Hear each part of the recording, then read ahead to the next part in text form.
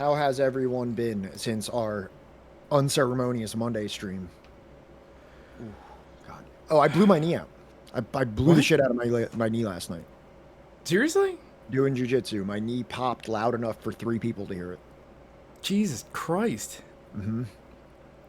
And I'm having trouble walking today. It was excruciating sleeping. Yeah, when I thought somebody I was doing jujitsu. I thought somebody threw a ball at my knee. Like if like that first second when it went pop, it wasn't a submission. I was actually in the process of taking someone's back when it happened. Which is like it wasn't even like somebody knee barred me or heel hooked me or something like that. I don't know. So there was a in within my knee something popped and I thought somebody threw a ball at me or something like that. Like somebody hit me. It felt like an impact hit me. And then I realized it was something inside of my knee. Something Um, inside of your knee trying to get out of your knee. yeah. Yeah, I guess so. So that's been not fun. I may not be able to do jujitsu for the next, I don't know, month or something like that while this heals up. Yeah, AC. So I was told. So I do jujitsu with a doctor and also just other people that have been around like injuries for a while, and they said that I wouldn't be able to walk if it was an ACL MCL tear because I felt fine in the gym. It really didn't hurt until at night while I was sleeping, and also it hasn't. I have no swelling, and typically when you get an MCL or ACL tear, when it tears, it releases fluid and you get a lot of swelling on your knee. I haven't gotten any swelling and no inflammation really, which is interesting. Just pain right now, and my pain isn't regular knee bending. Like I can like lift my knee up, I can go down. But if I were to try to sit like Indian style, like moving my one knee perpendicular to my body, to move my leg perpendicular to my body, that's where I'm getting a lot of pain. I basically outside he hooked myself snowboarding, getting off a lift last year. That fucking sucks. So maybe it was a bone thing. I don't think so because I feel like that would have caused more structural damage to my knee. Sometimes people say that things can slip out and slip in really quick, and I'm hoping that that's what happened. A meniscus injury, yeah, that's also it could be an injury but not a tear. I mean, it could be a tear but not a full severance of my ligaments. So sounds like a snap. Yeah, no, if it was a snap, I'd be totally fucked. I probably would have had to go directly to the hospital. I literally walked out of there. I walked home like I live in Philly, so I live in a 3-story house. I walk up and down stairs every single. I've been walking up and down. Yeah, ligament snap. That is maybe. I'm gonna give it a couple. I haven't gone to a hospital or anything like that. I'm gonna give it some time and see if it just feels better. That's my That's right. plan A. My plan A is just to wait and hope it feels better.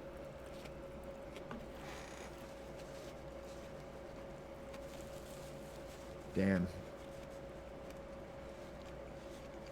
Yeah, maybe. But anyway, mine is free floating. It can pop really loud and hurt for a while. Yeah, maybe that sounds like what happened to me.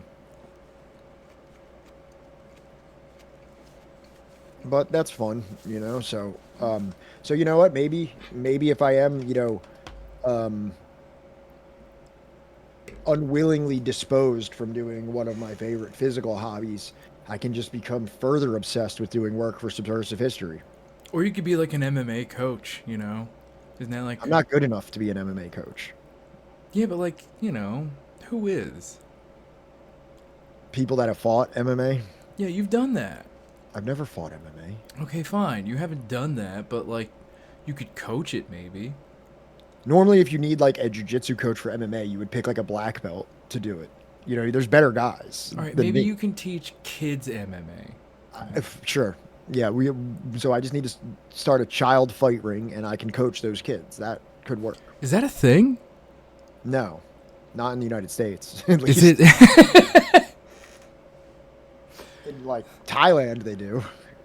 In Can we? Thailand, they have like 9-year-olds fighting and stuff. Well, I mean, like, if Jim Jordan becomes like, Speaker of the House, I feel like we're not far off from that being allowed, right? Yeah, for sure. Yeah, so Especially if like DeSantis becomes president. I'm sure like yeah, Florida rules will be national rules, right? So we'll be allowed to do that in no time. Florida law. Bird law. Oh, by the way, can you send me the thing? Oh, right. Yes, yes, yes. One moment, one moment, one moment.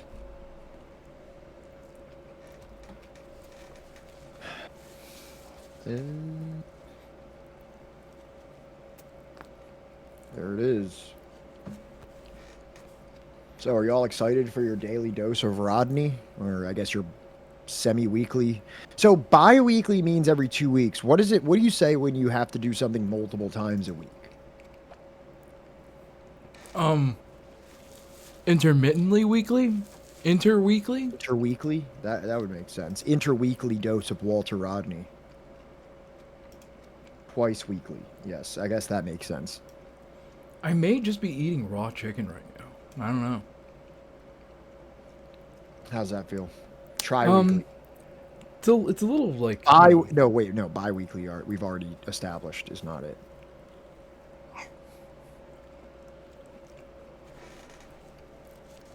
What's the worst that could happen from eating raw chicken? Like you'll throw up a little bit. I do that all the time already. I don't think people are dying. I don't think you'll die if you get salmonella. You'll probably just get super sick.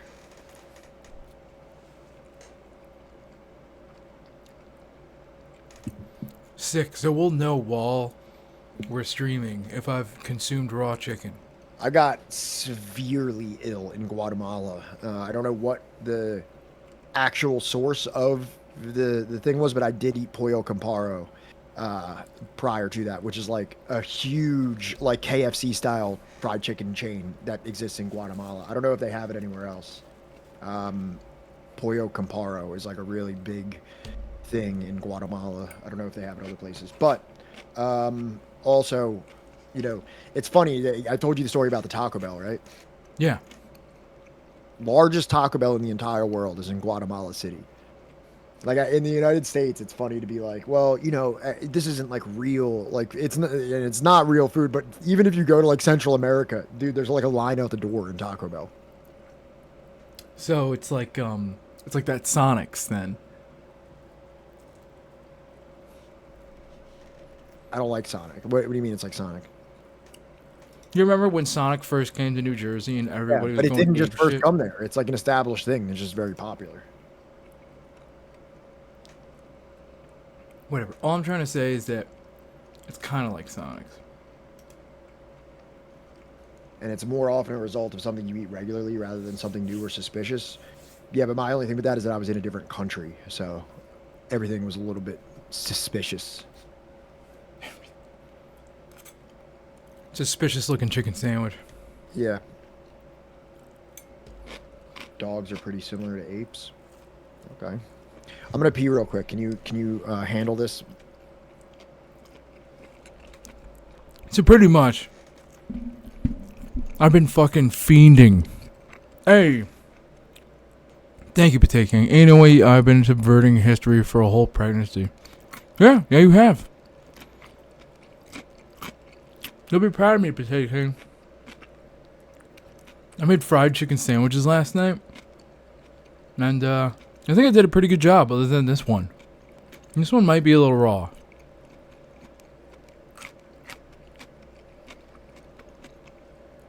I kept slamming down on, like, the chicken breast, trying to make it, like, thinner, right? Like, chicken juices were going everywhere. I couldn't get it thin enough. I think that's why, like, you know, the outside cooked a lot faster than the inside.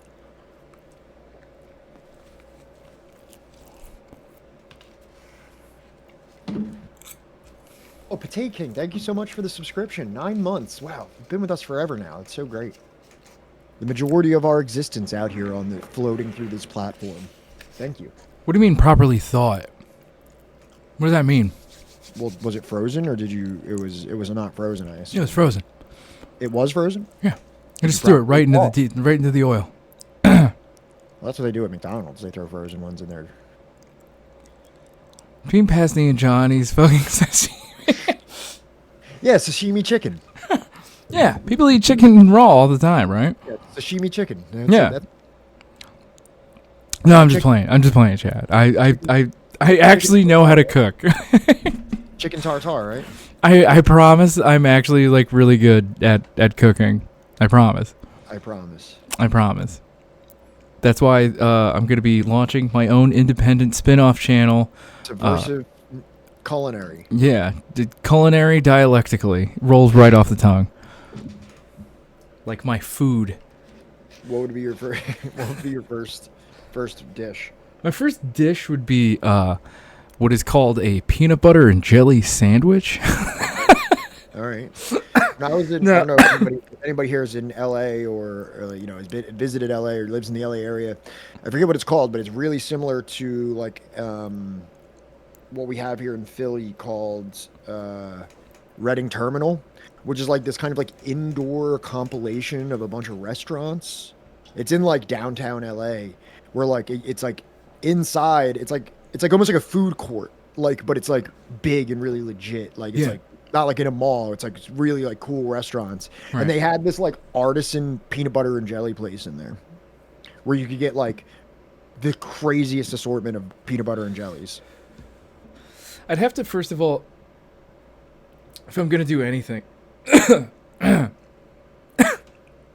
first I'd have to make sure that Babish hasn't done it already, and then What is after Babish? that, what is What is Babish? Yeah. Dude, I have spent probably like more hours watching binging with Babish on YouTube. What is it? It's like a cooking YouTube. Uh, Have you never been on like culinary YouTube? No, I'm not really into like I'm not like a culinary guy. I have spent like days, just literally just for hours watching culinary YouTube, where it's this dude just cooking shit. All right, between him and Ethan Chablowski, and like I'm trying to think of like who else. Those are like my top two favorites, though. I just don't have like the time. I don't have the bandwidth. Not really, not even that. I do have the time and I do have the bandwidth. I just don't have the interest.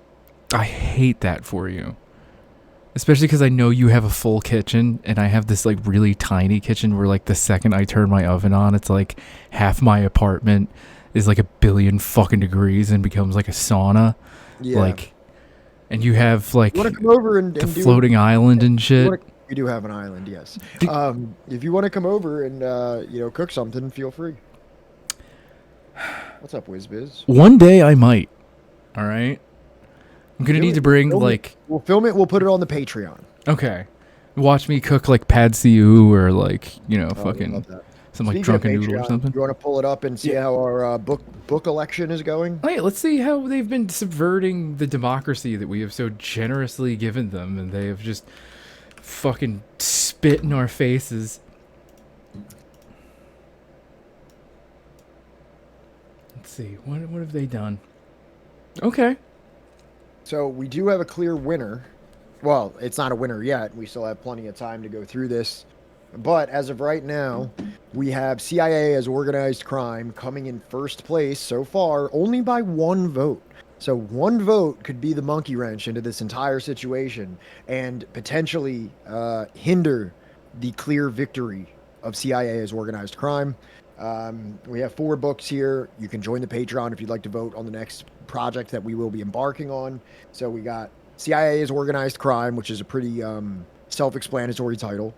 Then we have that was elected by our very cherished moderator, Strin Sam. Then we have The Brothers, which is about the Dulles brothers, which I assume for our chat really needs no introduction. Just despicable men who do the bidding through the U.S. State Department of multinational corporations. They're Then we they're have- they're like the what are the two brothers from Always Sunny, but like from Satan. Oils. Yeah, they're like the McPoyles, but real life and 3 times as evil. Yeah. So then we have Domenico Lacerdo's Liberalism, which is a big takedown of liberalism, all the contradictions that within the ideology, the historical examples of the people who wrote it and the people who claim to embrace it. That was Johnny's choice. And then we have, lastly, my choice, Late Victorian Holocausts by Mike Davis, which is, in my opinion, essential reading for leftists and socialists to kind of like understand the black book of capitalism and all the all the Holocaust level catastrophes that come from the transition into capitalism. So if you're interested in, maybe shaking this thing up a little bit here, coming in and casting your vote, right now we have 17 people in the Patreon. So if you would like to, there's still 3 people in the Patreon that haven't voted, or if you'd like to join the Patreon and vote, You can do that for, as cheap as $1 or however much you want to pledge and get your vote on. We have made the decision, or actually I made the decision, and I assume Johnny's going to go with it, that once we reach 30 patrons, we're going to stop reading every single one. There's only so big that can get before that gets too cumbersome. So if you join before we get to 30, you'll be grandfathered in and you will be forever read out. And then there will have to be like certain tiers for which platforms you get read out on. Unless right you now, leave the Patreon, in which case you're dead to us. Yeah. So this is the example of Subversive History's purchased democracy. We operate as a plutocracy here. If you would like your voice heard, please give us money. Please. Please. Oh, and I guess let me give shout outs to people on the Patreon real quick while we're here. So thank you to, don't pull it up on yours. Okay, yeah, I was making sure. I'm sorry. So, Magyar Guy, thank you so much. Ninja Can, thank you so much. Strin Sam, thank you so much. Pollen, thank you so much. Ryalan, thank you so much. Plants Fanon, thank you so much. Mystery Daniel, thank you so much. All good, thank you so much. Mystery Page, thank you so much. Salty Kami, thank you so much. Wilco, thank you so much. Radispi, thank you so much. Maverick, thank you so much. Tay, thank you so much. Sinchow, thank you so much. And Philbo Schwaggins, thank you so much.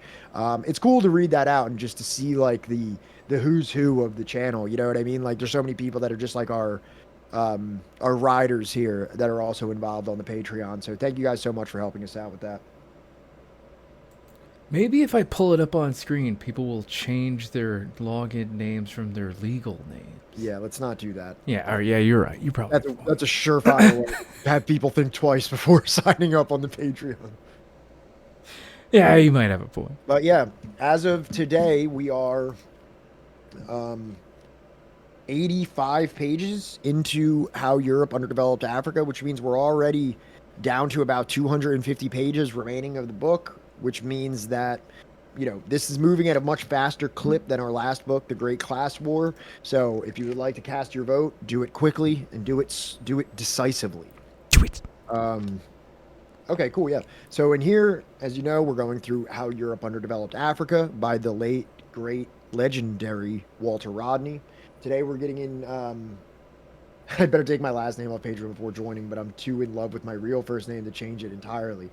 Even if you do sign up with your full name, we don't read. I take great care not to read out the full names. So if you heard me say mystery in front of some of the names, those are the individuals who have not changed their names. So I just read the first name with the word mystery in front of it to keep it a mystery. So today we are getting into what's up, Grom. So today we get into chapter 2, how Africa developed before the coming of Europeans up to the 15th century. So, last week we started off with our biographical introduction to the great Walter Rodney. Then on Monday we did our first chapter, which was like a very, very well fleshed out and intriguing, short, concise, but very, very illuminating Marxist conception of human development, societal development, all through the amazing writing of Walter Rodney, which I thoroughly enjoyed. And it really set up a nice philosophical framework that we're going to be moving in through the actual, more empirical discussion that we're going to be having here. So that brings us to what we're going to be talking about today, which is how did Africa develop prior to the 1500s, which means before Europeans, before like significant imperialism, before the significant colonization. And this is something that is so important to talk about, like at a baseline, that like if you're going to understand geopolitics, if you're going to understand politics in general, because we all know that there is an extremely pervasive and racist understanding of Africa's development. Even today, Africa is a wholly underdeveloped continent for the most part, done so artificially, done so in a hostile and aggressive way. An extractive way. Predatory way. And this, what we're going to be talking about, is the way in which that Africa did persist, the cultures and the civilizations of Africa that were astounding, not only in their own right, but astounding in the writings and in the opinions of European travelers that witnessed them. And we're going to talk about the several kingdoms. Some of you guys might know about these. Some of you may have already heard of Aksum. Some of you have probably have heard about Mali. Some of you have heard about like the original kingdom of Ghana, the kingdom of Zimbabwe. Obviously, we've all heard about Egypt. We're going to talk about the Berbers of the Maghreb, places like that. So that's what we're going to get into today. We're going to get into the many rich, diverse, and advanced civilizations of Africa prior to any European coming there to influence them. If anybody says the word Wakanda, they're banned on site. Correct. So, today, we are starting Chapter 2, How Africa Developed Before the Coming of the Europeans up to the 15th century. Before even the British came into relations with our people, we were a developed people, having our own institutions, having our own ideas of government. J.E. Casely Hayford, 1922, African Gold Coast nationalist. No, you don't. You don't have to do it now, Grom. Do what? Pepper Pepper, what's up? Bing bong. Back out here in Coney Island with this fucking dickhead. What does Grom have to go do now? He has to say Wakanda. Oh, okay. Well, you will be banned, Grom. You will be banned. Whispers, like, get all the bing bings in the chat, please. Bing bongs. I said Bing, bing bing. bing, bow. Bing. There's a restaurant near us called Bing Bing. They have dim sum. I hate you, Grom. Thank you, Grom. All right. Now your guy banned Discord for networking. What? What? You know what I mean? Like, like normally the random bot bans are like just like weird, like, you know, George weird W. 1982. Yeah, exactly. But Discord for networking is a funny one. So, let's talk about a general overview of what we will be talking about. It has been shown that, using comparative standards, Africa today is underdeveloped in relation to Western Europe and a few other parts of the world, and that the present position has been arrived at not by separate evolution of Africa on the one hand and Europe on the other, but through exploitation. As is well known, Africa has had prolonged and extensive contact with Europe, and one has to bear in mind that contact between different societies changes their respective rates of development. To set the record straight, 4 operations are required. Number 1, reconstruction of the nature of development in Africa before the coming of Europeans.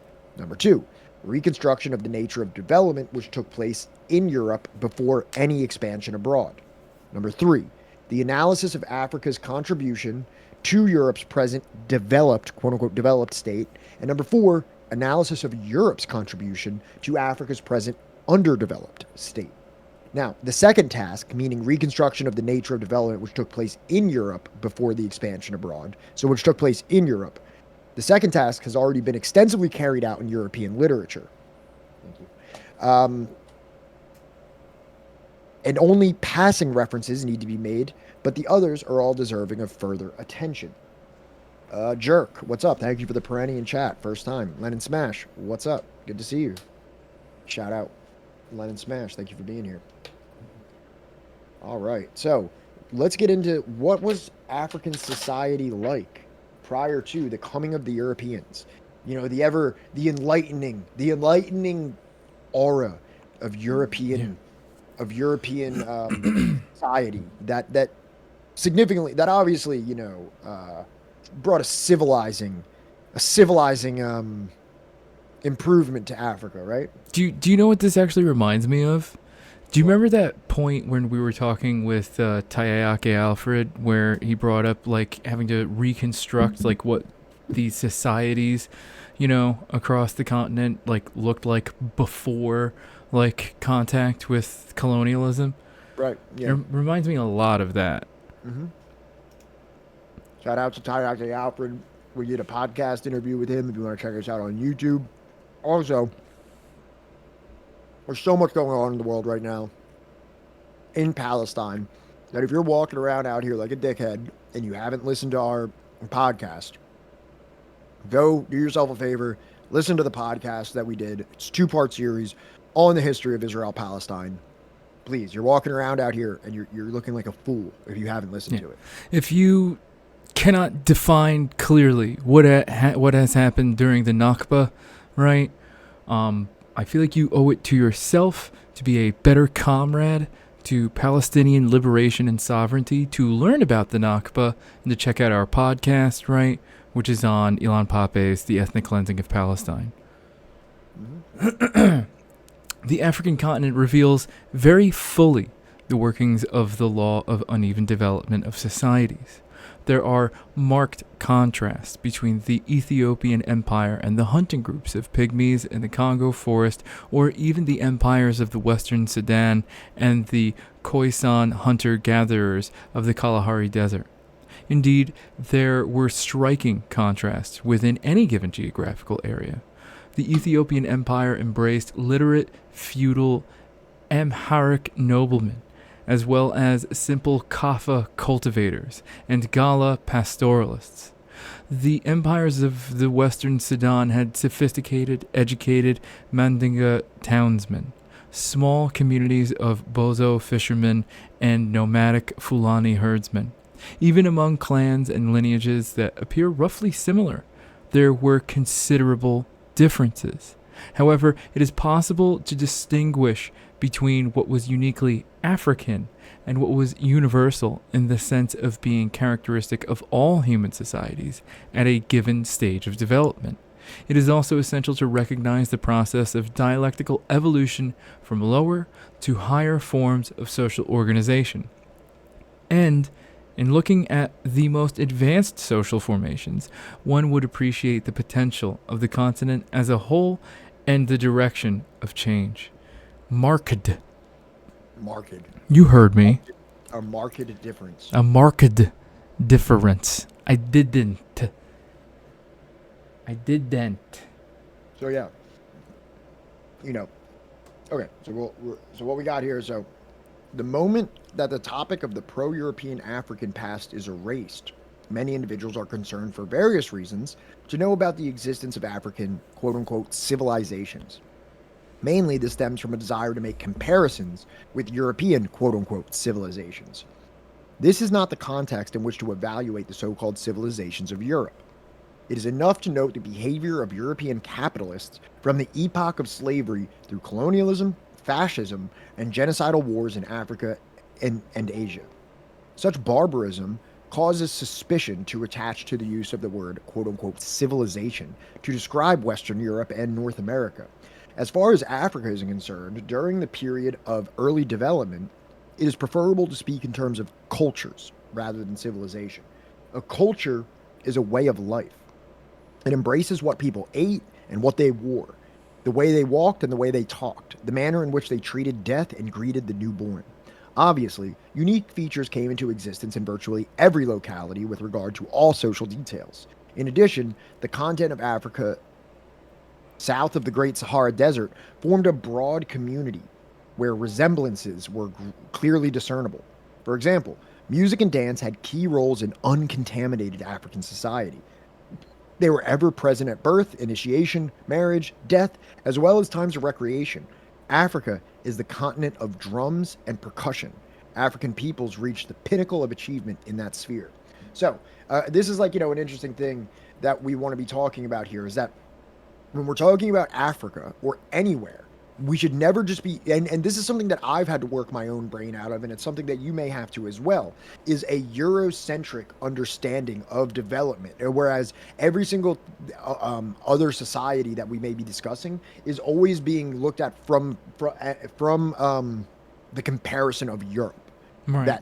And this idea of European or North American civilization, Western civilization, which, as Rodney says, is imbued with colonialism, fascism, genocidal wars. So to call this civilization is in and of itself a misnomer, right, an inaccuracy, and tainted with that Eurocentrism. So to say that this is civilization and that is not civilization, that this is civilization and Africa is not civilization, you're already starting off on the wrong foot there. Right. To say that, they didn't have giant necropolises, or they didn't have X, Y, or Z that, the Greeks or the Romans or, this or that had, right? That is wrong. That is a literally, wrong way of viewing progress, a wrong way of viewing, societal, what's the words I'm looking for here? Like, literally just using fucking Walter Rodney's words. Like, I think he puts it way better than I ever could. Right. Mm-hmm. So I always use quotations for Euro-colonial society. Yes. It's just straight up incorrect. Yes. Like, you know, it's the same way that, like, you know, the way colonial, like, Europeans looked at, like, indigenous people here on the North American continent. And the way a lot of people look at, like, you know, a lot of indigenous cultures in the South American continent to this day. Because of the impact of colonialism and cultural imperialism, which will be discussed later, Europeans and Africans themselves in the colonial period lacked due regard for the unique features of African culture. Those features have a value of their own that cannot be eclipsed by European culture either in the comparable period before 1500 or in the subsequent centuries. They cannot be eclipsed because they are not really comparable phenomena. Who in this world is competent to judge whether an Austrian waltz is better than a Makonde Ngoma? Furthermore, even in those spheres of culture that are readily comparable, such as the fine arts, it is known that African achievements of the pre-European period stand as contributions to man's heritage of beautiful creations. The art of Egypt, the Sudan, and Ethiopia was known to the rest of the world at an early date. That of the rest of Africa is still being discovered and rediscovered by Europeans and present-day Africans. The verdict of art historians on the life and Benin bronzes is on the Ife and Benin bronzes is well known. I literally had to take a class on that. Since they date from the 14th and 15th centuries, they are very relevant to any discussion of African development in the epoch before the contacts with Europe. Nor should they be regarded as unusual except with regard to the material in which the sculptures were executed.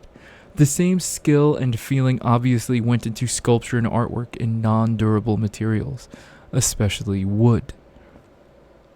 So, like, this is like, you know, and this is the thing. This is how we look at society. We look at society from a Eurocentric perspective. I, being a European-blooded person, a settler in the settler colony of the United States of America, this is how we think. We look at the writers and the philosophers and the artists and the engineers and things like this and of Europe, and we look at that as like the benchmark. But like, how can you say that the mid-ass waltz, the waltz, which is mid as fuck, is better than, you know, the Makonde dance, which I don't know exactly what that is, but who is, you know, to put an objective standard on these things is, for one, ridiculous. And Johnny, who would you say? I don't even know if you'll get if you'll agree with me. Who would you say is like the most well-known author? I mean, artist. The most well-known artist? Like, just like the one that you see, just kind of like a kid could be, like it's almost like one, like, you know how like somebody says, oh, like they almost say it mockingly, like, you know how like if you say something smart, they're like, oh, okay, Einstein. Like, who, like if somebody was like drawing a picture, like, oh, what do you want to, what are you, this guy? Who do you think it would be? I guess Van Gogh? Yeah, I was gonna say Pablo Picasso. Picasso. I mean, but I always confuse Picasso and Dali, so like, you know, that's on me. I have a little video here about African art and its influence on this European art that we probably herald and is so well known. I don't know why I couldn't get the link embedded the right way. No worries. You all agree, Picasso? I'm not crazy for saying that, right? Like, I feel like you could see like a cartoon of like an episode of Animaniacs or something like that, and they go somewhere and somebody's painting and it's like a rendition of Picasso or something like that. You know what I mean? Yeah. Right. No, definitely. Okay. That's my 2 cents there. Thanks, everybody. I mean, I was mostly like, when he was bringing up like music and stuff, I was thinking about how like okay, I'm sorry, I was responding to chat. No, you're good. Respond to chat. Yeah. I was gonna say Picasso, communist. He was a communist. Also did a very cool painting about the Nogi Run massacre. I'm sorry, I forget exactly what it is, but a massacre that took place during the Korean War.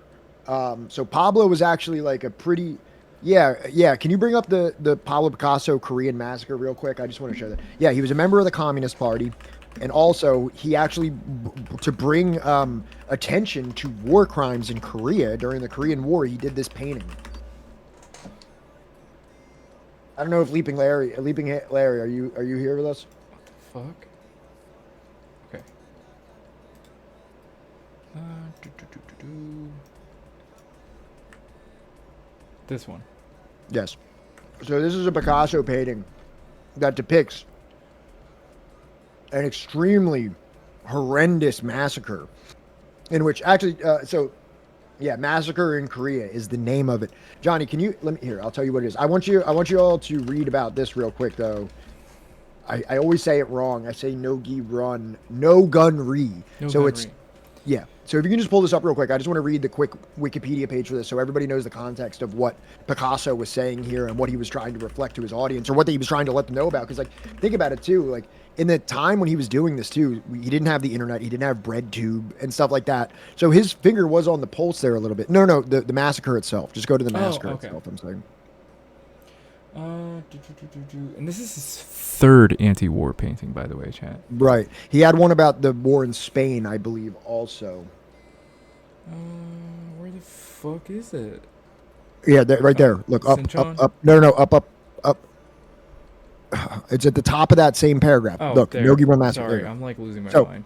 Nogi Run Massacre, No Gun Remassacre was a mass killing of South Korean refugees. You know, the ones who we were on the same side as, allegedly. Even though, as we know, we did a presentation on this, the U.S. military government and the forces of Syngman Rhee were just as much at war with the other people of South Korea, the ones who did not believe in the U.S. imperialist government, the ones who did not believe in, importing some person that hadn't been on the Korean Peninsula in 3 decades.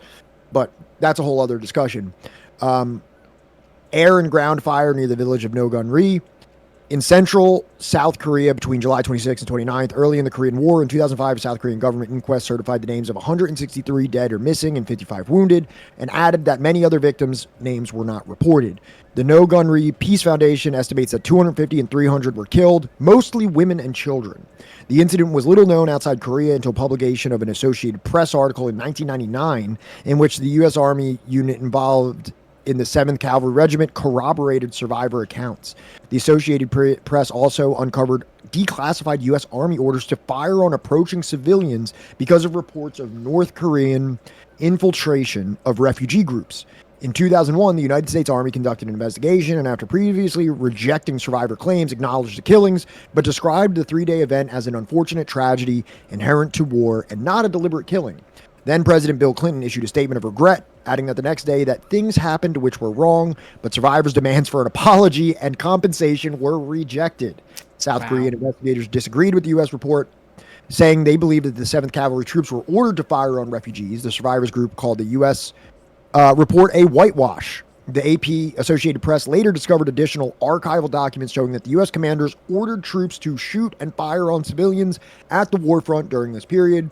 These declassified documents had been found but not disclosed by the Pentagon investigators. Among the undisclosed documents was a letter from the U.S. ambassador in South Korea stating that the U.S. military had adopted a theater-wide policy of firing on approaching refugee groups. Despite demands, the U.S. investigation was not reopened. So this is the thing. That's all we need there. Okay. But so just a little offshoot right now, because this video is going to be about Picasso a little bit, and I just wanted you to know that this is another one of the war paintings that Picasso did. And I'm hoping it had the part where like they literally asked him, "What is this?" and he's like, "This is you."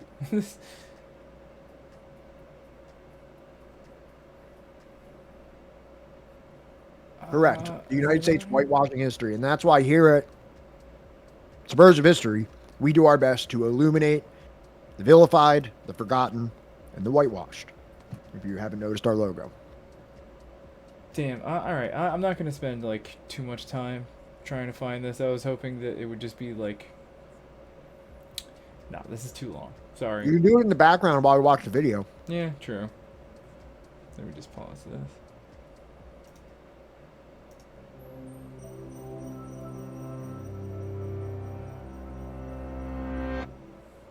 The term modern art sounds like it means art that is popular at the moment. But in fact, modern art is a style that originated over 150 years ago and includes artists that by now have attained classic status, such as Picasso, Matisse, and Gauguin. And what's even more ironic is that the movement they pioneered, considered revolutionary and even scandalous at the time, was inspired largely by an object of a traditional and ancient design. As far back as the Renaissance, the primary European art movements emphasized conventional representation and adherence to classical forms. But that began to change in the late 19th century, as artists like Van Gogh and Cézanne expanded the boundaries of painting. Soon, a movement arose that sought to create an entirely new style of art. And one way of doing so was to look beyond Western civilization. For example, Paul Gauguin moved to the island of Tahiti in the 1890s. There, he found inspiration in the island's inhabitants, landscape, and culture to create artwork that intertwined European themes and Polynesian lore. Others looked to the cultures of the Islamic world, but the most influential inspiration would come from sub-Saharan Africa. As European empires expanded deeper into the African continent, its artifacts and artworks made their way into the hands of museums and collectors. One such collector was Make their way into the hands. Yeah. Well, they talk about that. Yeah. Yeah. Matisse, who showed his friend Picasso a mask he had acquired, made by the Dan tribe of the Ivory Coast. The mask awoke Picasso's curiosity, leading him to visit the Trocadero Ethnographic Museum in Paris in 1907. Founded to house acquisitions from colonial conquests, the museum boasted a collection of African art, with stylized figures and masks made of wood and decorated with simple colors and materials. The visit was a revelation for Picasso, who proclaimed that African masks were what painting was all about. At this time, Picasso had been working on a painting of 5 nude women in a style that would later come to be known as Cubism. And while 3 of these ladies show facial features found in ancient Iberian art, a nod to Picasso's Spanish heritage, the faces of the 2 on the right closely resemble African masks. Created in 1907 after hundreds of sketches and studies, Les Demoiselles d'Avignon has been considered the first truly 20th century masterpiece, breaking with many previously held notions in art. It was at once aggressive and abstract, distorted yet primal in its raw geometry, a new artistic language with new forms, colors, and meanings. And these avant-garde qualities caused a sensation when the painting was first exhibited almost 10 years later. The public was shocked, critics denounced it as immoral, and even Picasso's own friends were simultaneously surprised, offended, and mesmerized at his audacity. More artists soon followed in Picasso's footsteps. Constantine Brancusi and Amedeo Modigliani in Paris, as well as the German Expressionists, all drew on the aesthetics of African sculptures in their work. Others looked to a different continent for their inspiration. British sculptor Henry Moore based many of his semi-abstract bronze sculptures on a replica of a Chak Mul, a distinctive reclining statue from the Toltec Maya culture. Pre-Columbian art was also a major influence for Josef Albers. He created a series of compositions, such as the geometrical series, Homage to the Square, that were inspired by pyramids and local art he encountered on his frequent visits to Mexico. Inspiration from ancient cultures initiated one of the most revolutionary movements in art history, but were these artists playing the role of explorers or conquistadors, appropriating ideas and profiting from cultures they considered primitive? Questions like this deserve scrutiny as artists continue to redefine standards. Perhaps not too long from now, the bold innovations of modern art will seem like stale orthodoxies, ready to be overturned by a new set of radical trailblazers drawing inspiration from another unlikely source. Back to the picture of the urinal. Yeah. But this is kind of like what Walter Rodney was talking about right there, is that art, fine art, sculpting has existed within Africa, and you probably never knew that Pablo Picasso was drawing inspiration from Africa when he made that. You know what I mean? Like Pablo Picasso is probably held up as like this example of Western art, and I'm not saying he's not. Quite literally, he is. But it's important to not say that in one breath and then denounce Africa for being uncivilized in the next breath. That's when you look like a fucking fool. By the way, this is the part I was trying to find before. So Picasso lived in Paris during World War II, during the German occupation, which we've talked about. A widely repeated story is that a German officer saw a photo of Guernica. Is that how you pronounce that? Or Guernica? I don't know. I'm not good at Spanish. In Picasso's apartment and asked, "Did you do that?" And Picasso responded, "No, you did." Because, it's an anti-war Nazis. painting. Yeah. He has another one, I think, about the bombing of Spain. Yeah. I think that's another one of his war ones. And, like, I'd like to give Guernica. Thank you, Larry Judas. Obviously, I'd like to think that hopefully we could say that Picasso might have been a little bit more sympathetic to the, African culture, which inspired him because of his, affiliation with communism and his, protestation of American war crimes and fascism in general. So hopefully, it was less, hopefully it was more of an homage than something he looked down on. Plus, he drew that in what, 1920 something, they said? It's 1907 or something. 1907. So I'm sure even if at that time it was just straight up cultural appropriation with like very little insight, beyond that, throughout his life, I'm sure there was a period of growth where he did eventually find that. I hope.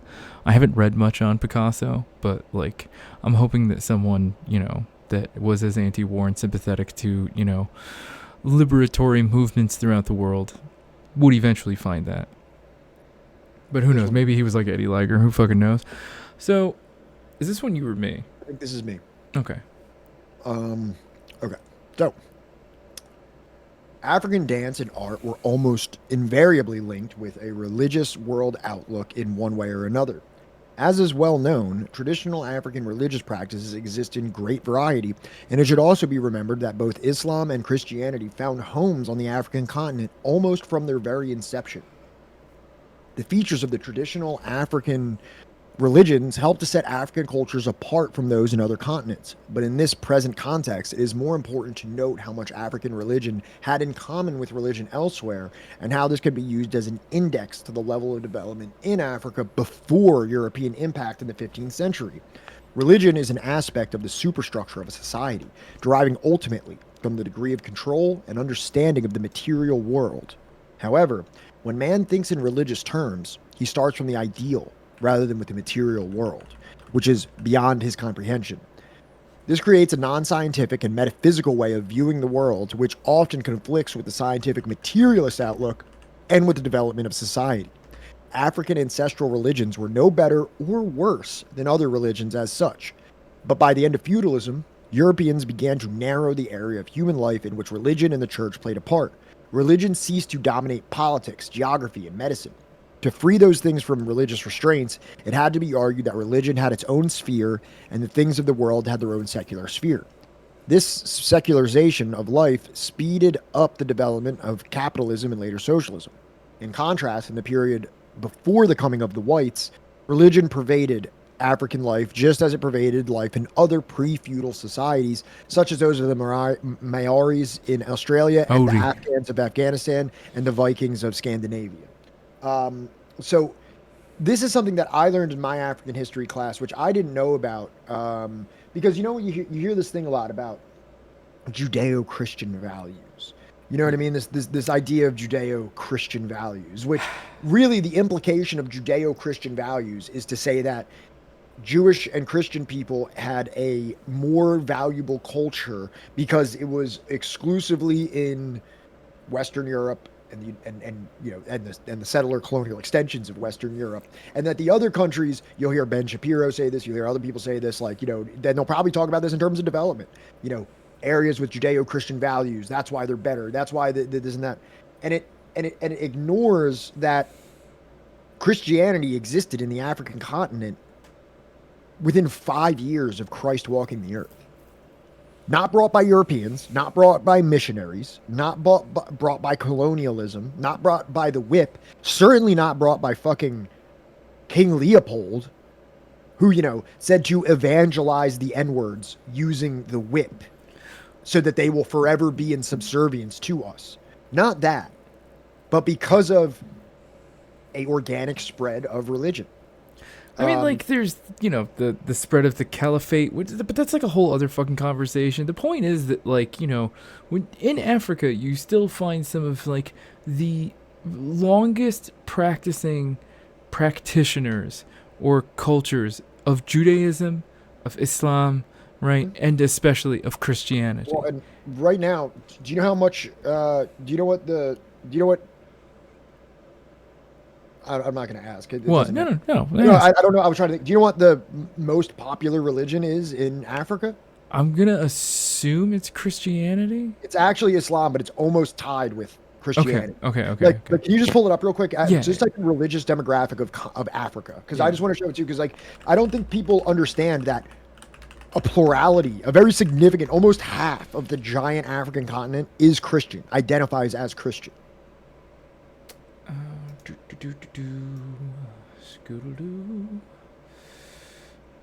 Should we just use this graph? Oh, damn it, I did it. So hopefully I got it out of the way. So hopefully I don't do it again. Yeah. So yeah.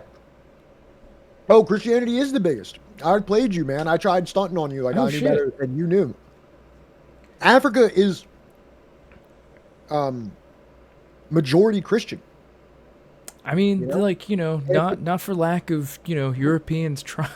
Yeah, but I mean, when you hear, the racism of somebody like Ben Shapiro or Steven Crowder or things like that, when they say things like Judeo-Christian values, there's certainly like a very toxic implication there that what they're saying is like the reason Africa's fucked up, the reason places in Asia are fucked up. Well, it doesn't even, like, I don't even understand what they mean anymore, because like all of South America is essentially Christian. I mean, Christian is a very dominant religion throughout South America, and then in Africa it's the majority religion. So it's like, what are they even fucking saying when they say that? They're just trying to be racist. That's all it is. They want to say white, but they don't know how else to say it. And also they say Judeo-Christian values as if Islam is also not a part of the Abrahamic religions, and it's somehow there's not the same God. When this is a lot of Hashem, God, Allah. When people look at a video of Palestinians or anyone when they say Allah Akbar, you know what I mean? Allahu Akbar. Allahu Akbar, and they think it's like something, and they're like, oh well, you believe in Allah, and it's like it's the same guy. It's not just a linguistic translation. It is the same God. Well, they understand that with Judaism, but they use like a very, what's the word? It's like a sacred name for God that I'm not gonna fucking say, but you can find it on a lot of like hardcore, like conservative Christian, like hats and T-shirts and every fucking thing else, right? And it starts with Y and ends in H, right? When in reality, like the more appropriate term is to call the God in Judaism is Hashem, and like Christianity and Judaism, yes, share like the same God and everything else, but everything after that, right? And as far as Abraham, like in prophets of that God, right, is completely different. Whereas like Islam, right, Jesus Christ is in Islam, like he's considered a prophet. A revered prophet. He's not like a scourge. He's not like something where it's like there's this conflict where they're like, we hate Jesus Christ, and he is a revered prophet in Islam. Right, I'm pretty certain, Liar Judas, that even Arabic Christians say Allahu Akbar because, like, it just means God is great, God is good. Cracklebear, yes, it's like saying the French are heathens because they worship Dieu. I don't even know how to say Dieu. Not God. Yeah, exactly. But like also, like, and people might think that it's just a linguistic thing. It's not. It's literally the same God. It's the same God that you think that Christ is the son of. They just don't think that. It's kind of funny that like Cracklebearer brings that up, because when we were talking about what the fuck is it? Son of a bitch, which fucking book was it? It was either Gerald Horne or it was the World War I book. I think it might have been Gerald Horne when they were talking about like the French Catholics. They didn't want like the Huguenots moving that was to the Gerald Horne, yeah. because they were Catholics, you know. But I mean, like, look, even throughout Europe to this day, you still have like a split between Catholics and Protestants, and Yeah. it's the same fucking thing. But yeah, I mean, you have a big. I'm not sure. I know you have a significant Christian population in Lebanon. All these places. Yeah, well, I mean, Lebanon is like its own fucking thing where they're Yeah, trying to do like the Lebanon system of governance is like a it's like when you have like a good idea on paper, right? But like it doesn't work out in reality because of, you know, historical materialism. So here's just a little talk about Christianity in Africa, and also, okay, go back to the beginning of this. I'm sorry. Yeah. So I'm relying heavy on this channel. Check this channel out. It's called Home Team History. It is made for the African diaspora about history in Africa. They have like 750,000 subscribers. It's a really big channel that I've never heard of before. They make really good videos, and I'm leaning on them heavy for us talking about African history because I try my best to like avoid like the white guys talking about Africa, and I think that this is actually a really insightful and interesting channel for these. A common. You got to put it on the screen. I did it again. We're just off to a great fucking episode today.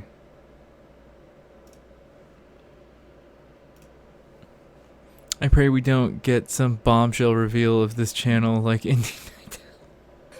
I'm gonna hope that we don't.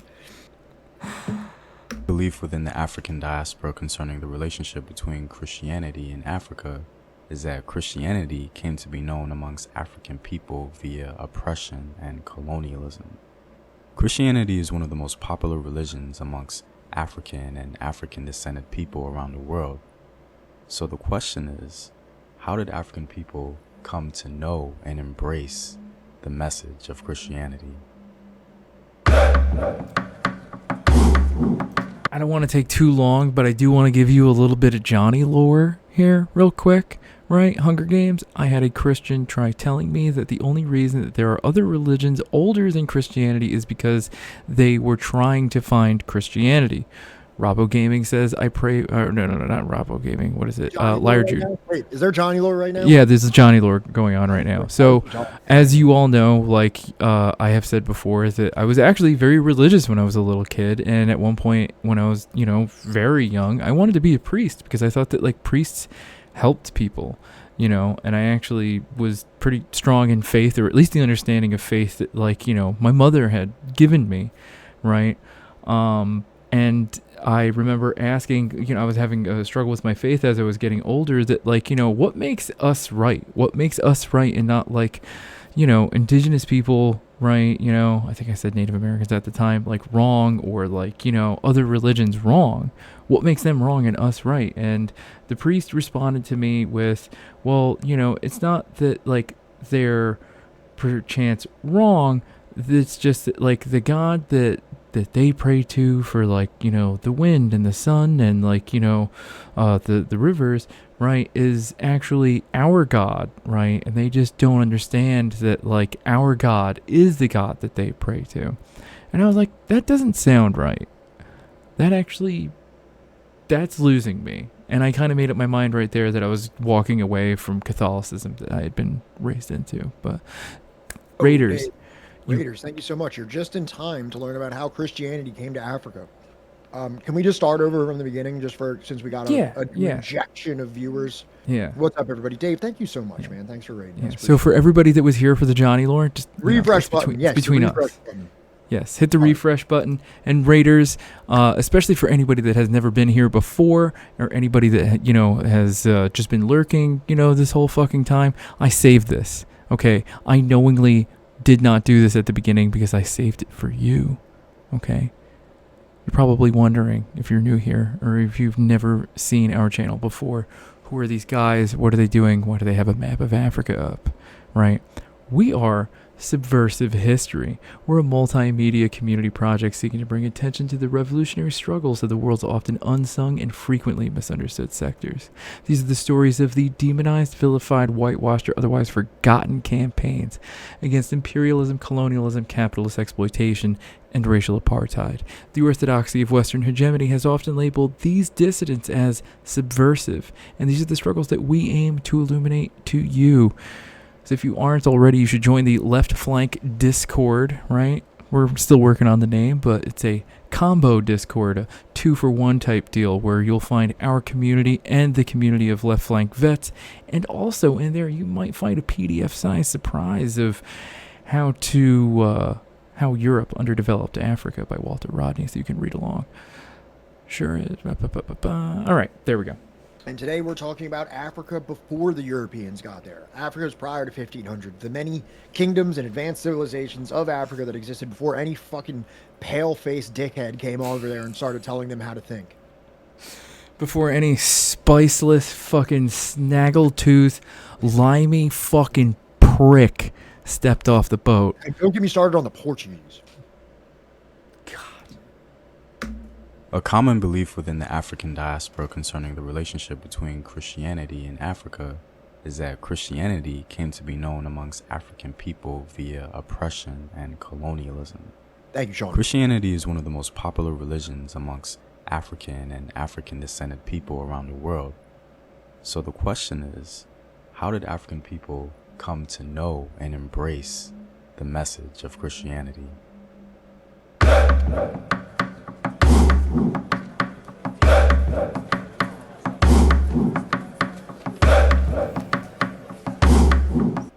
What up, African world? It's Home Team here, and as always, remember to support the Home Team on Patreon to get full access to sources, courses, and exclusive videos.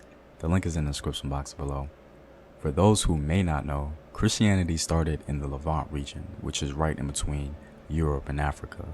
When Europeans embraced Christianity, they began to popularize it, especially with their paintings of biblical figures during the Renaissance period. These biblical figures were assigned with European features, not only so the people can relate to them, but it also evolved to project an idea that the European phenotype is close to divinity. Christian art by Europeans became a powerful tool for European supremacy, especially during the colonial period. And as 21st century intellectuals in the black community revisited this past, it tended to paint the overall history and development of Christianity in an impressive light, especially when it comes to its relationship with Africa. But let's actually follow the religious history of Christianity and find out how African people were introduced to it. The very first encounter with the continent and Jesus is actually found in the Bible in the book of Matthew, chapter 2, verses 14 through 15. So he got up, took the child and his mother during the night, and left for Egypt, where he stayed until the death of Herod. And so was fulfilled what the Lord had said through the prophet, "Out of Egypt I called my son." So as we can see, according to the Christian Bible itself, Jesus fled to Egypt, fleeing potential persecution from King Herod. The second encounter with Jesus and the continent was when Jesus was about to get crucified, and a man from North Africa named Simon of Cyrene came to help him bear the weight of the cross. Interestingly enough, according to the Bible, one of Jesus' first experiences on earth was in Africa, and one of his last encounters was also with a man from Africa. During this time, there were many people from Egypt and other regions in North Africa that came to the Levant as merchants. So North Africans were literally there to witness the life of Jesus. Even though there were people from North Africa present in the Levant during the time of Jesus, what was the first official sign of a converted Christian in Africa? Well, the Christian Bible also makes mention of this. In the book of Acts, chapter 8, verses 26 and 27, it states, "Now an angel of the Lord said to Philip, 'Go south to the road, the desert road that goes down from Jerusalem to Gaza.' So he started out, and on his way he met..." Has Gaza, has the like a conception of Gaza existed since fucking biblical times? since the time of the Romans. I didn't know that it was called Gaza. Obviously, I knew about Jerusalem and Nazareth and things like that, but I didn't know that Gaza was a biblical name as well. Yeah.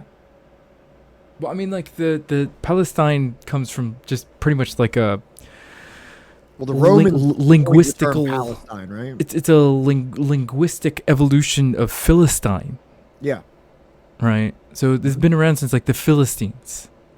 right. And all of that. Yes, thank you, Ted. Yeah, yeah. Thank you, Tay. But yeah, Gaza has been there, and the people that are there today, are mostly from Europe. I mean, not Europe, in Gaza. I mean, like the people in Gaza, right, that are still there from the time of Palestine before it was invaded by European colonizers, are most likely like the direct descendants of the people that were there during this period. Right. Some Arab call Palestinians Palestine. Oh, I mean, like the way it's like pronounced in Arabic is with an F sound, not the P. Angeleva Philistina. The Ethiopian eunuch, an important official in charge of all the treasury of the Kandaki. This man had gone to Jerusalem to worship. You know what the hell I meant, Ninja Can. So the first official sign of a Christian in Africa the chicken sandwich was just hit me a weird. Cushite official from ancient Nubia.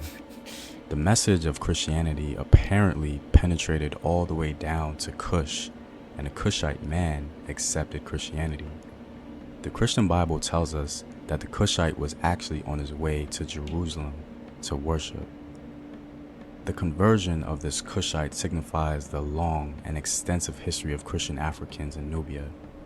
As we can confirm historically, ancient Nubia harbored 3 Christian kingdoms: the kingdom of Nobatia, Makuria, and Alodia. Christianity in the kingdom of Nobatia began to take a stronghold around the 5th century. The first officially recognized Christian king of Nobatia was King Silko. By the end of the 6th century, Makuria had converted to Christianity. What's so significant about Makuria is that this Christian nation literally stopped the Arabs from conquering further south into Eastern Africa and spreading Islam through conquest for quite some time. According to historian al-Baladhuri, at the Battle of Dungalo, the Muslims found that the Nubians fought strongly and met them with showers of arrows. The majority of Arab forces returned with wounded and blinded eyes.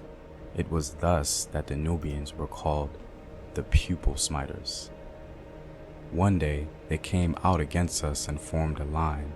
We wanted to use swords, but we were not able to, and they shot at us and put out eyes to the number of 150. The kings of Makuria apparently took their religion very serious, as they even took on Christian names such as King Abraham, King Solomon, and King David. In fact, there's a tombstone from the Makurian king, King David. As we can see, the inscriptions are clearly Nubian script with obvious crosses on the bottom, advancing Christian imagery and symbolism. And our last kingdom is Alodia. The kingdom of Alodia was officially converted to Christianity in the 6th century. Alodia is described as being larger, wealthier, and even more powerful than Makuria, with the country covering a large region. Now, this is where we get to Inner Africa. The first sign of Christianity in Inner Africa was actually in Ethiopia during the reign of the Aksumite Empire. Although Christianity existed long before the rule of King Ezana of the Aksumite Empire, the religion took a strong foothold when it was declared a state religion in 330 AD. So how did Christianity come to Ethiopia? Funny story, actually. After being shipwrecked and captured at an early age, Frumentius, a man from Lebanon, was carried to Aksum, where he was treated well.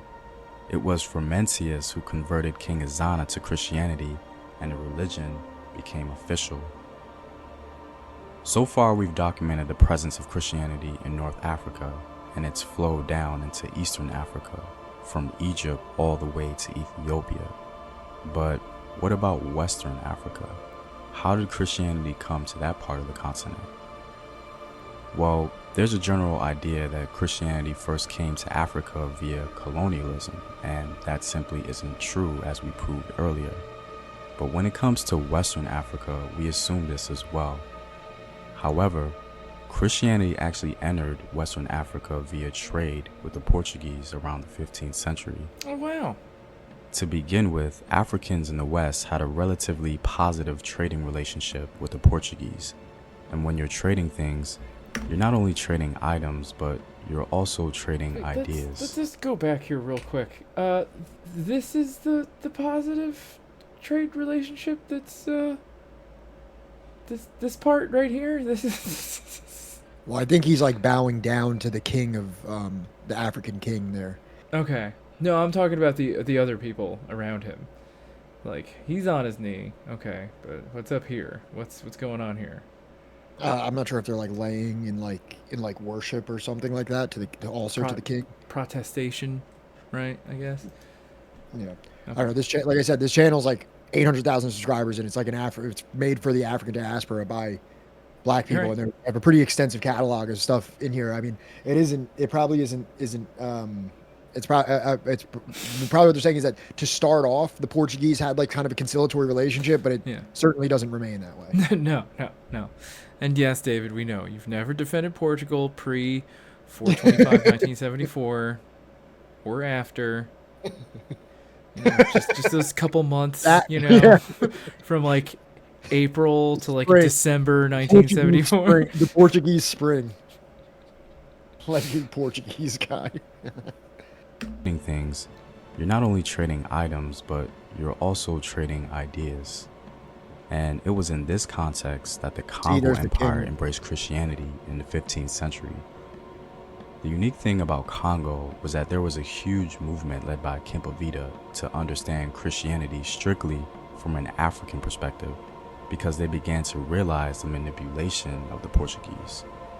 The Congo Empire has a very long and extensive history with Christianity that is very well documented. The Bakongo people were very much a part of the Christian world. So given this historical perspective when it comes to Africa, Christianity flowed into the continent very naturally as it did in other parts of the world.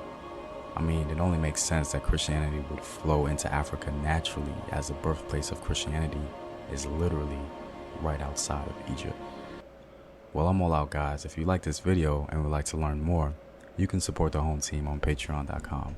You can also support people that like the home team at patreon.com/subversive history in the least racist way possible. Yeah. I'm sorry, Tay. That was a great video, and this will not be the last video that we will watch from this channel today. I have several more because I think this is a really good source of history here. No, I really like this video. The production value is amazing. The least racist, but not racist. Least racist implies racism. Well, I mean, you know, there's only so much that I can give. There's only so much that we can do. Right. I am doing my best. And, you know, I am a work in progress. Okay, I am not perfect. So yeah, I think that is just like a very interesting, because like I believe that like maybe that Christianity was like uncommon to Africa and was enforced by colonialism and missionaryism and things like that. That is like simply not the case. Yeah. Well, I mean, like there was that one video we watched when we were Christianity is probably more culturally similar to Africa than it would be to Europe, at least in those early days. You know what I mean? Like technically, all of them look a lot more like Jesus than anybody in Europe. Yeah, that's what I'm saying. Yeah. But go ahead. What were you going to say before I cut you off? Well, there's that one video that we watched. I forget what for, but it was going over like the history of a guy that like had survived slavery that had been brought here from Africa, and he was kidnapped when he was like 18 or 19 years old, right? Uh-huh. And when he was living in Africa, right, he was Muslim. Right. Like, which means that, like, you know, it wasn't, you know, some like uncommon religion like outside of like the Western world or whatever. It was like he was like a practicing Muslim, like, you know, when he was kidnapped by slave traders in the middle of the night. I think they were Dutch. But yeah, Cujo. Sounds Yes. Dutch behavior. Yeah. Oh, absolutely. This has been enlightening and it makes sense, right? Yeah, yeah. I mean, like, yeah. I mean, look, it's right fucking there. I know Saudi Arabia oftentimes like looks and Is it especially Nazareth in Egypt? Or is it in Palestine? I think it's in Oh, it's in Israel. It's in right. Israel. That, Yeah. that makes sense. I'm an idiot. No, you're fine. I forget this shit all the time. I'm an idiot. I literally thought Saudi Arabia, for whatever reason, was part of the African continent. Apparently, it isn't. It's considered Asia. I always thought that like that little chunk was still part of Africa. I don't know. I know one of his descendants. I plan to visit African town. Oh, that would be fucking sick. Tay, you need to tell us when you do that. Hell yeah. Let us know. I pride myself on knowledge of Exianity, but clearly there's always more to learn. Yeah, well, I mean, like, you know, it's kind of like people don't really realize that, like, some of the longest practicing Christians live nowhere near Europe. They live in Syria. They live in Palestine. They live in Ethiopia.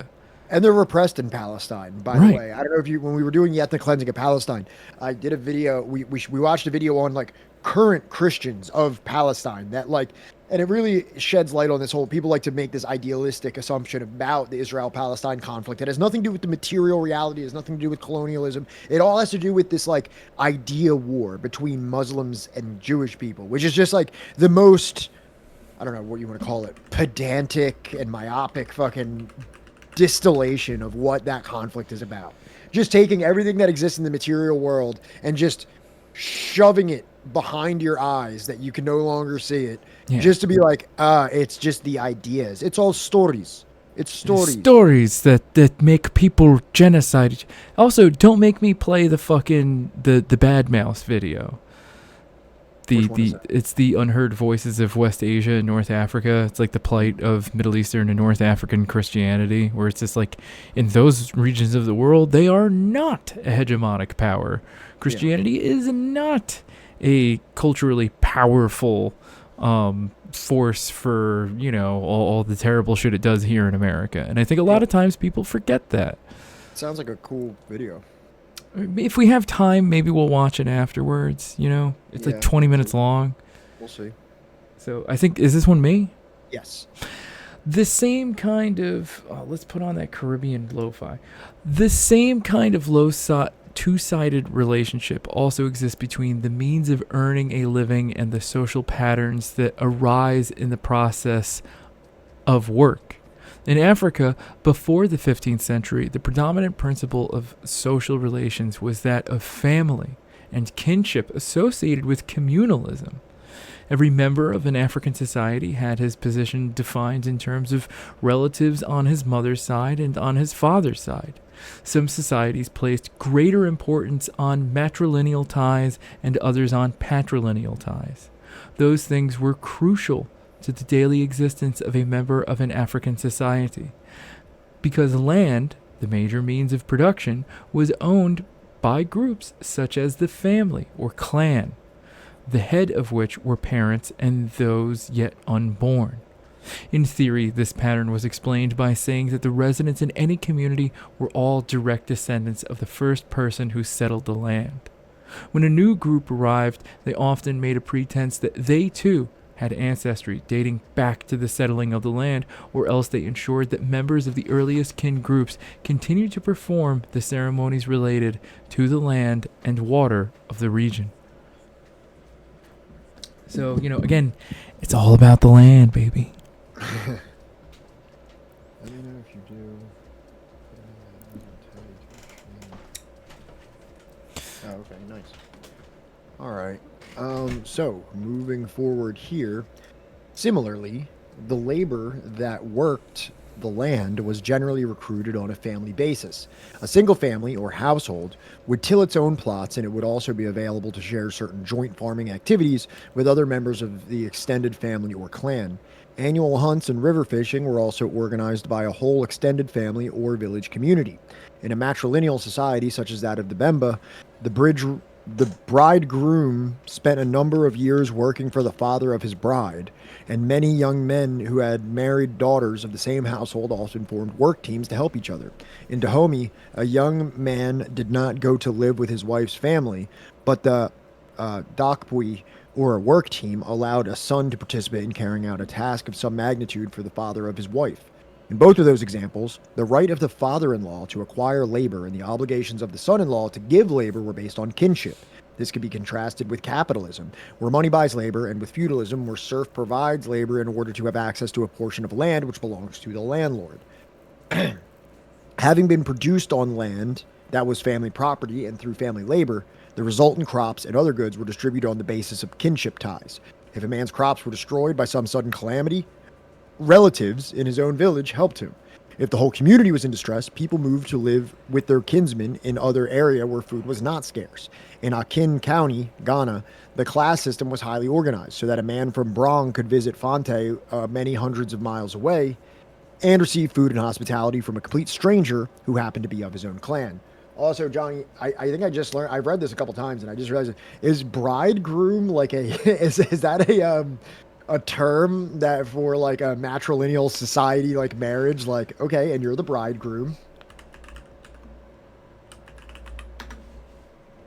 Bridegroom, often shortened to groom, is a man who is about to be married or who is newlywed. In some circles, a modern alternative to bride or groom. So, yeah, bridegroom Wait, so is groom is just a shortened version of bridegroom. looks that way, dog. That's so funny. I gotta show you this shit. I gotta show you the Wikipedia for this. That would probably make fucking patriarchal people so mad. Yeah. Be like, oh, you're a bridegroom. Congratulations. They'd be like, There's like alpha bro, like, red pill dude bros that are probably like screaming and shitting over this, but like, yeah, bridegroom, often shortened to groom, is the man about to be married. When marrying, the bridegroom's future spouse, if female, is usually referred to as the bride. Bridegroom is typically attended by a best man and groomsman. First mention of the term bridegroom dates to 1604 from the Old English bridegroom, a compound of bride and gume, human being hero. It is related to the Old Saxon brudgomo, the Old High German brutgomo, and brutigomo, and the Old Norse brulgumi. very interesting. This dude So- looks like a... I thought that I didn't know about the history, the etymology of that word. I thought it was like in a matrilineal society where like the male or the man takes like a more bride-like participation in the wedding ceremony, that they called him a bridegroom. But apparently it's just a more like a root word of groom. I thought it meant that like in matrilineal societies where you take like kind of like a bride's role of like a more feminine role in the marriage process. Well, I guess it wouldn't be a feminine role because it's socially, you know what I'm saying. See, I'm sorry. Jesus Christ is called a bridegroom in relation to the church as his bride. What So the fuck? we're all So that's- gay, all Christians are just gay married to Jesus. Wisbeth said that they use bridegroom in the evangelical church to refer to the congregation, so that makes sense. We are all just the lady Yeah. groom. We're all just the lady groom of Christ. Yeah, we're all just a special lady, for Jesus. In the Gospel of John, John the Baptist speaks of Jesus Christ as the bridegroom and mentions the bride. He that hath the bride is the bridegroom. But the friend of the bridegroom, which standeth and heareth him, rejoiceth greatly because of the bridegroom's voice. This my joy therefore is fulfilled. Hold on, Johnny. Can you just pull this up for me real quick? Yeah. Hold on. So peeps aren't lying when they claim that they are married to Jesus. Yeah, technically. What did David just say? What did he ask? Does that make me gay for the Lord?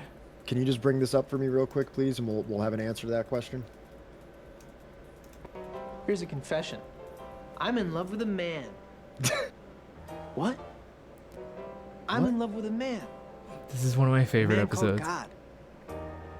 Does that make me gay? Am I gay for God? You betcha. Dean, please. Private. Okay. Well, congratulations, Jim Jones. You found the 4 people on the planet dumb enough to listen to your shit. Oh, forgive him, Lord, for he know not what he said. Give it a rest, dude. You're not the Messiah, and you don't know dick about the Bible. You know, it really sounds like somebody in this room is jealous. Yeah, because it's bullshit. I'm the one that wanted to become a priest. I'm the one that knew it was the Virgin Mary. I'm the one that should have followers. Sorry, bro, you just suck at it. Yeah? You want to have a little competition? Like what? Let's go toe-to-toe in the Bible, bitch. Ask and ye shall receive, sucker. I think that's the end. I only saw Yeah. a couple comments, but yeah. He was like, I'm in love with a man. What? Right. Does that make me gay? You betcha. But yeah, so that was fun. But you know, as silly as that seemed when I first saw it, it actually seems to make more sense now that I've enlightened myself on the term bridegroom. Yeah. I'm gay for Allah, I'm gay for Allah. which is literally just the same thing. Don't take that weird, please. It's the same thing. I just said the same thing. It's the same guy. Yep. Come on, there we go. There we go. This one's you here. Is it? Okay. Yes, sir. So, in large parts of Europe, when communalism broke down, it gave way to widespread slavery as the new form in which labor was mobilized. This slavery continued throughout the European Middle Ages, with the Crusades between Christians and Muslims giving an added excuse for enslaving people. Slavery, in turn, gave way to serfdom, whereby the laborer was tied to the land and could no longer be sold and transported. Because it took many years for the transition from slavery to feudalism to take place in Europe, it was common to find that feudal society still retained numbers of slaves. Parts of China, Burma, and India also had considerable numbers of slaves as the society moved away from elementary communalism. But there was never any time span when slavery was the dominant mode of production in Asia. In Africa, there were few slaves, and there was certainly no epoch of slavery. Most of the slaves were in North African and other Muslim societies, and in those instances, a man and his family could have the same slave status for generations within the overall feudal structure of the society. Elsewhere in Africa, communal societies were introduced to the concept of owning alien human beings when they took captives in war. At first, those captives were in a very disadvantaged position comparable to that of slaves, but very rapidly captives or their offspring became ordinary members of the society because there was no scope for the perpetual exploitation of man by man in a context that was neither feudal nor capitalist. So this is an interesting take that I've personally never heard before, which is that like there was not like an epoch of slavery in Africa. Like a lot of these videos that I've included seem to talk about slavery. Obviously, we know about the caliphates, and it seems like he's mentioning that like obviously in the Muslim civilizations of Right. Northern Africa, slavery was practiced, and there was slavery practiced by like as a consequence of war.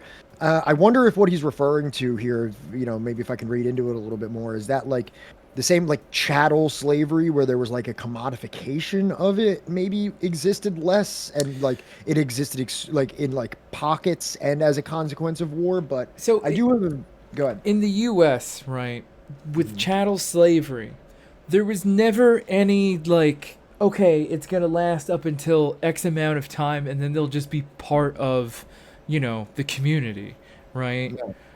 They were property from from cradle to the grave. Right. There was never a going to be a transitionary period where like they will be part of the community. They will always be Right. separate, and they will Right. always remain this non-person entity. Because there is like distinctions that we can have between like, and that's the thing is like there's this like racist thing of being like, well, slavery existed everywhere, and it's like, But it's not the like, same. the deranged, commodified level of slavery that was being exhibited by the West in the late 1800s was like, I think that's when like the rest of the world was like, bro, we've come on, like, can you fucking knock it off with this shit? Right. And I think that, like, you know, that there was never this sense of, like, well, it'll just keep on going on like this forever and ever, you know, whereas, like, you know, I also think that maybe he's hinting at, like, you know, within at least one person's lifetime, right, their kids at least will be part of the society and not seen as, like, no, you are replacing your father, you know, like, or your mother. So here's a good video. Remember our friends at Home Team History? Here's the top fallacies of slavery, or the transatlantic slavery. It doesn't touch directly on what Rodney was saying here, but I think it's going to at least illuminate us onto like more of the intricacies of slavery as it existed in Africa. Also, I will never forget the time where we learned that the northern Barbary coast had actually... They do talk about that here? I believe so. Just finish it. Okay. Where like the slave traders raided Ireland. Yeah. And took Irish people as slaves. Actually, I was wrong. It doesn't get brought up, but later we're going to talk about the Berbers. Yeah. And the Berbers is actually why the Barbary is called the Barbary, is because it's like an Anglo mistranslation of Berber. Yeah. Which is actually also a incorrect term. It's actually like the Amazigh. Yeah. Amazigh is actually like the non-racist way to refer to those people. Yeah. Berber is something that's like a mistranslation from a Greek word. It's actually what turned out to be barbarian. Yeah. Berber, barbarian. Yeah. And then Barbary came after that, but it's actually the Amazigh is actually the initial. We're going to watch a video on that too. Right. And if I'm not mistaken, I think that even like Berber from like, you know, the Greeks is actually just like a racism, because it was just like, you know, like a common word or something like that that they just heard as sure like that Berber thing. It's supposed to be a racist, like, you know how people will like do like a very racist interpretation of what a Chinese person sounds like when they talk. Holy shit! No way. Is that real? Is that confirmed? Breaking news. Go back to that first slide. Breaking news, the White House announces they will provide $100 million in humanitarian assistance for the Palestinian people. Okay. I mean, whatever's going to help Palestinian people, I just hope that it's not underhanded aid like we've seen in the past. I have Is $100 million even that much? No, not really. In the grand scheme of things, no, it's not that much. But, you know, I have Mrs. Dialectically reporting in that on Wednesday, the White House officially announced that they would be providing $100 million in assistance to the Palestinian people in Gaza and the West Bank. The funds will help those who have been affected by the ongoing conflicts that are taking place in the region. The money will be used for the essential needs as clean water, food, hygiene, support, medical care, and more. President Biden announced today that the United States is providing $100 million in humanitarian aid for the assistance of the Palestinian people in Gaza and the West Bank. That's so what, 50-50? I wonder if this is like a thing where it's like we've kind of already caused half of them to leave. We've already indiscriminately bombed it, and now we're going to like build it back up in a way that's like there's an even more like marginalized sliver of Palestinian people that actually live there, and we can like, you know, just effectively go in there and start building up infrastructure as we move other people in. I'm being completely cynical at this point. No, I know. But the White House briefing continues. This funding will help support over 1 million displaced. What does that have to say about the repatriation of all the million people that already had to leave? You know what I mean? It's like, I'm reading it in real time with you. So this funding will help support over 1 million displaced and conflict-affected people with clean water, food, hygiene, support, medical care, and other essential needs. The United States provides humanitarian assistance through trusted partners, including UN agencies and international NGOs, you know, like the ones that were murdered by Israeli airstrikes. Civilians are not to blame and should not suffer for Hamas' horrific terrorism. Civilian lives must be protected, and assistance must urgently reach those in need. We will continue to work closely with partners in the region to stress the importance of upholding the law of war, supporting those who are trying to get to safety or provide assistance, and facilitating access to food, water, medical care, and shelter.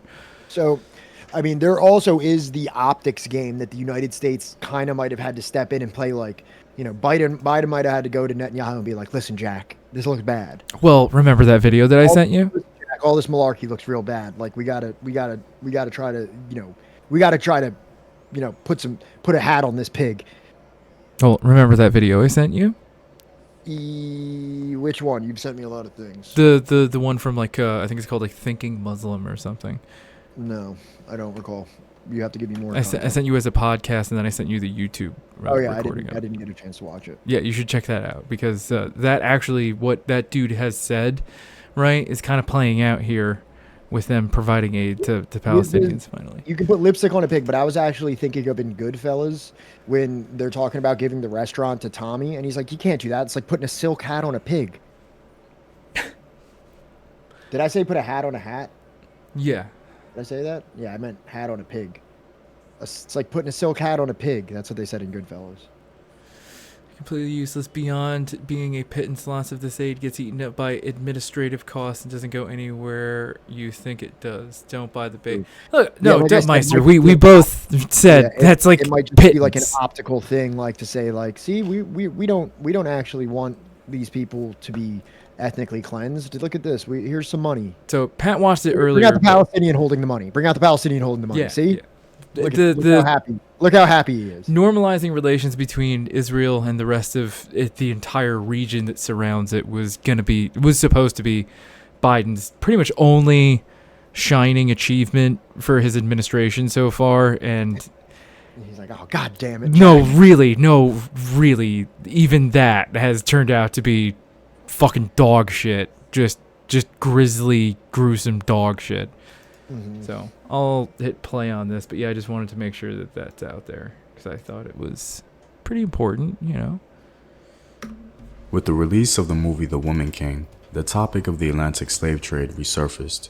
To be honest, I've grown increasingly disappointed in the dialogue. Admittedly, the topic is complex, and it may not be fair to expect any individual to present its full scope.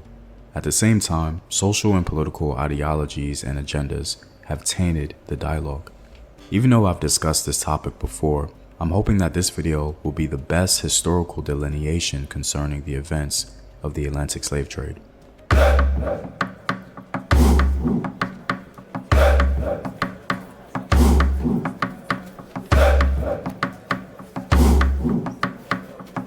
What up, African world? It's Team here, and welcome back to another video of African history, culture, and worldview. By supporting this channel on Patreon, you're helping in the creation of these videos and contributing to this content. The link to Patreon is in the description box below. Also, stay tuned with word from my sponsors. My name is Howard Dorsey. I'm 54 years old. I'm here to talk about my experience with herbal results. You can just slide through the herbal supplement I was getting thing. to was, I found a bottle. Oh, this is an herbal supplement ad. A lot of results. I didn't realize that but at first. It seems that the release of The Woman King intensified the dialogue.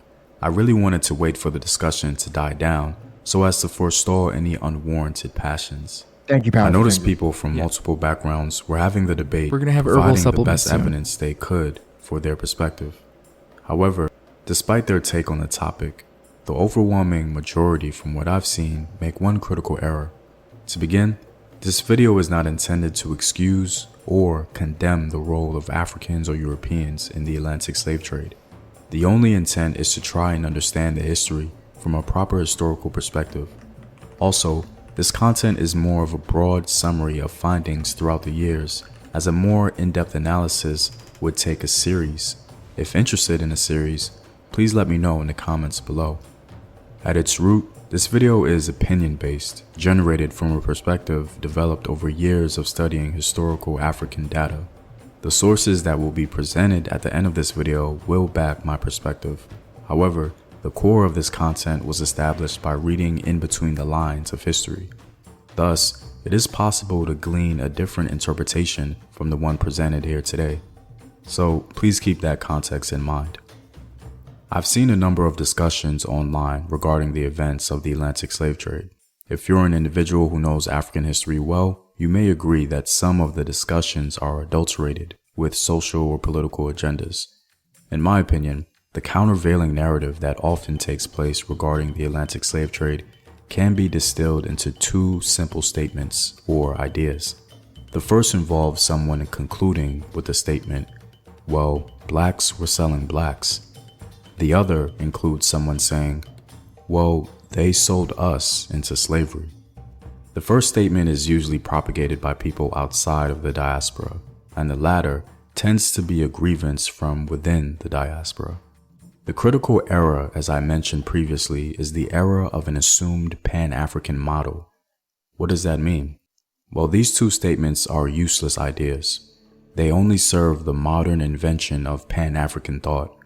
The irony here is that all people, not just black, have adopted in some form a Pan-African model when discussing the history of the Atlantic slave trade.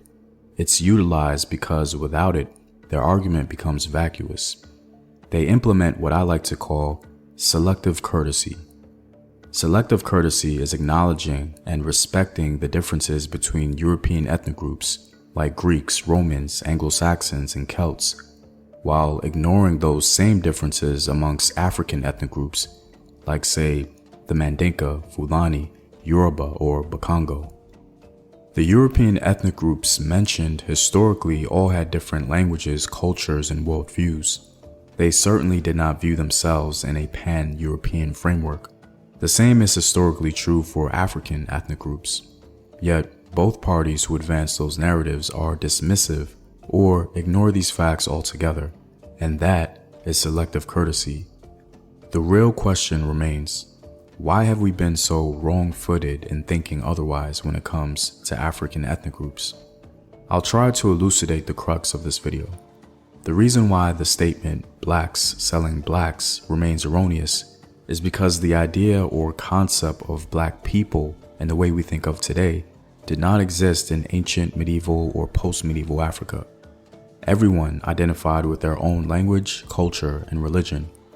Moreover, the grievance by the African diaspora of, well, Africans sold us into slavery, is disingenuous, because many of us descend from African ethnic groups who were both victims and victimizers. Hopefully, the examples given later in the video will help us understand that. It's an extraordinarily stratified topic. One minor example as to why Pan-Africanism or unified blackness was completely useless in, say, 15th century Africa is patently demonstrated by the experiences of Portuguese travelers to West Africa and their African interpreters.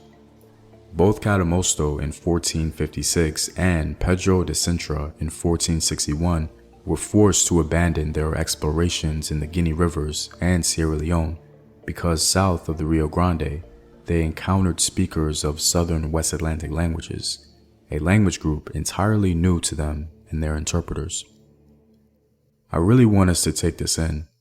Their African interpreters likely studied several languages of the local region through great effort, but a relatively short distance away, they had absolutely no idea how to communicate with other Africans just south of them. I personally love that. It's just like, what do you mean you don't know how to talk to them? It's like, Yeah. I don't know what he's saying, dog. I have never heard those words before in my life. The equivalent to going to Africa, to going to Europe and taking like some English guy and putting him up next to like some Polish guy and being like, talk. Mate, Talk to him. I have no fucking clue what the fuck he's saying.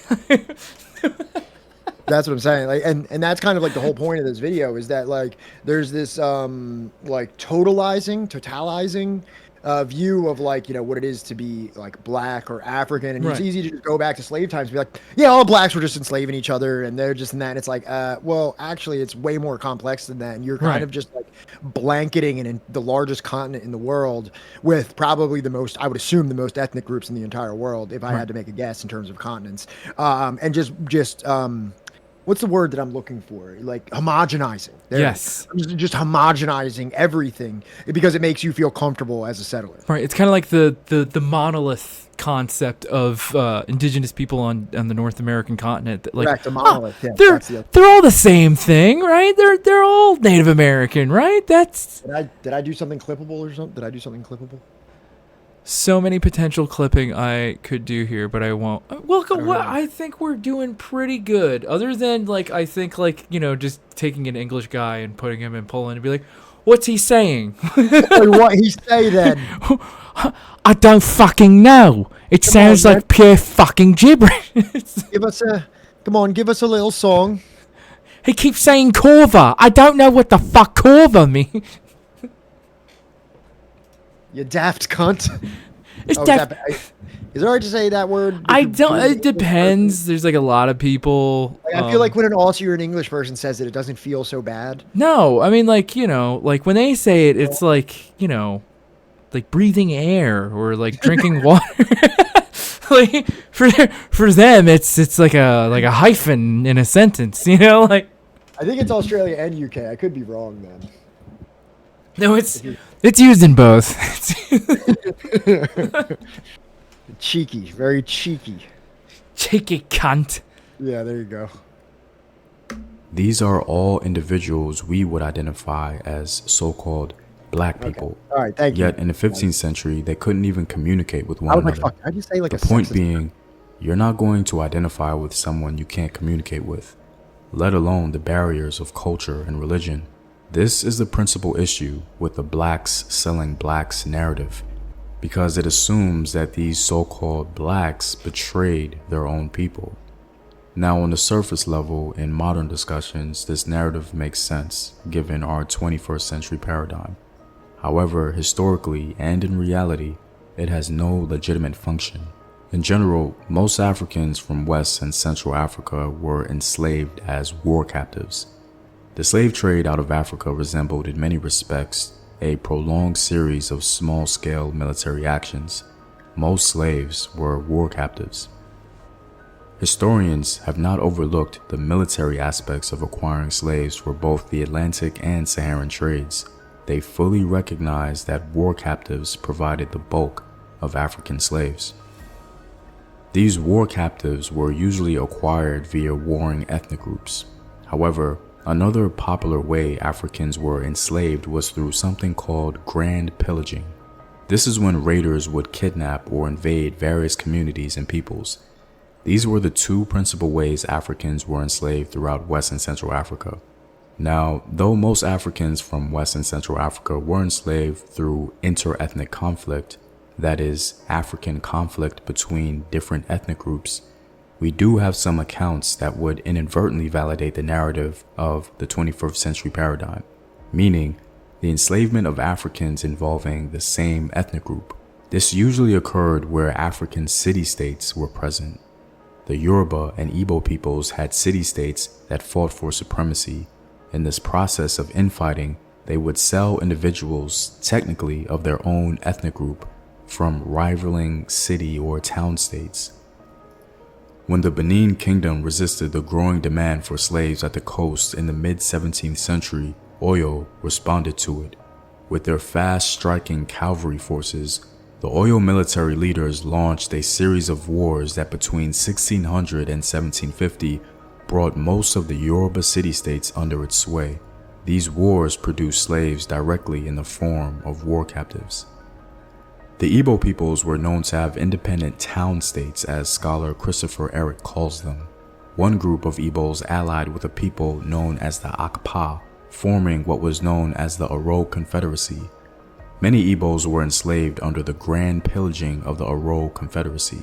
The significance of city or town states apparently took precedence over ethnic loyalties. One famous African, Olada Ekwano, falling victim to that reality. Unscrupulous Igbo merchants also were not above kidnapping children while passing through the lands of town states other than their own, as we know from the autobiography of Olada Ekwano, who was enslaved in such a manner in the 18th century. As a brief side note, in a previous video I mentioned the existence of the Oro Confederacy as an example of inter-ethnic slave raiding. However, some continental Africans challenged that idea in favor of identifying the Oro Confederacy strictly as Igbos. Though opinions may vary based on your perspective, I believe it appropriate enough to use as an example of inter-ethnic slave raiding.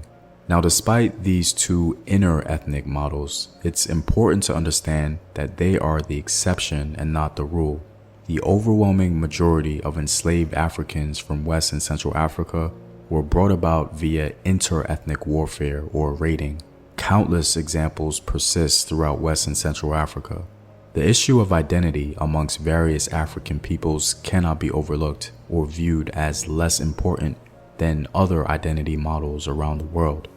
One famous example of inter-ethnic slave raiding is the story of Ayuba Diallo, who was on a journey to sell two enslaved peoples while being captured and sold by the Mande-speaking people himself. His biography, though anecdotal, touches on one of the grievances from the diaspora, rendering it vapid. In other words, Afro-descended people outside of the continent descend from multiple African ethnic groups across West and Central Africa, many of whom were both victims and victimizers. Like I've mentioned before, this is an extremely complex topic, one that is often mishandled in popular discourse. Reflexively, one may view this history as an indictment on African people, and some attempt to position it as such. I think it's quite the contrary. This isn't some unusual display of human violence or recklessness. Powerful African states and empires fought each other for dominion just like any other would around the globe. The only unusual thing about it was that there were so many powerful or competitive African peoples in concentrated areas throughout West and Central Africa. If this history is truly understood, then one would expect consideration regarding the ills of African diversity instead of an all-encompassing indictment of continental African peoples. Well, I'm all out, guys. If you like these videos and want to help in its continued production, consider supporting the Home Team on patreon.com. Home Team is pretty amazing, you know, and I'm not telling you not to support them on Patreon, but if you want to, you know... Remember who brought you here. Remember who Yeah. exposed you. You know what I mean? Remember Yeah, who I'm just... That's exactly what I'm saying. You know, plus I think, like, what he was saying towards the end of the video is that, like, okay, yes, they had their own slave trade, right? But, like, you can't say that, like, oh, it was Africans that started, like, the Atlantic slave trade. Well, as we all know, the first slavery mission on the Atlantic slave trade was not from Africa to the New World. It was from the New World to Europe. It was Christopher Columbus taking slaves from, you know, the Carib people or the Taino people. I know there's like some like kind of categorical or like taxonomical distinction between all this. Yeah. But yeah, there's the first ever transatlantic slave was from Christopher Columbus and Europeans taking people from, you know, what is today the Caribbean and bringing them to Spain. Yes. So just that for the record. And then going Also, on to be the most gruesome, horrific, frightening monster of a human being to... Also, yeah, even more gruesome than like the average Hispanic. And when I say Hispanic, what do I mean? Spanish. I'm talking about literally Spain. I'm talking about literally Spain. More deranged than the average Spanish monarch was Christopher Columbus. At a time where the Spanish Inquisition existed. Okay. Also, you know what I mean? I also like I play this little thought experiment. Like if anybody ever says like, well, slavery wasn't bad, or maybe that the United States or the West should not be culpable in the slave trade because they were selling their own people. But also I would have you ask yourself that if you were to, let's just do a hypothetical thought experiment. If say you heard of someone that was arrested for engaging in child sex trafficking, right? Would you say that it's only the person that is selling and not the person that is buying, or would you consider both parties very much guilty of an extreme crime? Very, very much condemnable. Exactly. That's what I'm saying. So it just seems weird to like, you know, oh, let me just obfuscate everything ethically wrong with my society and just point the finger at the other side. Also, like, you know, again, let's reiterate that, like, the slavery that existed in Africa, right, was socially different and different in its construction than the chattel slavery. I mean, like, social construction. I would say that even in its different domestic slavery, there was African middlemen that were supplying the slaves to the very Right. like, you know what I mean, there was a structure that was incentivized by the slave trade. And one thing I wanted to bring up there, I do have this book, Leopold's Ghost, which I have brought up several times here. It's by Adam Hochschild, who, I don't know if you remember, Hochschild was quoted extensively throughout Paul's book on World War One, because this guy's actually written several books on World War One. He's a very popular, like, mainstream historian, but also I would say he's probably left of center in his historical outlook, very from like a left perspective. But he wrote in this book, in the very beginning, it's called the prologue, and it's called "The Traitors Are Killing Our People," right? And it's an analysis of letters from King Afonso of the Congo in the late 1500s, sending letters to the Portuguese to please stop kidnapping our people. Right. Which is also, so it says, each day the traitors are kidnapping our people. This is to King João the third of Portugal in 1526. Each day the traitors are kidnapping our people, children of this country, sons of our nobles and vassals, even people of our own family. This corruption and depravity are so widespread that our land is entirely depopulated. We need in this kingdom only priests and school teachers, and no merchandise, unless it is wine and flour for mass. It is our wish that this kingdom not be a place for the trade and transport of slaves. Later that same year, in another one, he said, many of our subjects eagerly lust for Portuguese merchandise that your subjects have brought into our domain. To satisfy this inordinate appetite, they seize many of our black free subjects. They sell them. After having taken these prisoners to the coast secretly or at night, as soon as the captives are in the hands of white men, they are branded with a red-hot iron. And then it says, again and again, Afonso speaks about the twin themes of the slave trade and the alluring array of cloth, tools, jewelry, and other knickknacks that the Portuguese traders used to buy their human cargoes. These goods exert such an attraction over simple and ignorant people that they believe in them and forget their belief in God. My lord, a monstrous greed pushes our subjects, even Christians, to seize members of their own families, and of ours too, to do business by selling them as captives. And it goes on to say that he had a hatred of the slave trade. King Afonso, his hatred for the overseas slave trade and his vigilance against its erosion of its authority won Afonso the enmity of some of the Portuguese merchants living in his capital. A group of 8 made an attempt on his life as he was attending Mass on Easter Sunday in 1540.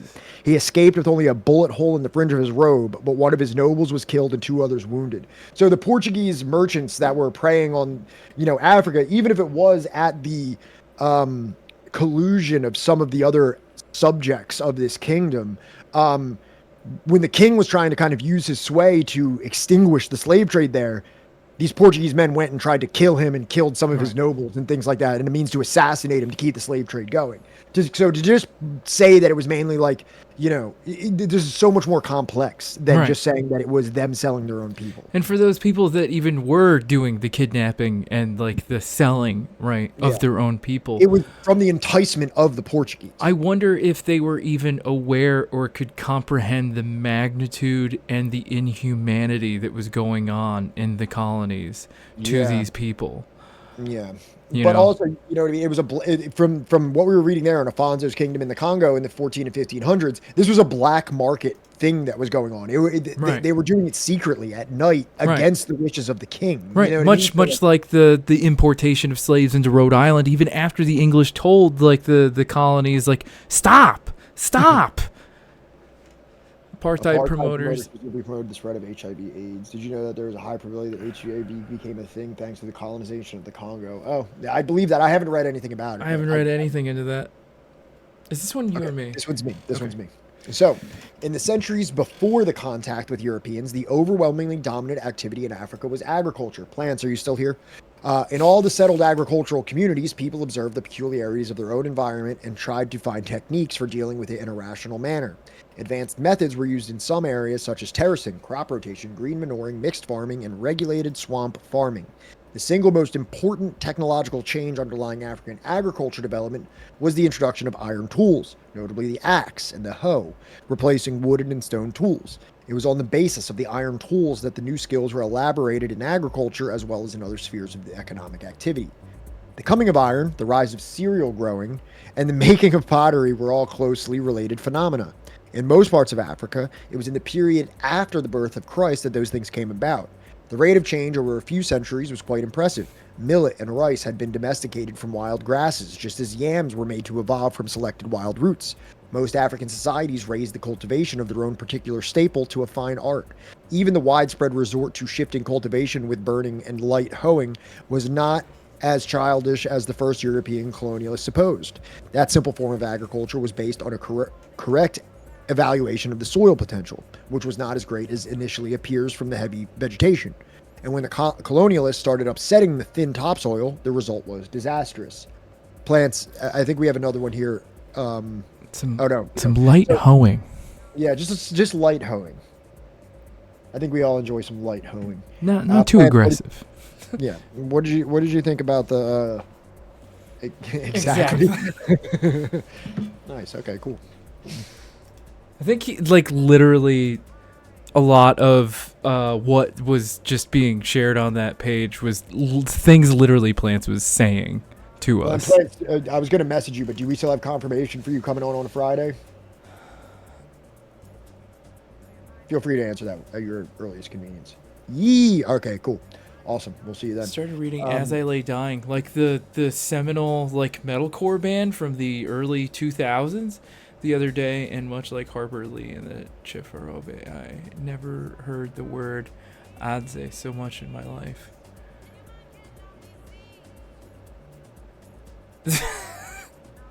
Exactly, Ree. Exactly.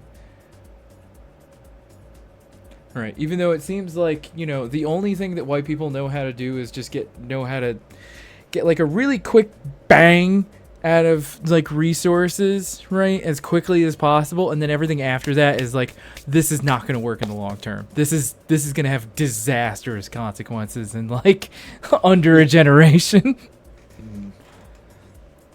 So, one way of judging the level of economic development in Africa 5 centuries ago is through the quality of the products. Here, a few examples will be given of articles which came to the notice of the outside world. Through North Africa, Europeans became familiar with a superior brand of red leather from Africa, which was termed Moroccan leather. In fact, it was tanned and dyed by Hausa and Mandinga specialists in northern Nigeria and Mali. When direct contact was established between the Europeans and Africans on the east and west coasts, many more impressive items were soon displayed. As soon as the Portuguese reached the Old Kingdom of Congo, they sent back word on the superb local cloths made from bark and palm fiber, and having a finish comparable to velvet. The Banganda were also expert dark cloth makers, yet Africa had even better to offer in the form of cotton cloth, which was widely manufactured before the coming of the Europeans. Well into the present century, local cottons from the Guinea coast were stronger than Manchester cottons. Once European products reached Africa, Africans too were in a position to make comparisons between their commodities and those from the outside. In Katanga and Zambia, the local copper continued to be preferred to the imported items, while the same held true for iron in a place like Sierra Leone. Yeah, the combing. I'm sorry, like my allergies have been acting up. My eyes are really irritated right now. So I just a quick example of this, the great products that were coming out of Africa. The first one mentioned was Moroccan leather. The oldest, to go forward to the next video, the oldest leather work in history still exists in Morocco. And this video is very interesting. It's also a little gross. Maybe not to everyone, but to me, like, the skin is a little gross, but you don't like skins? Just imagine. Just imagine like battering that, throwing it in like a deep fryer. I guess that makes it almost a little bit more amenable to me because I do eat fried skin from time to time.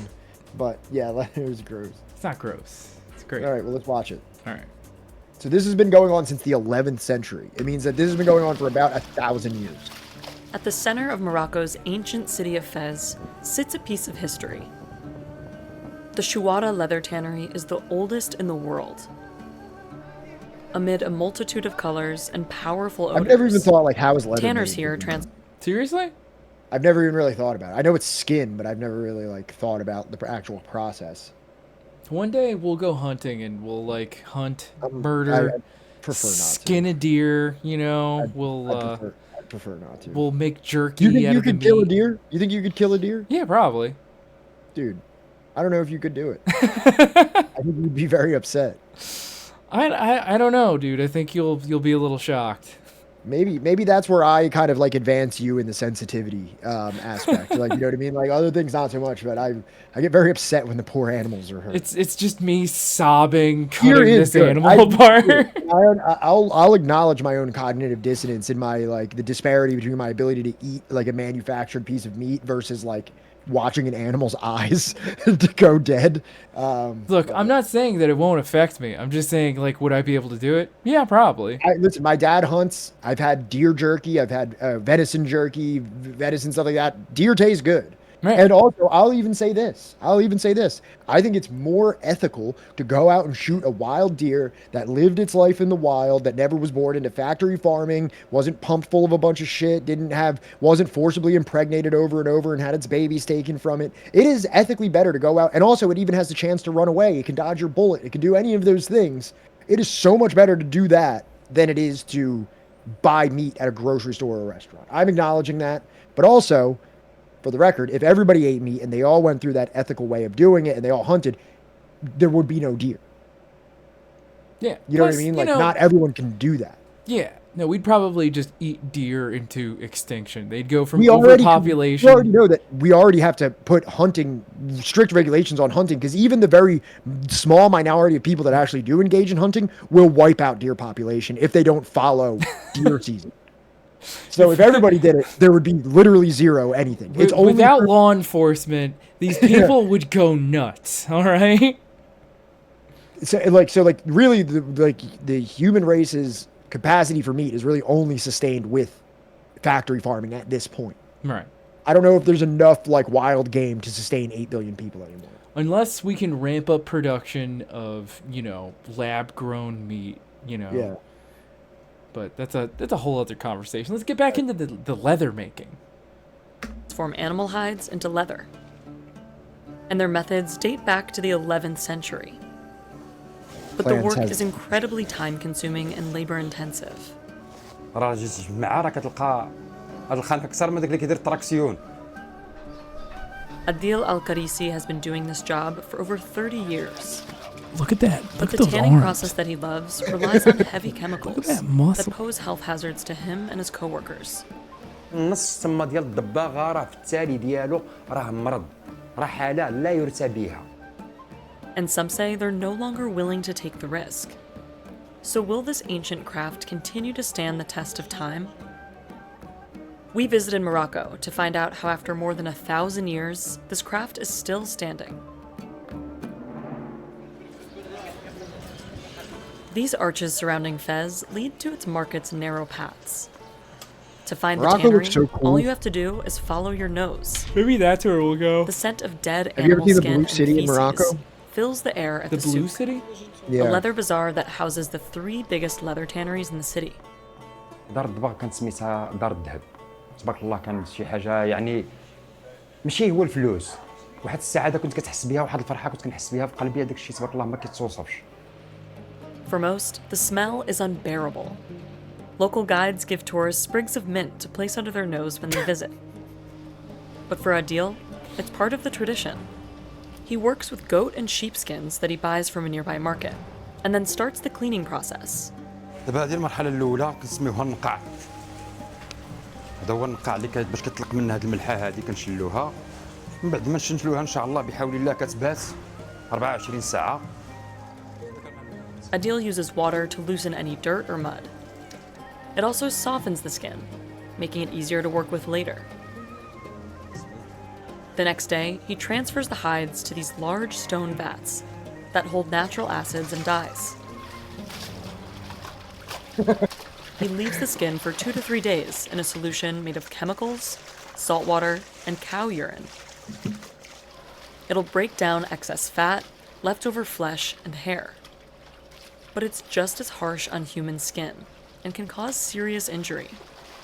علاش هذه الماده صعيبه بزاف على حسب هذه الماده اللي فيها ديال البازو. راه ملي كطول هكايا راه كتخليك ديما لاطراس. تنوريك لاطراس اللي في يديا راه الكويات هما هادو فينا. يعني هاد الكويات هادو راه تقريبا عندهم 20 عام وما بغاوش يبراو. Adil's father, who also worked in the tanneries, tried to stop him from following the same path. من هبط لي لدار الدباغ بعد النهار الاول دوزها عليا زعما باش كما الله نقنط ونمشي بحالاتي. والو ما بغيتش ما عجبتني بزاف. ارتحيت فيها بزاف. Adil stands in the mixture for hours a day, plucking and scraping off any loose hair with his bare hands. He wears waterproof pants, but there's still a risk of severe chemical burns. Then he washes the hide 3 times until all the hair falls off. بعد ما كدوز واحد 48 ساعه كندوه للفونو كيتصبن. هاد الماكينه كنعطيوها حنا الفونو هي اللي كتصبن لك السلعه كطير داك الجيل. This tanning technique dates back to the 11th century. Crazy. The natural chemicals in the solution alter the protein structure of the hide. الدباغه النباتيه ما كايناش. ما كانش في شي بلاصه واحده اخرى الا هذا المنتوج هذا.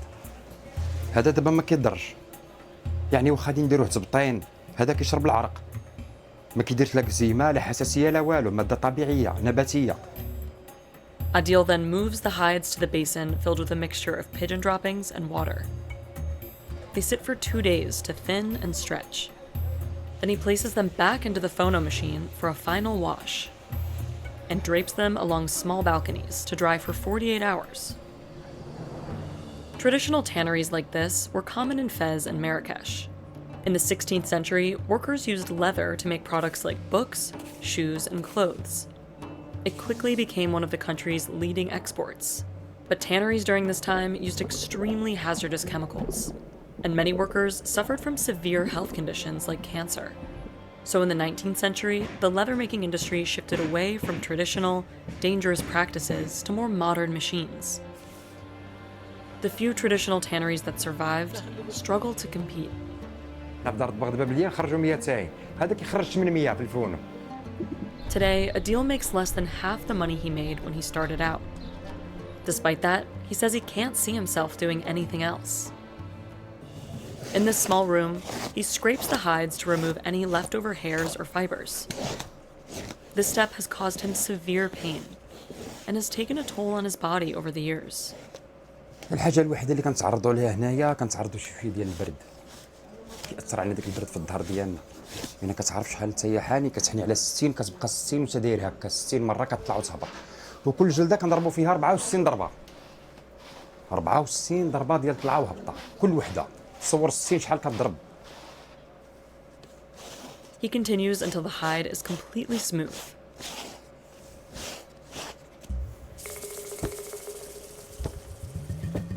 When it's ready, he brings the finished leather to craftsmen like Mohammed Al-Helou. السلام عليكم. السلام ورحمة الله. اسمع محمد. كيداير اخاي كيداير مع السلامة مزيان. Mohammed has worked as a leather craftsman for over 20 years. He separates the leather based on the type of skin. Well, who was it the other day? I think it was Marcus that said, yeah, but they don't respond with, Malaikum Allah Salam, right? They don't, not every... No, you were saying that wasn't hello. Okay. You were trying to say that salam was hello. What did we just witness in that video just now? It's a greeting. He's saying that the literal translation is not salam. Oh, okay. All right.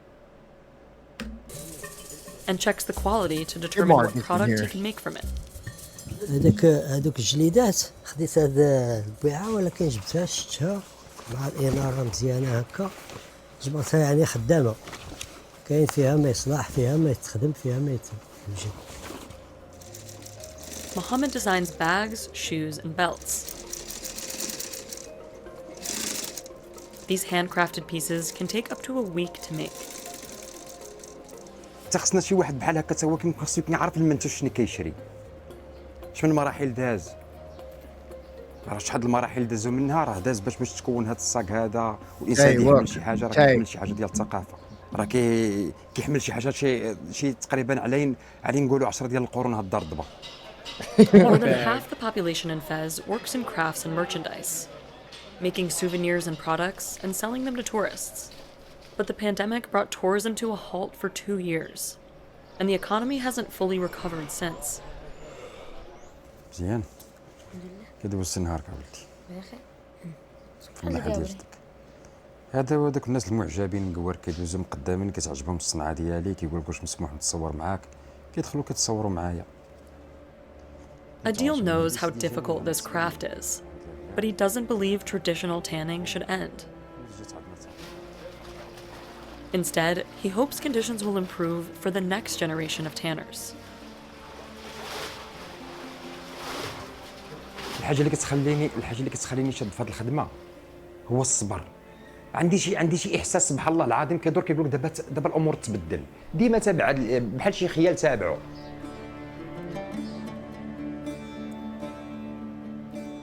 Alright, man. Morocco's on the list now. Well, there's kind of like a dream trip of mine to go. Wait, actually, while you say that, bring up the picture I just sent you, or it's like a Google image link to look at the pictures just real quick, because there's another really cool thing in Morocco. But a dream vacation of mine, for some reason, I'm not sure why, it just seems like a cool thing to do, is to go to Spain. Is to go to Spain and like see like a cool, like, you know, Barcelona and stuff like that, and then take the ferry from the Straits of Gibraltar to Morocco from Spain to like go from Europe into Africa. But look, there's this blue city. I think it's part of Fez or something like that, but it's like a whole blue city. Did they paint it like that? I think it's in the tile, or I think it's in the mixture. Because to paint it, you'd have to paint it all the time. It looks like it really maintains that blue. But yeah.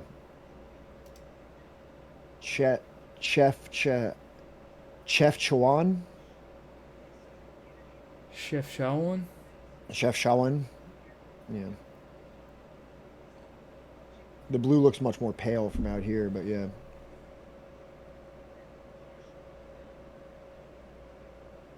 Hell yeah.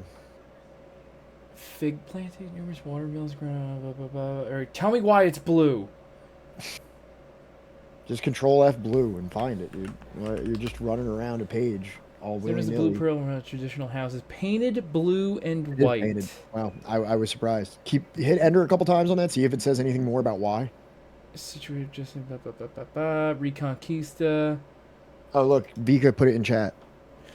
The popular theory is that after World War II, when the Jewish community in the area grew as people fled Nazi persecution, blue was painted on the walls, floors, and steps as a religious practice to represent the color of the sky and connect the city to heaven and God. Wow. Culture around mono blue coloring relates to the rarity of pigment and some really cool art styles, and like blue and white china your grandma got. Yeah, or like, you know, blue uniforms during World War I that like totally helped you blend in with the trenches around you. And accented well with your red pants. All right, this one's me. So, traditional African economies are usually called subsistence economies. Often, small villages farmed, hunted, fished, and looked after themselves independently with... I hope you're not talking about Jewish people. That's... Traditional African economies are usually called subsistence economies. Often small villages farmed, hunted, fished, and looked after themselves independently with little reference to the rest of the continent. Yet, at the same time, the vast majority of African communities fulfilled at least a few of their needs by trade. Africa was a continent of innumerable trade routes. Some extended for a long distance, like the route across the Sahara or the routes connected with Katanga copper. But in the main, it was a trade between neighboring or not too far distant societies. Such trade was always a function of production. Various communities were producing surpluses of given commodities which could be exchanged for items which they lacked. In that way, the salt industry of one locality would be stimulated while the iron industry would be encouraged in another. In a coastal lake or river area, dried fish could become profitable, while yams and millet would be grown in abundance elsewhere to provide a basis for exchange. The trade, so readily distinguishable in every part of the continent between the 10th and 15th centuries, was an excellent indicator of economic expansion and other forms of development, which accompanied increasing mastery over the environment. So yeah, this is just kind of to show a little bit more about the medieval or so, or the pre-colonial economies of the African countries. Yeah.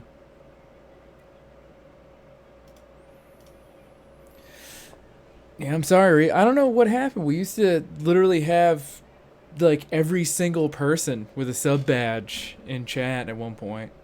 Yeah, the subs have really taken a hit. I'm not sure why. Everybody still hangs out, but the subs aren't happening anymore, and the poor sub goals just sit like this. You know, but we're thankful for what we get. All right, we're poor. Yeah, well, you know, tell your wealthy friends about us.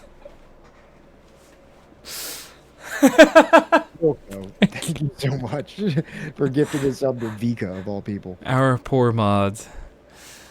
The principles of family and deferment to age were slowly breaking down throughout the centuries preceding the arrival of Europeans in their sailing ships. Changes in technology and in the division of labor made that inevitable. The introduction of holy shit Cracklebearer. Like, see, you shield just for a little bit. We put the puppy dog. We put the puppy dogs on. Oh, Tay, and you gave one too. Oh, we got a hype train. Oh, it's incoming. Wait, hype train? Jesus Christ, Crackle Barrel, thank you so fucking much, man. Or to you, thank you so much. Tay, thank you so much. You're all so nice. Johnny, play the Subversive History music. Play the Subversive History theme song. Okay, all right, I'll play it.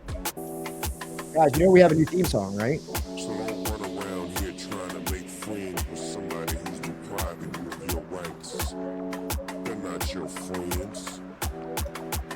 No, they're your enemies. Don't treat them like that.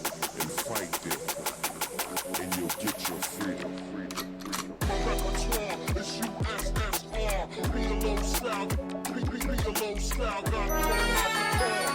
What is that? Don't worry about it. Jesus. It's fine. Red radical.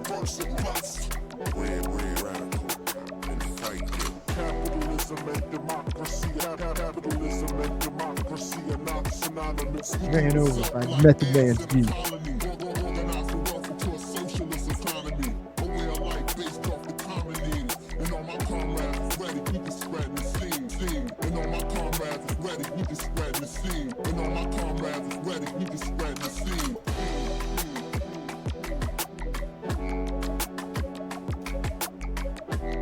I didn't even think of it till after.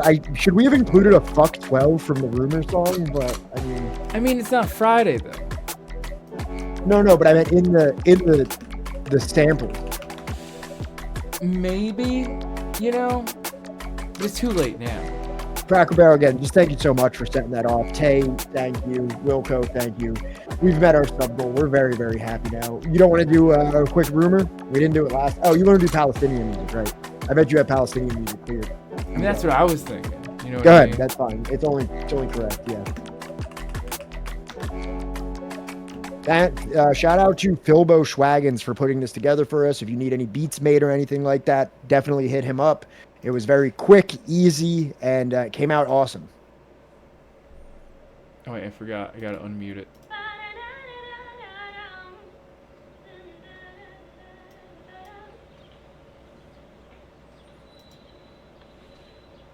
Oh, Magyar guy, thank you so much. $10 donation. Thank you.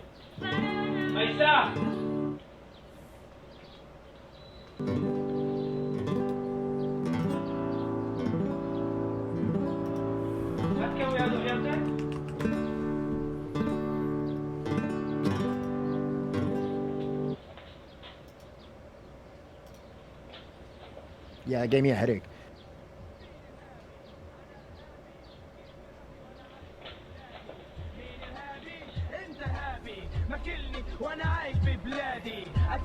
Sorry, this is like a concept video, but it has a really great message.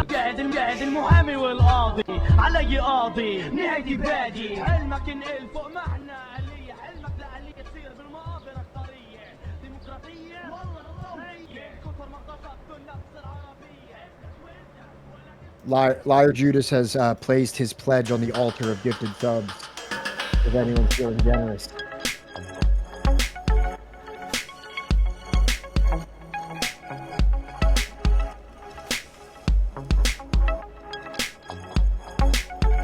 Probably just enough to get us to a level 3 hype train as well. Ooh, anonymous user. Thank you, anonymous gifter. All right, Judas, enjoy. انا ضعيف في ما بجيب صبيان شرف وعار انا كل شي انا ولا شي بس قولي مين انت عندي ثلاثية أحلام مستغني بقدر أقبس نوال السعداوي بقدر أنتقد عقيد الحارة بضل فيمينيست عايش على طبيخ الماما مش عنيف مش هسوي عينيها زرق بس كعريس بفضل عينيها زرق مش محلك تأقرر مش محلك بس هجرب مش محلك لو محلك كنت بحرر يا حرية وعدل لكل طرف هنا يا بنبلش نقتل شباب على شرف عيلة لا عم نتحشى فيها بمصر وبنتهضب بالليل بنتاجر فيها في أمريكا وبنغتصبها بالهند وبنرجعها طب تعمل لي ولاد وتربي البيت نحكي سوبر وومن ولا بنحكي عن انس مش الامرأة الخارقة انا هو الخارق خارق قانون خارق حقوق وحق انا العانس العاطر بالثلاثة طالع This song is fucking amazing, and I hope you're all enjoying it. انا ولا شي بس قولي مين انت انا حكي نسوان في 100 زلام انا ضعيف في ما بجيب صبيان شرف وعار انا Dude, I just started Duolingo Liar Judas, so I'm right with you. أول مرة ضربت أختي أهلي زقفولي حكولي إني زلمة كبير أعطوني تضخيم هي أصبحت مسالمة واقفة قدام كاراتكير من أختي لنساء العالم بدي كل شي حالا فشي بفش غلي بلبسك بوكسي بشتري لك مكياج عشان تبيني قدام العالم المساواة لاقيها عند ابوكي طفشت حكت اكيد بيحموني الدم ولا عمره بيصير مي بس اللي خلفوها طلعوا مثل اللي خلفوني زقفولي رجعوا لي اياها دفشت حلبة المصارعة بديت ارقص معاها شريك حياة بس اغلب الاحيان انا مجرم معاها انا العانس العاطر بالثلاثة طالع ذي الراجل ولا ذي الحائط تجاري قوي انا كل شي انا ولا شي بس قولي مين انت انا حكي نسوان في 100 زلام انا ضعيف في ما بجيب صبيان شرف وعار انا كل شي انا ولا شي بس قولي مين انت انا كتبت القصائد انا بنيت المدافع انا ممكن اني اكرهك ما اسمح لغير انه يحبك ما انا كنت روحي للشاطئ لحالي ده وجع عواصف مش راسي على بال امن انا فشلت محتاجة انا العانس العاطر بالثلاثة طالع ذي الراجل ولا ذي الحائط تجاري قوي انا كل شي انا ولا شي بس قولي مين انت انا حكي نسوان في 100 زلام انا ضعيف في ما بجيب صبيان شرف وعار انا كل شي انا ولا شي بس قولي مين انت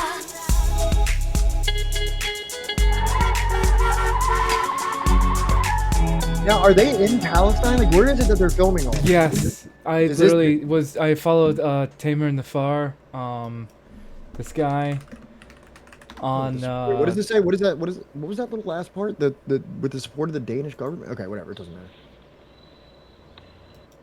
What was that thing at the very end? With support of the United Nations. Gender-based violence with support of the United Nations population fund, support of the Danish government. Oh, okay. Yeah. So I think like some of them I think may live in that part of the world, in Daneland or whatever. But I follow this guy and I believe he is in Palestine right now. Nice. There's not many updates, but he did post yesterday, so I thank God that like he's still alive. Yeah. Yeah, it's really fucking scary, you know. But it just is what it is, you know. The only reason I can But is the hype train over? Yeah, hype train's over. All right, well, we're not even halfway through this presentation. we gotta yet. keep We're going. only at slide 17. Yeah, we gotta keep But going. thank you so much, everybody.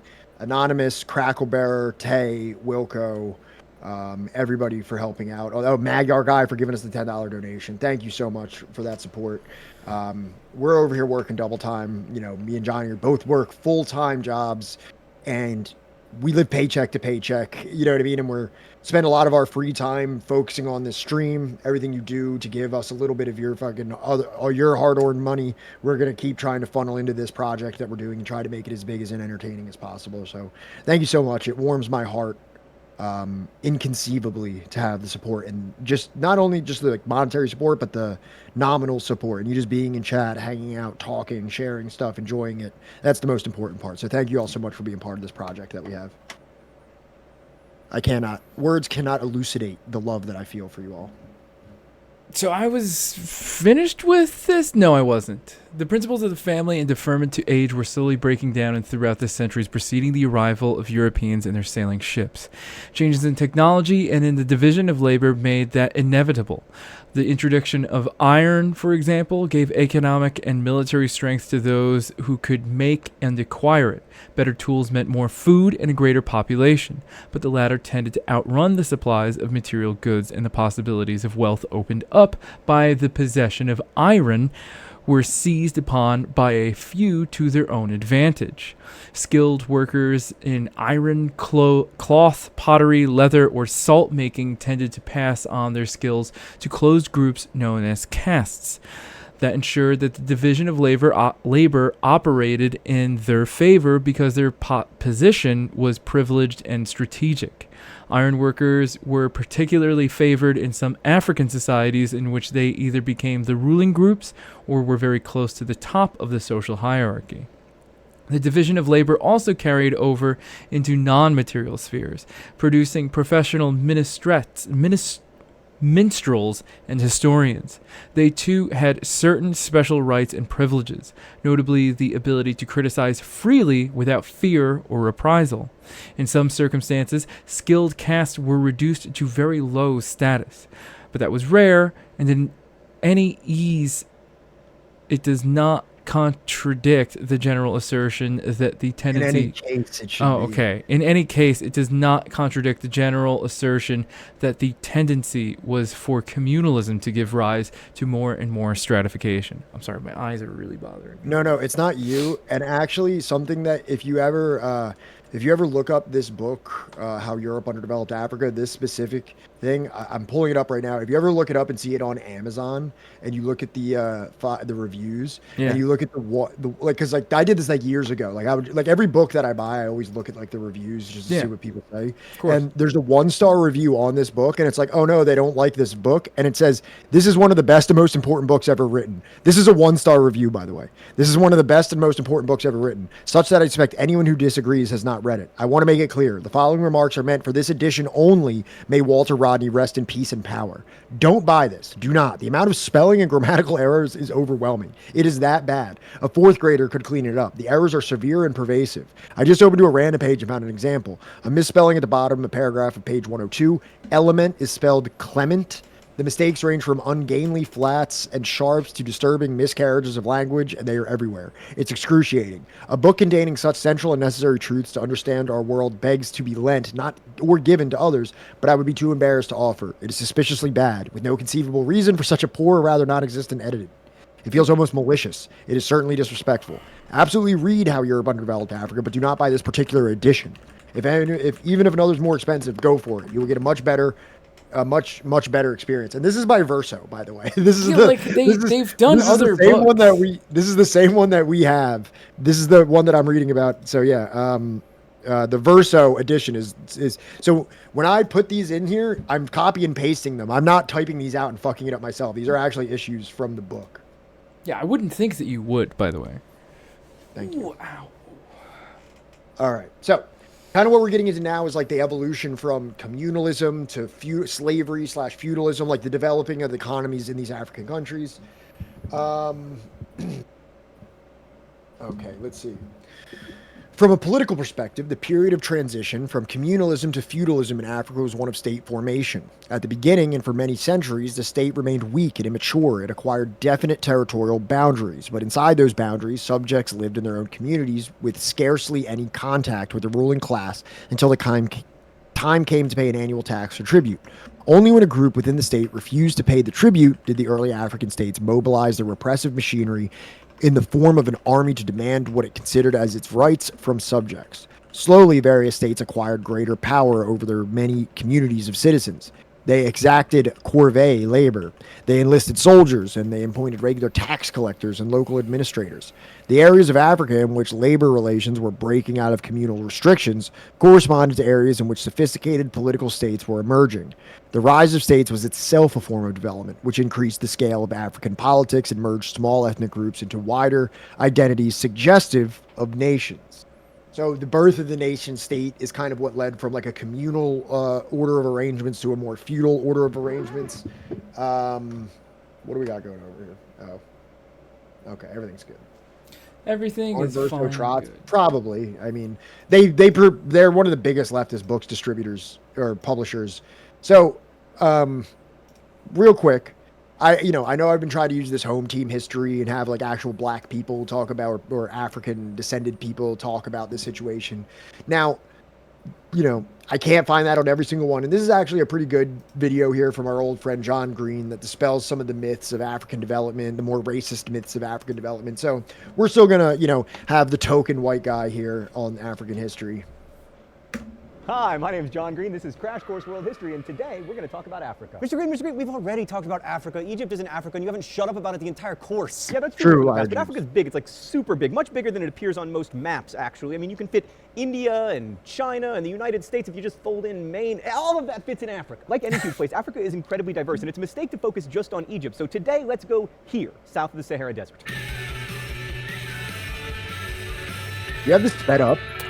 Yes. Because it's like 10 minutes long, and he talks too fast for you to speed this one up. Dude. All right. First, let's turn to written records. Oh, right, we don't have very many, at least not written by sub-Saharan Africans. Much of African history was preserved via oral rather than written tradition. These days, we tend to think of writing as the most accurate and reliable form of description, but then again, we do live in a print-based culture. And we've already said that writing is one of the markers of civilization, implying that people who don't use writing aren't civilized, a prejudice that has been applied over and over again to Africa. But one, if you need evidence that it's possible to produce amazing literary artifacts without the benefit of writing, let me direct your attention to the Iliad and the Odyssey, which were composed and memorized by poets for centuries before anyone ever wrote them down. And two, no less than authority than Plato said that writing destroyed... Did I know that? Yeah. Yeah. That the Iliad and the Odyssey were like oral traditions passed down?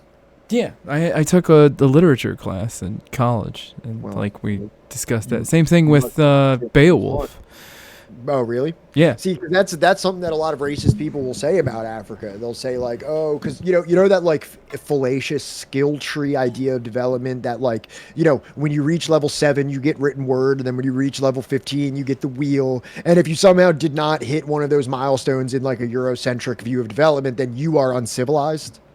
Yeah. Well, I mean, here's the other thing is that, like, even the story, I'll use Beowulf as the example that we have of Beowulf, right, is tinged, especially in its ending, with, like, a message of Christianity and, like, redeeming his soul and stuff. And it's just like, why the fuck is this, like, pagan mythology at the end talking about, like, redeeming his pagan soul and all this other shit? Oh, right. Because when it was finally written down, it was written down by a fucking priest. So it's just like, even the stories that we do think of, right, of like the Odyssey and the Iliad, right, even then, those stories are very likely twinged by like who was finally writing it down and who was repackaging this for the audience of that time rather than the audience of like, before it was being written down. Do you know what I mean? So, like, in Africa, it was the griot, G-R-I-O-T. Yeah. I might be pronouncing it wrong. Griot is, like, a form of, like, oral storytelling and history keeping that was very, very central to, like, African history. But, racist European people will say that the Africans didn't have, like, written record, which also isn't even true. There was literal, like, scholarship and libraries. We're going to get into all that, actually. Right. Why don't you just let John Green talk, and I won't say, because we're going to watch videos on everything. Right. And you may remember us talking about the griots when we were talking about Malcolm X and Martin Luther King, because Malcolm X was influenced by the urban griots of Chicago, I want to say. Well, he was from Nebraska, Omaha, but then he went to Detroit. Right, Detroit. That's it. Sorry, I was confused those two. Detroit Red. Human memory by alleviating the need to remember anything. And 3, you think oral tradition is uncivilized, but here you are listening to me talk. But we do have a lot of interesting records for some African histories, including the legendary tale of Mansa Musa. By legendary, I mean some of it probably isn't true, but it sure is important. Let's go to the thought bubble. So there was this king, Mansa Musa, who ruled the West African Empire of Mali, and in 1324-ish, he left his home and made the Hajj, the pilgrimage to Mecca. He brought with him an entourage of over 1,000 people, some sources say 60,000, and most importantly, 100 camel loads of gold. I wish it had been donkeys so I could say he had 100 ass loads of gold, but no, camels, right. So along the way, Mansa Musa spent freely and gave away lots of his riches. Most famously, when he reached Alexandria, at the time one of the most cultured cities in the world, he spent so much gold that he caused runaway inflation throughout the city that took years to recover from. He built houses in Cairo and in Mecca to house his attendants, and as he traveled through the world, a lot of people, notably the merchants of Venice, no thought bubble, like actual merchants of Venice, right. They saw him in Alexandria and returned to Italy with tales of Mansa Musa's ridiculous wealth, which helped create the myth in the minds of Europeans that West Africa was a land of gold, an El Dorado, the kind of place you'd like to visit, and maybe, you know, in 5 centuries or so, begin to pillage. Thanks, Thought Bubble. So what's so important about the story of Mansa Musa? Well, first, it tells us that there were African kingdoms ruled by fabulously wealthy African kings, which undermines one of the many stereotypes about Africa, that its people were poor and lived in tribes ruled by chiefs and witch doctors. Also, since Mansa Musa was making the Hajj, we know that he was A, Muslim, and B, relatively devout. And this tells us that Africa, or at least Western Africa, was much more connected to the parts of the world we've been talking about than we generally are led to believe. Mansa Musa knew all about the places he was going before he got there, and after his visits, the rest of the Mediterranean world was sure interested in finding out more about his homeland. Mansa Musa's pilgrimage also brings up a lot of questions about West Africa, namely, what did his kingdom look like and how did he come to convert to Islam? The first question's a little easier, so we'll start with that one. The Empire of Mali, which Mansa Musa ruled until the extremely elite year of 1337, was a large swath of West Africa running from the coast hundreds of miles into the interior and including many significant cities, the largest and best known of which was Timbuktu. The story of the Islamization of the empire, however, is a bit more complicated. Okay, so pastoral North Africans called Berbers had long traded with West Africans, with the Berbers offering salt in exchange for West African gold. That may seem like a bad deal until you consider that without salt, we die, whereas without gold, we only have to face the universe's depraved indifference to us without the benefit of metallic adornment. That went to an ominous place pretty quickly. Right, so anyway, the Berbers were early converts to Islam, and Islam spread along those pre-existing trade routes between North and West Africa. So the first converts in Mali were traders who benefited from having a religious as well as a commercial connection to their trading partners in the north and the rest of the Mediterranean. And then the kings followed the traders, maybe because sharing the religion of more established kingdoms in the north and the east would give them prestige, not to mention access to scholars and administrators who could help them cement their power. So Islam became the religion of the elites in West Africa, which meant that Muslim kings were trying to extend their power over largely non-Muslim populations which worshipped traditional African gods and spirits. In order not to seem too foreign, these African Muslim kings would often blend traditional religion with Islam, like for instance giving women more equality than was seen in Islam's birthplace. Anyway, the first kings we ever... Oh, so you mean like every other religion ever, blending, you know, whatever religion was coming into it with whatever like local religion was prior to it. Huh. Right, yeah. Record of adopting Islam were from Ghana, which was probably the first empire in West Africa, and it really took off around the 11th century. As with all empires and also everything else, Ghana rose and then fell and was replaced by Mali. And the kings of Mali, especially Mansa Musa, but also Mansa Suleiman, his successor, tried to increase the knowledge and practice of Islam in their territory. So for example, when Mansa Musa returned from his Hajj, he brought back scholars and architects to build mosques. And the reason we know a lot about Mali is because it was visited by Ibn Battuta, the Moroccan cleric and scholar who kind of had the best life ever. He was particularly fascinated by gender roles in the Malian Empire and by Malian women, writing, "They are extremely beautiful and more important than the men." Oh, it must be time for the open letter. I was slinging bricks for Mansa Ibn Musa Battuta. before I wonder you what's in were the a secret Type compartment 1 today. civilization. Oh. Some kind of fake Is Mansa Musa in movie Civilization? magic. No, Why did it's... you do this to me? I'll show you later. Dear Ibn Battuta, Alright, bro, thanks. I love Twitter and my Xbox and Hawaiian pizza, but if I had to go into the past and live anyone's life, it would be yours. Because you were this outlandishly learned scholar who managed to parlay your knowledge of Islam into the greatest road trip in history. You went from Mali to Constantinople to India to Russia to Indonesia. You were probably the most well-traveled person before the invention of the steam engine. And everywhere you went, you were treated like a king. And then you went home and you wrote a really famous book called The Real that people still read today. And also you could grow a real beard, and I'm jealous.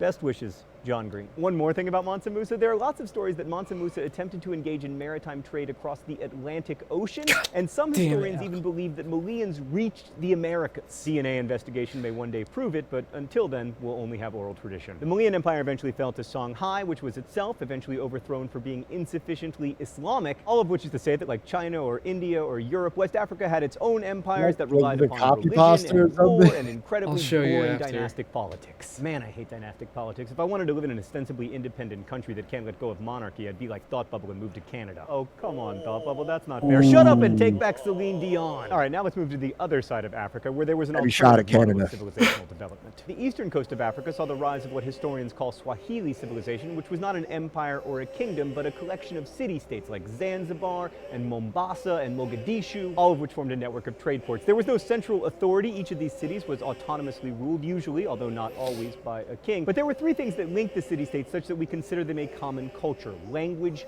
trade, and religion. The Swahili language is part of a language group called Bantu, and its original speakers were from West Africa. Their migration to East Africa changed not only the linguistic traditions of Africa, but everything else, because they brought with them ironwork and agriculture. Until then, most of the people living in the East had been hunter-gatherers or herders, but once introduced, agriculture took hold, as it almost always does, unless, wait for it, you're the Mongols.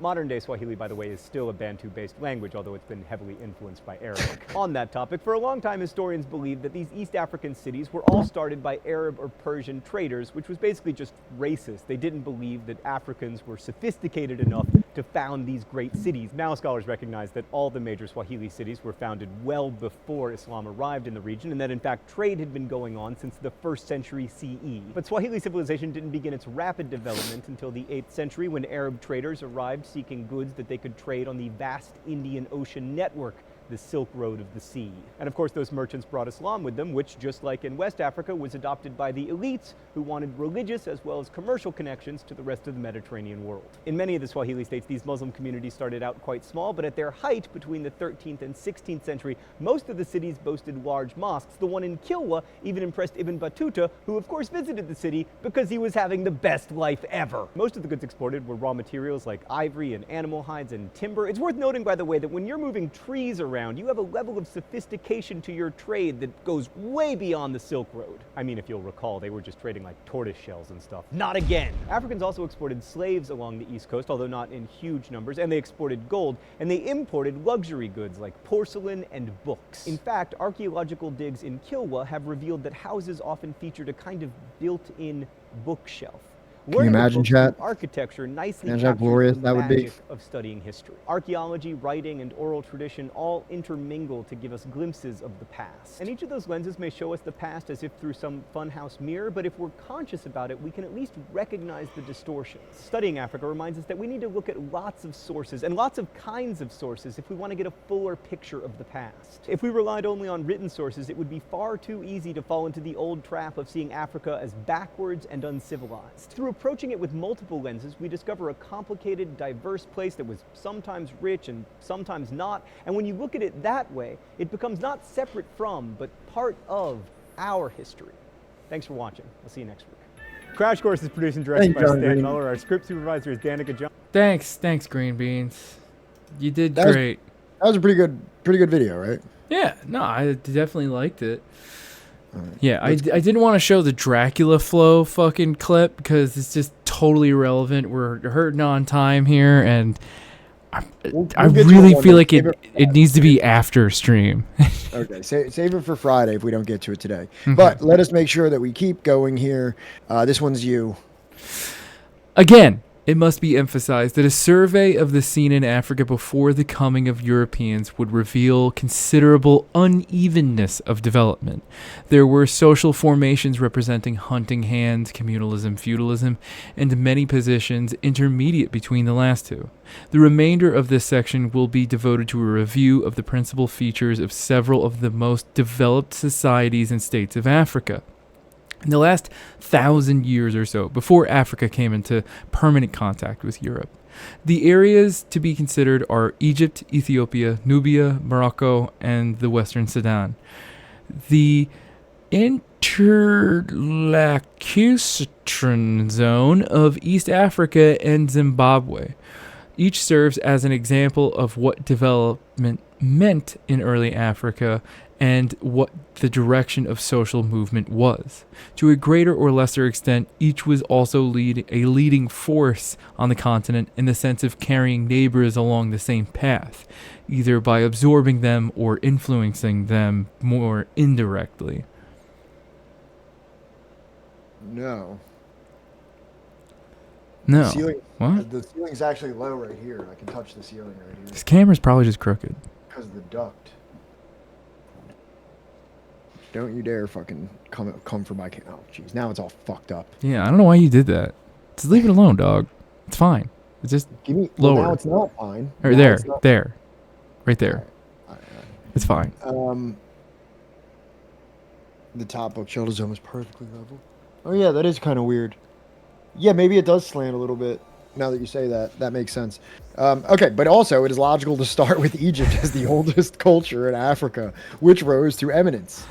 The glories of Egypt under the pharaohs are well known and do not need recounting.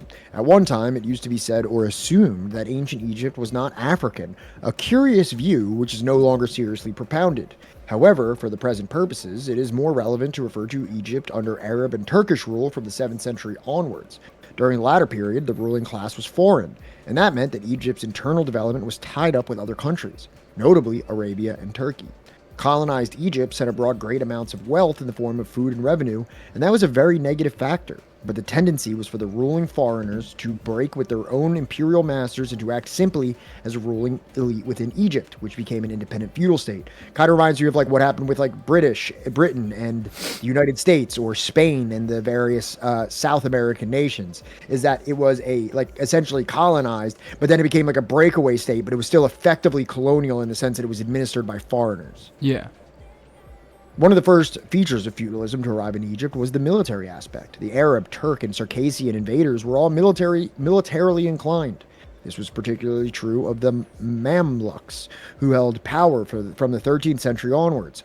Political power in Egypt from the 7th century lay in the hands of the military oligarchy, which delegated the actual government to bureaucrats, thereby creating a situation similar to that in places like China and Indochina. Even more fundamental was the fact that land tenure relations were undergoing change in such a way that a true feudal class came on the scene. All the conquerors made land grants to their followers and military captains. Initially, the land in Egypt was the property of the state to be rented out to cultivators. The state then had the right to reappropriate the land and allocate it once more, somewhat like the head of a village community acting as the guardian of new lands, of the lands and related families. However, the ruling military elements also became a new class of landowners. By the 15th century, most of the land in Egypt was the property of the Sultan and his military lords. Yeah, we have one more slide here on Egypt. We're gonna speed run these concrete examples. Each are gonna have like a slide or two, and then a video, and then we'll move through them. Because we all know about Egypt, you know what I mean? We all kind of know what's going on there. Yeah, we all know aliens built the pyramids, etc., etc.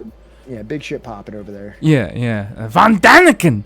The antagonistic nature of the contradiction between the feudal warrior landlords and the fellahin was revealed by a number of peasant revolts, notably in the early part of the 8th century.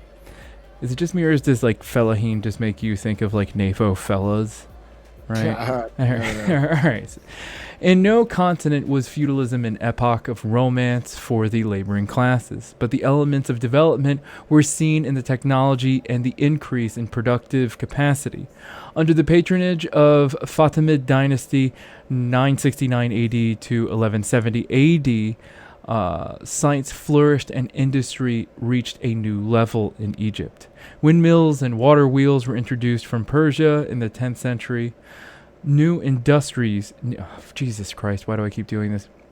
New industries were introduced: paper making, sugar refining, porcelain, and the distillation of gasoline.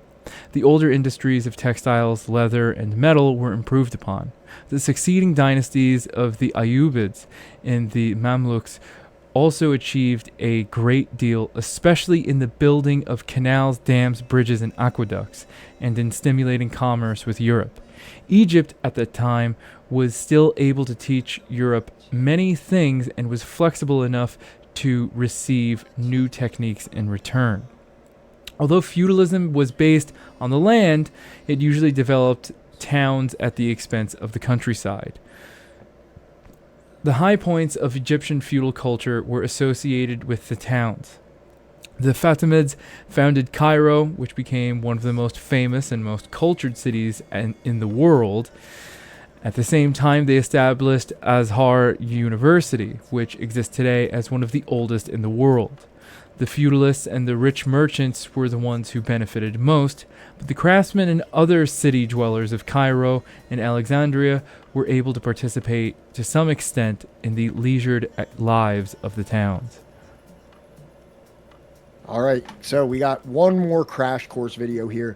Let me tell you, it's hard to find a brief video about Egypt. It's such a big topic that everything's either an hour long or about something so specific, like a short video that's like very, very specific, that we could only go through the crash course. Yeah, well, I mean, it's like, what is that example? That like the pyramids being built, right, were about as close in history to like we are to Cleopatra than when they were built. During, that's actually something that I learned here. Like what he told me is, or not what he told me, but what he says in this video is that, like, I always thought it was like when we learn about like Moses and like the Jewish slaves and stuff like that, the pyramids had existed for a long time. Yeah. Like I for some reason thought that like Moses was like standing right there. I think it's because of an old episode of the Rugrats. Also could be the Moses movie. It's the movie. Okay, yeah. Yeah. I think like every time I watch like some kind of like a production TV show or anything like that, where it's like the time of Moses and you know what I mean, what is it, the Maccabees and stuff like that, that like they're building the pyramids as that's happening. It's like, no, that's they've already been done. They are ancient at this point. Exactly. Like that's something I'm just learning today. Yeah. I was today years old when I figured that out. Egypt, I think, is one of the longest running societies in history. Hi there, my name is John Green, and this is Crash Course World History. Today we're going to talk about also, Egypt. Pause it real quick. I need everybody to buckle their seatbelts because he makes an offhanded comment about the Kim family in this. I don't know if Leaping Larry is here or anyone else, but I just want you to brace yourselves because that will come. Okay. All right. It'll be all right.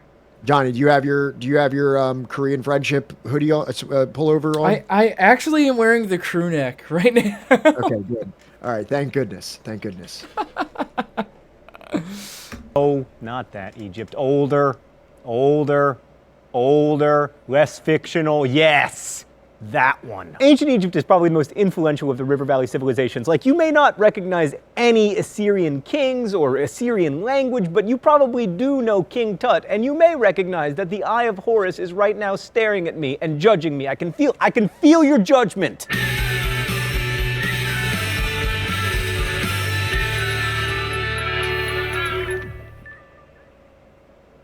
When we think of ancient civilizations, we think of Egypt. There are a few reasons for this, like the fact that the pyramids are the last man standing among the 7 ancient wonders of the world. But more importantly, ancient Egyptian civilization lasted from 3000 BCE to 332 BCE. That's a period that historians call a long-ass time. And I will remind you, it is not cursing if I'm talking about donkeys. So there are many approaches to the study of history. You can view history as a millennia-long conversation about philosophy or as clashes between great men, or you can see history through the lens of traditionally neglected populations like women or indigenous peoples or slaves. And we're going to try to take many approaches to our study of history during Crash Course. Mr.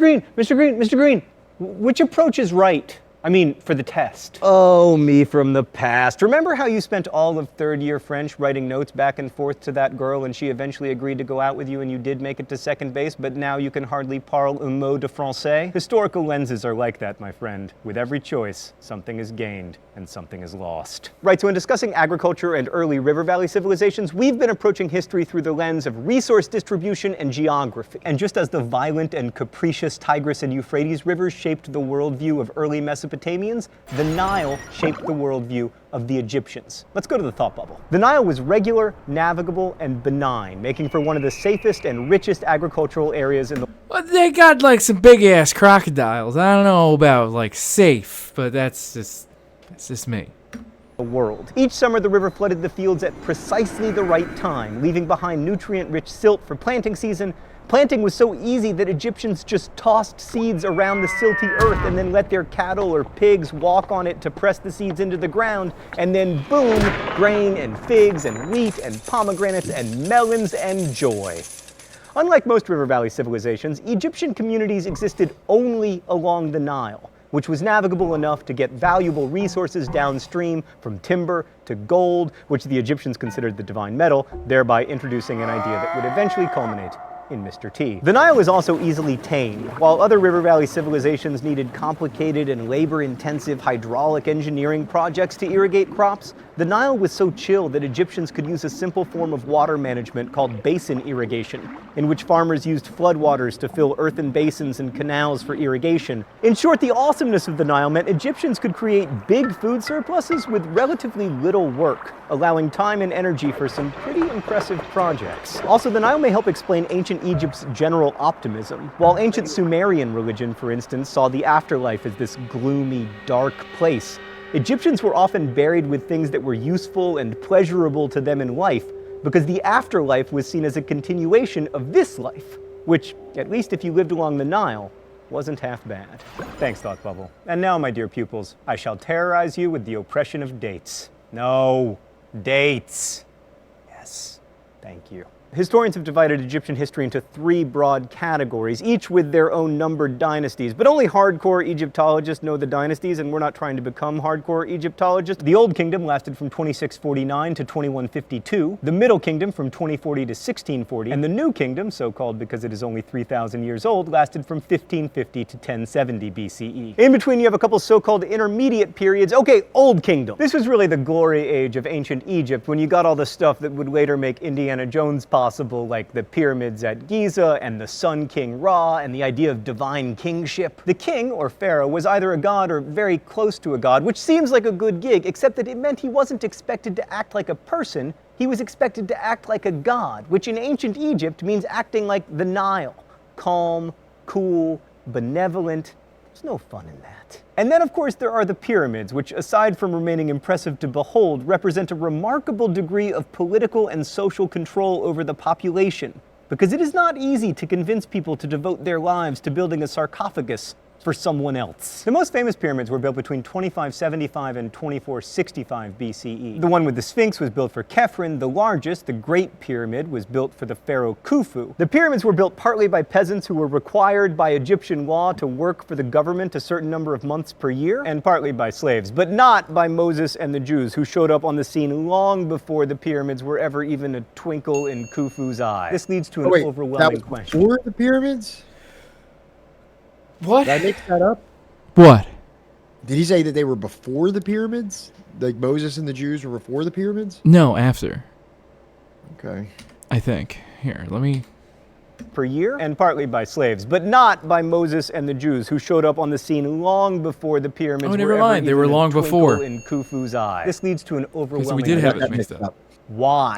Why in the sweet name of Ra would anyone ever build such a thing? Well, let's start with Ra. But also, I've heard the argument, what makes more sense? Enslaving a people, right, to build the temple to your god, or to get people that believe that your leader is a living god?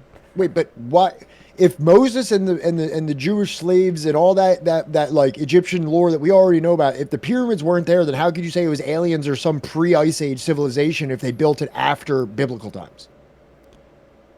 I don't know. Like if we have written record or some record, I mean, of, well, I guess Moses. I mean, Moses isn't like a historically, like Jesus Is Moses even a historically, like, legitimate character? Like, did he actually exist, or does he only exist in the Bible? Like, you know how we know that Muhammad existed? And by most accounts, Christ existed, I believe. I mean, I think there's some debate of if Christ even existed, but we know that Muhammad existed. I don't know if Moses did Moses actually exist? I'm going to go out on a limb here and say he didn't part the Red Sea. Well, I mean, there's debates about, like, if the reeds it's just a tide and not, like, you know, like a parting of like the Red Sea. Look, all of this is really like kind of complicated and probably requires a way more Okay. like. The point of the matter is there is a historically validated period of Egyptian history that we all know about that in which the pyramids didn't exist, and then the pyramids were built after that. Then why would we think that they were built by like fucking aliens? Oh, that part? Oh, that's because of Von Daniken. Okay. In the Chariot of the Gods. He's like an Egyptian archaeologist that, had family ties to a lot of the, archaeology in Egypt.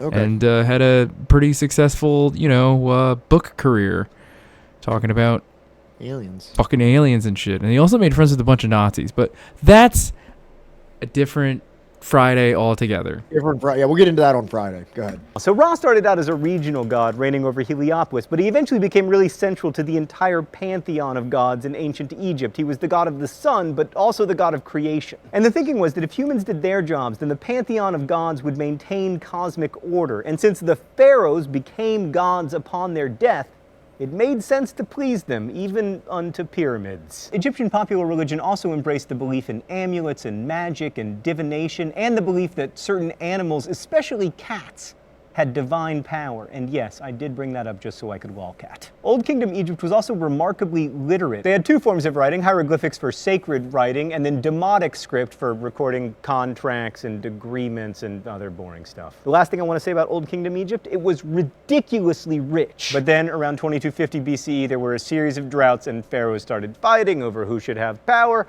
and we had an intermediate period, which was followed by the Middle Earth. You know what? The Middle Kingdom? Oh, really?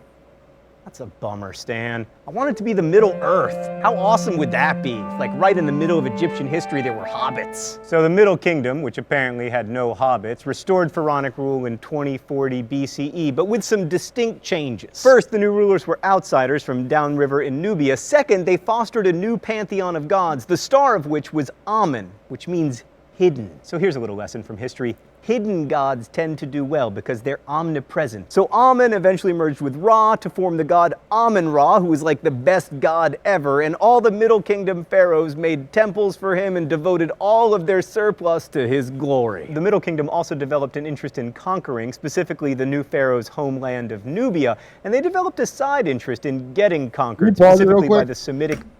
So when they're saying that there was Nubian pharaohs in Egypt, like, you know, the extremely racist "we was Kangs" type of thing?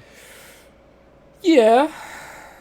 So there was Nubian pharaohs in Egypt. Like, as much as like chuds online like to say that phrase and make it seem like, I think like they try to make a distinction between sub-Saharan Africa and like northern Africa, but there was Nubian pharaohs in Egypt.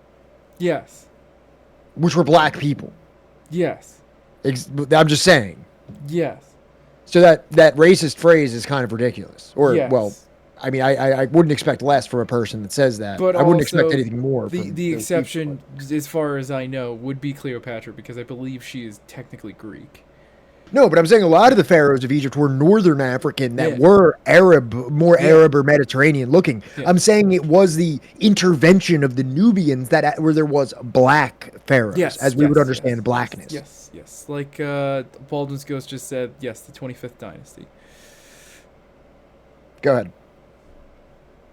Peoples from the Levant. They were able to conquer much of Egypt using superior military technology like bronze weapons and compound bows and chariots of fire. What? They're just regular chariots? Stan, why are you always killing my dreams? One group, the Hyksos, were able to conquer all of Egypt, but rather than like destroying Egyptian culture, they just relaxed like the Nile and assimilated into the Egyptians. And the Egyptians adopted their military technology, and then the Egyptians destroyed the Hyksos and expelled them from Egypt. And then by 1550 BCE, there was again an Egyptian pharaoh, Ahmosis, whose name only sounds like an STD. Anyway, after all this conquering and being conquered, Egypt eventually emerged from its geographically imposed isolationism and Can we cue the New Kingdom graphic, please? There it is. New Kingdom Egypt continued this military expansion, but it looked more like an empire, particularly when they headed south and took over land in an attempt to find gold and slaves. Probably the most expansive of the New Kingdom pharaohs was Hatshepsut, a woman who ruled Egypt for about 22 years and who expanded Egypt not through military might, but through trade. But most New Kingdom pharaohs, being dudes, focused on military expansion, which brought Egypt into conflicts with the Assyrians, who you'll remember from last week, and then the Persians, and then Alexander the Great, and finally the Romans. On the whole, Egypt probably would have been better off enjoying its geographical isolation and not trying to conquer new territory, but all of Egypt's friends had jumped off a bridge, so. One last thing about the New Kingdom. There was this crazy New Kingdom pharaoh named Akhenaten who tried to invent a new god for Egypt. Akhenaten was kind of the Kim Jong-il of ancient Egypt. Like, he had this feared police force and this big cult of personality, and also he was a nut job. Anyway, after his death, he was replaced by his wife, and then a daughter, and then a son, Tutankhaten, who turned his back on the weird god Aten and changed his name to Tutankhamun. And that is about all King Tut did before he died, probably around the age of 17. Honestly, the only reason King Tut is famous is that most pharaohs had their graves robbed by ancient people, and King Tut had his grave robbed by 20th century British people. Which brings us to the open letter.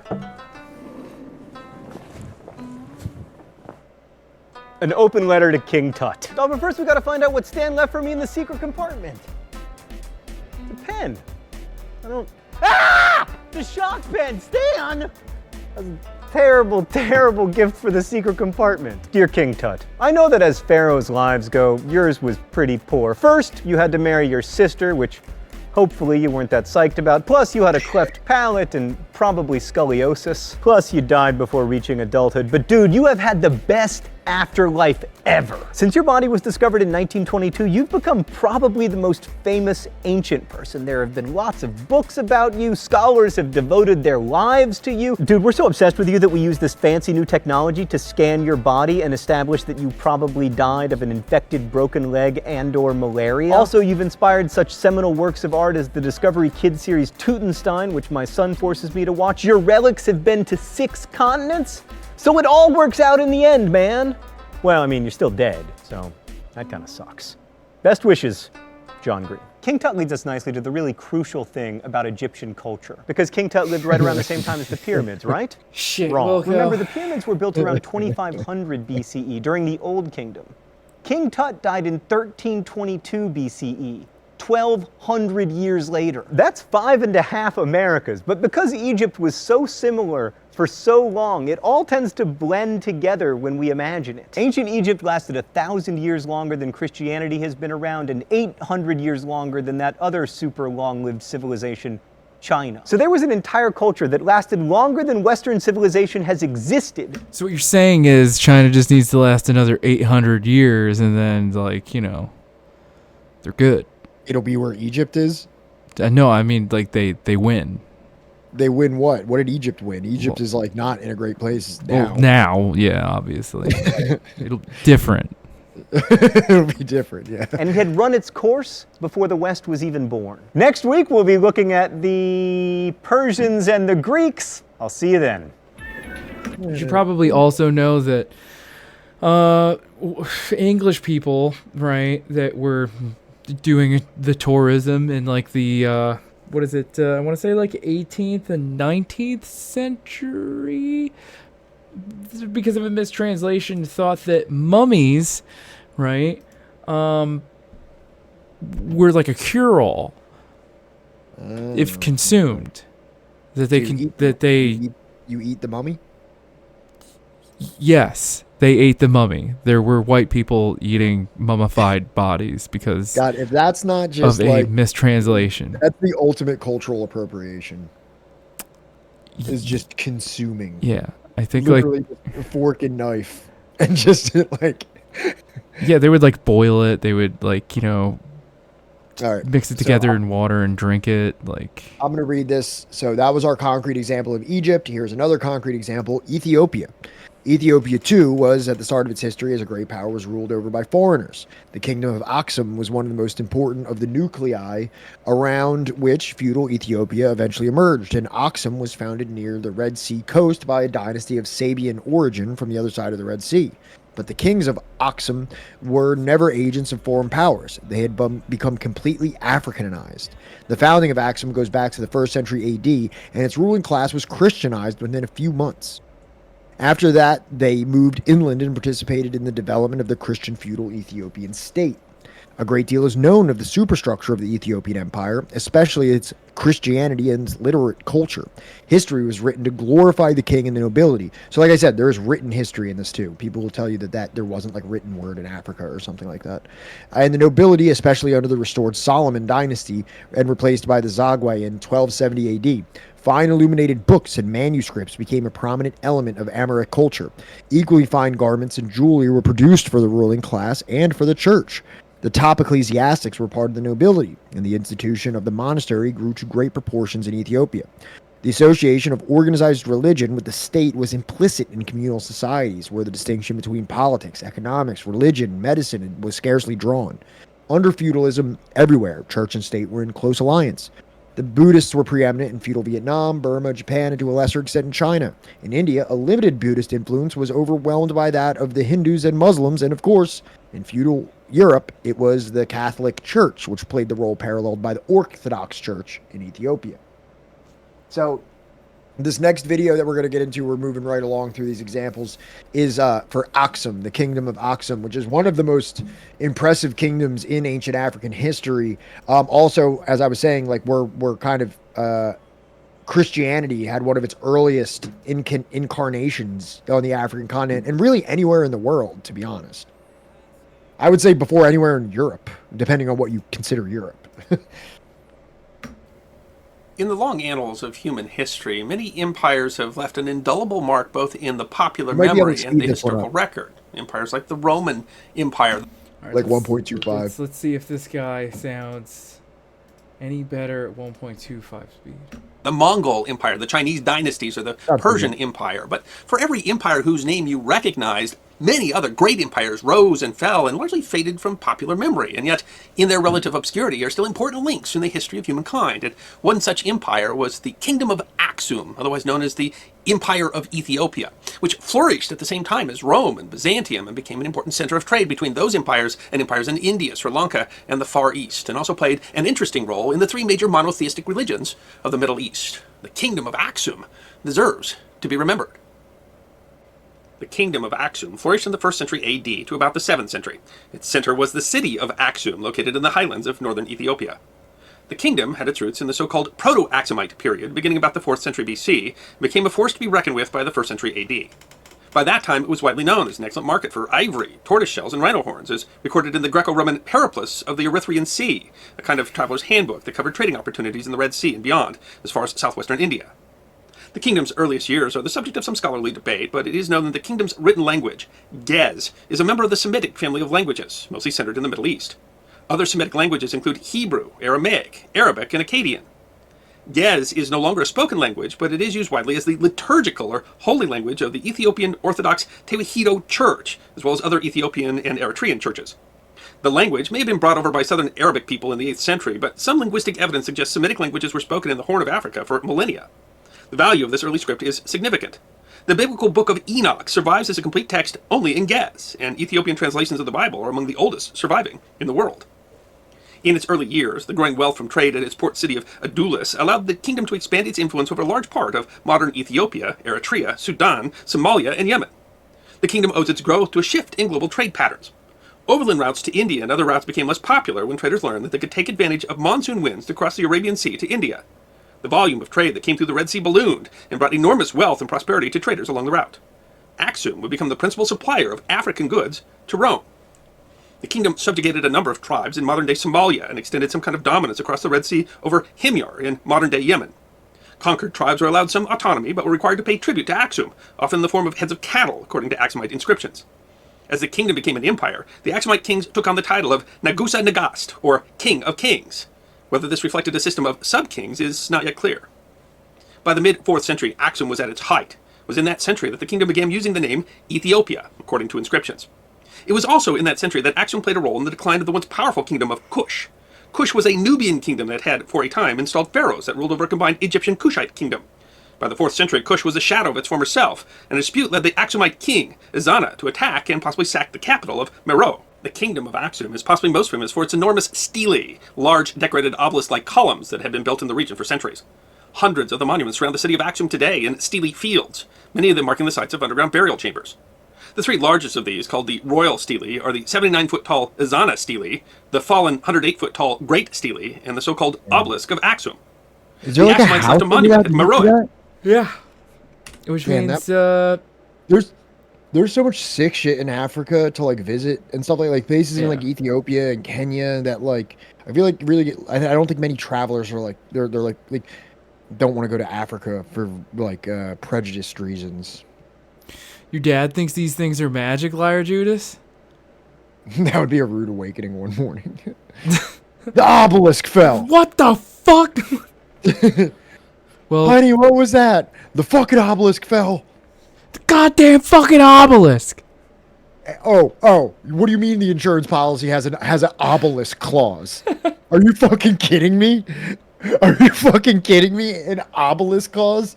They're like, yeah, if it was a tree, you'd be fine. But actually, right here, if you read the fine print, no obelisk coverage, actually. Amazing. Have a good day. Good luck with your obelisk, sir. Also, you can't touch it or do anything with it. That is a historical landmark. Yeah, under penalty of law. You actually can't even paint your house anymore. You probably best be saving up money at this point. You're probably not going to be allowed to live there for very long. Yeah, I would get your affairs in order. Foot-tall Great Stele and the so-called Obelisk of Aksum. The Aksumites left a monument at Meroe and built another at Aksum to document Ezana's victories, including that over the Kushites. The stone had writing on it in Gez, Sabian, and Greek, thus representing a Rosetta Stone for these languages. King Ezana ruled from the 320s to 356. Ezana was the first Aksumite king to embrace Christianity, being converted sometime between 325 and 328. He advocated for Christianity in his own kingdom, less than 2 decades after the Roman Emperor Constantine the Great converted. Oh, wow. The conversion of Ethiopia was, according to tradition, the responsibility of a single man. Frumentius of Tyre. According to the Roman historian Tyrannius Rufinus, as children, Frumentius and his brother went with their uncle on a ship to the Red Sea, where the crew was attacked and killed by pirates, because don't all good stories involve pirates? And the boys taken captive. They were given to the king of Aksum, Ezana's father, as slaves, but gained favor with the king before his death and were freed. Ezana's mother begged them that they stay, as Ezana was too young to rule and she needed help teaching him and managing the kingdom. When Ezana took the throne, Frumentius was an important advisor to the kingdom. Frumentius traveled to Alexandria to talk to the bishop there, who consecrated him bishop and promised to assist him in Aksum's conversion. On his return, he baptized the king, and shortly after founded the original Church of Our Lady Mary of Zion in Aksum, a rebuilt version of which still stands today. This became the site where Ethiopian emperors and later emperors of Abyssinia were crowned. The Ethiopian church enjoyed significant autonomy, but did follow the church in Alexandria to split from the Roman church following disagreements after the Council of Chalcedon in 451. The kingdom began minting its own currency during the reign of the king Indubis at the end of the 3rd century and continued minting coins for 400 years. They were one of the only ancient states in sub-Saharan Africa to mint their own currency and one of only 4 in the world who were minting gold coins at the time. Ezana began minting coins bearing the Christian cross, one of the earliest examples of the symbol on coins. The relative abundance of Aksumite coins indicates that the kingdom had access to large supplies of gold, although it isn't certain what the kingdom's sources were. Aksumite coins are also notably pure, and the supply of metals was closely controlled by the Aksumite state. The kingdom's trade influence was great. Aksumite coins have been found as far afield as India and Sri Lanka. The next major expansion was under King Caleb in the 6th century. Caleb was recognized as a Christian by the Byzantine Emperor Justin I, who sought Caleb's assistance in ending atrocities committed by the Himmerite king against Christians in modern-day Yemen. Caleb defeated and killed the Himmerite king, and the kingdom remained a tributary under the Aksumite general Abraha and his son Mazruk. Mazruk's brother revolted with the help of the Sassanid Persian Empire, leading to a series of wars that were eventually won by the Persians. Munro Hay, a modern historian, cites these wars as one of the factors in the kingdom's collapse, thanks to the war's cost and loss of prestige. The kingdom's decline was caused by many factors. In addition to strength lost fighting the Persians, the kingdom may also have been affected by the plague of Justinian, probably the first appearance of bubonic plague, which killed millions in other parts of the world. In the early 7th century, the growing dominance of the Islamic Empire in the region isolated the country from other Christian states and largely ended their trading empire. But unlike Christian Europe, Aksum was not on bad terms with its Islamic neighbors. Muhammad began preaching publicly in 610, but the ruling tribe of Mecca persecuted his followers. In the middle 610s, Muhammad advised his adherents, including his daughter, to seek refuge in Aksum, in an episode known as the First Hijrah. The king of Aksum is said to have refused a Meccan delegation which sought their return. There are different accounts of the effects of the exile, with some Islamic accounts suggesting that local Axumites embraced Islam, while some Ethiopian accounts instead suggest that some of the exiles converted to Christianity. Other ancient Christian kingdoms, such as Nobatia, Mercuria, and Elodia, to the northeast, would eventually become Islamic, but Axum and its successors remained Christian. Despite their relationship with Islam, as early as 640, attacks were made at the port of Adulis, and the kingdom was forced to abandon the city of Axum and retreat inland. This marked the end of the kingdom's trading empire. However, the kingdom remained formidable and continued to expand south for several centuries. According to Ethiopian tradition, the kingdom was conquered by a Jewish queen named Judith in the 10th century, but contemporary scholars doubt whether she was really Jewish. Still, there is evidence of burned churches and rule by a female usurper in contemporary documents. Another factor in the kingdom's decline might have been climatological. With the collapse of the trading empire, there was over-farming on the terraced hillsides, which led to an erosion crisis that cascaded into a food shortage. And the favorable rainy season seems to become less reliable in the 9th and 10th centuries. The kingdom collapsed completely by 960, replaced by the kingdom ruled by the local Agawa people called the Zagwe dynasty, which lasted until 1270. It was overthrown by Yakuno Amlak, who claimed to be descended from a survivor of Judith's purge. Additionally, during this new Ethiopian empire, the Kebra Nagast, or Glory of Kings, was compiled and written, and considered to be a reliable historical work by the Ethiopian Church. The work is a national epic describing the founding of Axum, containing the genealogy of the kings of Axum and the story of how the Ethiopians stopped worshipping the sun and moon to worship the Lord God of Israel. The bulk of the work tells the story of the biblical Queen of Sheba, whom it identifies as Makeda of Ethiopia. As told in the Bible, she visits King Solomon in Israel and is impressed by the wealth and knowledge there. But it then breaks from the biblical narrative by stating that she and Solomon conceived a child. The son, Menelik, visited his father as an adult, but refused to remain in Israel, so Solomon sent the firstborn children of the nation's elders with him to Ethiopia. Upset with their lot, these sons stole the Ark of the Covenant, and thanks to divine intervention, escaped Solomon's agents. It weaves together a narrative that the kings of Axum and later Ethiopia were a single line, descended from Solomon as far back as 900 BC, and the Ethiopian Church still claims the Ark is in their possession, at the Church of Our Lady Mary of Zion. Modern scholarship on the work is lacking, but there is a possibly ancient Jewish population in Ethiopia known as the Beta Israel. Their origin remains uncertain, and even oral tradition suggests several possibilities. Many of them have in the modern era immigrated to Israel. In the 1930s, the Italian invasion of Ethiopia led to Italian soldiers taking one of the 3 royal stelae, the one called the Obelisk of Axum, in 5 pieces to Rome as a trophy, where it was erected under the orders of Benito Mussolini. It was kept there until its repatriation finally began in 2003. The pieces were so large that only the Anatov 124, a Russian plane, could carry it, among other difficulties. It has been reconstructed and now stands in its original home at Axum. The Solomonic dynasty was removed from power in 1974, and today the once great kingdom of Axum and its ruins are spread throughout several modern states. Its name is barely remembered, its modern influence is obscure.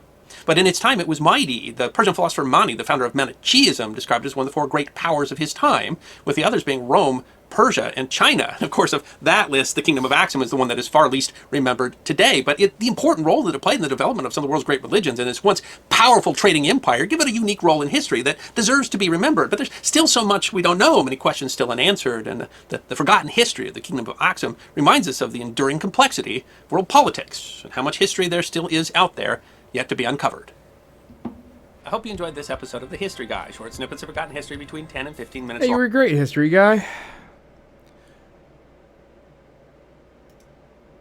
I don't know why I can't hear you at all. Did you mute yourself? Sorry, yeah, hey, what's up? Yeah, no, that wasn't racist at all. That was not what I was expecting. Why did you expect me to put a racist video I saw the bow tie and was just like alarmed, you know? It's not your fault. All right. Okay, this one's you.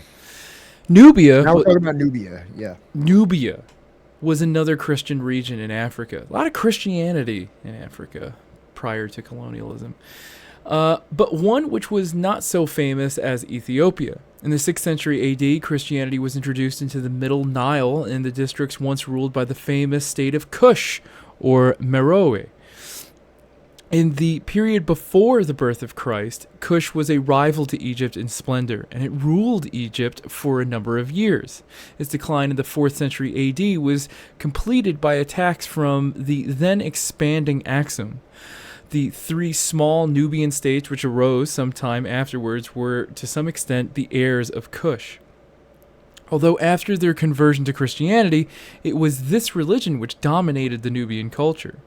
The Nubian states, which had consolidated to 2 by about the 8th century, achieved most from the 9th to the 11th centuries, in spite of great pressures from Arab and Islamic enemies, and they did not finally succumb until the 14th century. Scholarly interest in Nubia has focused on the ruins of large red brick churches and monasteries which had murals and frescoes of fine quality. Several conclusions can be drawn from the material evidence. In the first place, a great deal of labor was required to build those churches along with stone fortifications which often surrounded them. As with the pyramids of Egypt or the feudal castles of Europe, the common builders were intensely exploited and probably coerced. Secondly, skilled labor was involved in the making of the bricks and the architecture. The paintings indicate that these skills surpassed mere manual dexterity, and the same artistic merit is noticeable in fragments of painted pottery recovered from Nubia.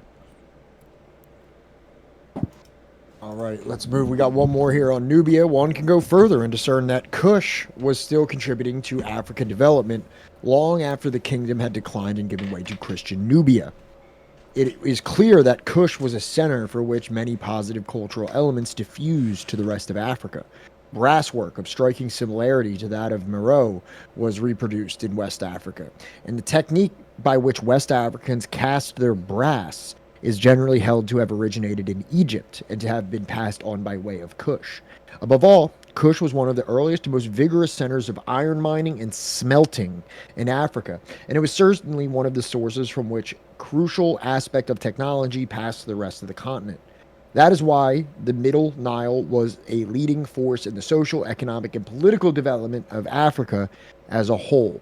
So now we're going to be talking about the Kingdom of Nubia and, I guess to a lesser extent, Kush, which both existed in that area.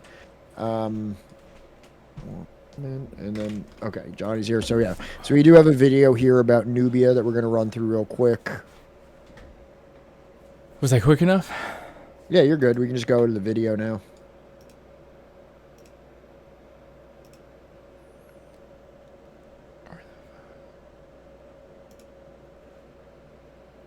In 3800 BCE, Stone Age hunter-gatherers roamed the globe.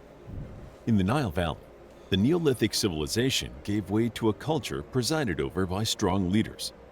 They adopted symbols to denote kingship that was echoed in the later civilizations of Egypt. But they were not Egyptian, they were Nubian. You have probably heard the term Nubian before, and although you won't find Nubia on a modern map, Nubians still live in Egypt, Sudan, and other countries. Unfortunately, they have suffered from many years of discrimination. The ancient Nubians were a powerhouse of culture and civilization, and their most famous nation was the Kingdom of Kush.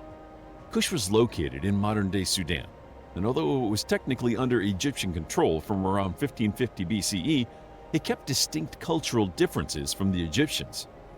The Egyptians and the Nubians shared gods, and there are records of royal marriages between the Egyptian and Kushite rulers. Egyptian art depicts the Nubians with darker skin and cropped hairstyles, and Nubian art shows them wearing animal skin cloaks, large earrings, and patterned fabrics.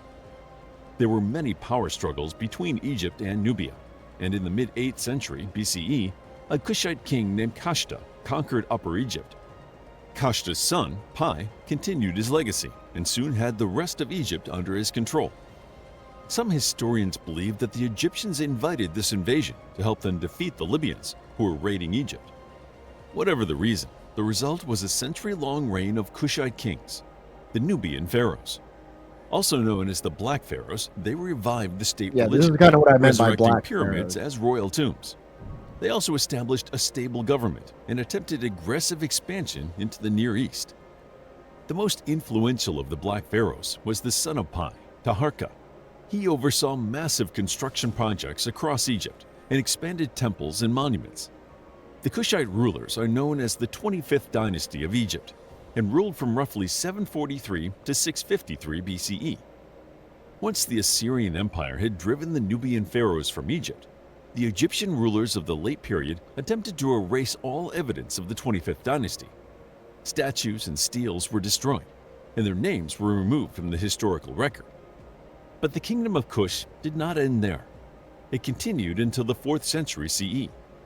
This final period of the Kushites is sometimes referred to as the Meroitic period, after their capital, Meroe.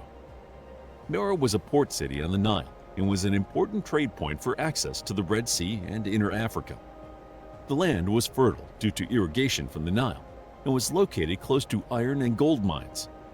The Meroitic culture used pyramids as a kind of giant headstone for the tombs of their kings, queens, and nobles, and beneath each pyramid lay a burial chamber.